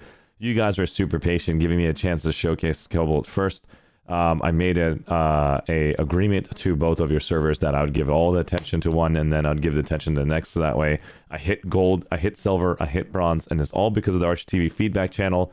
Thanks to you guys for making sure that I focus on those pieces. Again, this is your content and what you guys want to watch. So if you don't give me feedback and you hate something, I promise you I'll never change. And so you have to let me know in my feedback or let me know personally in a DM. And I do listen and I do my best. And I forget the rest. Just kidding. I think we have to say thank you as well. You're putting a massive effort. I heard what you said earlier about the lack of sleep that's It's going tough. towards this. So Rel's actually less than me, by the way. And I was shocked. We were basically sitting there the first week of Alpha Wars, and he's just like, "Did you get any sleep?" It's like, "No." I was like, "What do you do?" It's just like, "I try to sleep, but it doesn't work." And I was like, "That sucks, dude." And just like, I just want to find a way to give him some love, but there's no way I can. And so go to again, bed thinking about streaming. Wake up thinking about streaming. What is sleep? sleep doesn't exist in the developer's eyes, to be honest. It sucks. But Oh, get some it sleep, does? Raul, after this, and make sure you hibernate for at least a month and then come back. Yeah. Just kidding. But yeah, 100%. thanks. It's massively appreciated from all of the community. Awesome. Thank you Really, so much. Arshee, fantastic. Much love, Arshee. Thank you. Well done, mate. I appreciate it, man. Thank you so much, You do everybody. something what I never could pull off. Like stand up in the early hours, like there. For me, it's actually like Connery, the last server. It's like 4 a.m. for me then, when I need to play there. But really, man, really appreciate it to showcase every single server, man. Keep up your work, seriously. When you do it, I can't even support you that much. What you actually needed to be supported, really. Thank you so much, man. I appreciate it. I have Samurai right now telling me to check out the public chat room. I'll read it after. It's a large information you just posted on my Discord. I'll get a chance to check it out later, buddy. Thank you so much. I'm gonna basically have to peace out here, grab some food real fast, and then restart the stream for Emerald. Let's go and basically get a chance to showcase someone in the Planetside 2 community right now that are playing, so we can maintain that intensity. I'm gonna go ahead and raid right now. Let's see here. Looks like Kamikaze says chill vibes before Outfit Wars casting. Looks like he's gonna be doing it. Raid Kamikaze 78. Is awesome. Yeah. 78, yes, wicked. Yeah, do him. Let's do Kamikaze 78 right now. And let's give some love over to that community and their entire. He just did a new video. Overall had a lot of hype in that space. If I can find out where my chat is. Yep, I can't find my chat. Did I even rate him correctly? I just rated him and it's not showing up in the top right. Did you guys see it said the raid's going through? Wow, raid is not going through. Raid. I'm going to say goodnight to everyone. Same here. Oh wait, the raid has been cancelled. Wait. Try it again. It says in the chat, Really? raid cancelled. That Yeah, is I super saw weird. it. Raid. Good Shadow night, guys. Legends. Thanks again, Just Archie. kidding. Take care, buddy. You already have a raid in progress. This is ridiculous. It doesn't have any text about me having a raid in progress. Is Twitch actually having a problem again? If Twitch is having a problem again, I can't raid anyone. It's gonna suck. Raid. Kamikaze 78. You already have a raid in progress. I guess I'm not gonna be able to see that until after. There should be like a small line. What is going like down? Sound like a Zolversec raid shadow. The raid has been canceled. That's so ridiculous. Alright, so make sure you follow him. Oh yeah, of course I gotta follow. Of course I'm following Kamikaze. But if I'm not, that'd be so embarrassing. No, I am following him. I'm also subbed to him. This is what happens when developers don't get enough sleep. Seriously. I don't see it working at all. Let's try one last thing, guys, before I basically decide. Sorry for the technical difficulties. Let's go to my stream manager and let's see from there if I can find out if it has any errors inside that stream manager space. So here we go. Let's do one more time. Raid Kamikaze 78. Nope, not gonna work. All right, guys, we're just gonna go ahead and basically call it a day. This is the first time I actually ended without actually sending a raid. Sadly, it's not working. Can't you just host him then? Oh, smart! You are 5-head strategy right there. Thank you for I'm that. a streamer, so I know a kind small stuff. Kamikaze 78. Awesome. Awesome. Hey guys, listen, if I just did it too fast and you guys already switched and you can't hear my voice anymore, make sure you guys refresh your browser on Kamikaze. No, it just worked. And then stop by Kamikaze, guys, and give them that love. Kamikaze. Will 78. do. Thanks, buddy. No Good problem. cast. Thanks, buddy. No Good problem. cast. Thanks, buddy. Longer hosting. Dude, this is ridiculous. I'm just gonna host Kamikaze and just Yeah, log off. we are back now on your stream. This is but now it's impossible. Kamikaze again. I It's can't Kamikaze again. do this. Tell them that the raid's not working and tell them I love you. That's all I gotta say. We are back on everybody, just Kamikaze now. Love you, Kami. I can't get this raid thing to work. Have a great stream, bro. But I need to eat. Much love. Awesome. I have a recommendation. It is for great to have you something very guys. fun. Welcome, new friends.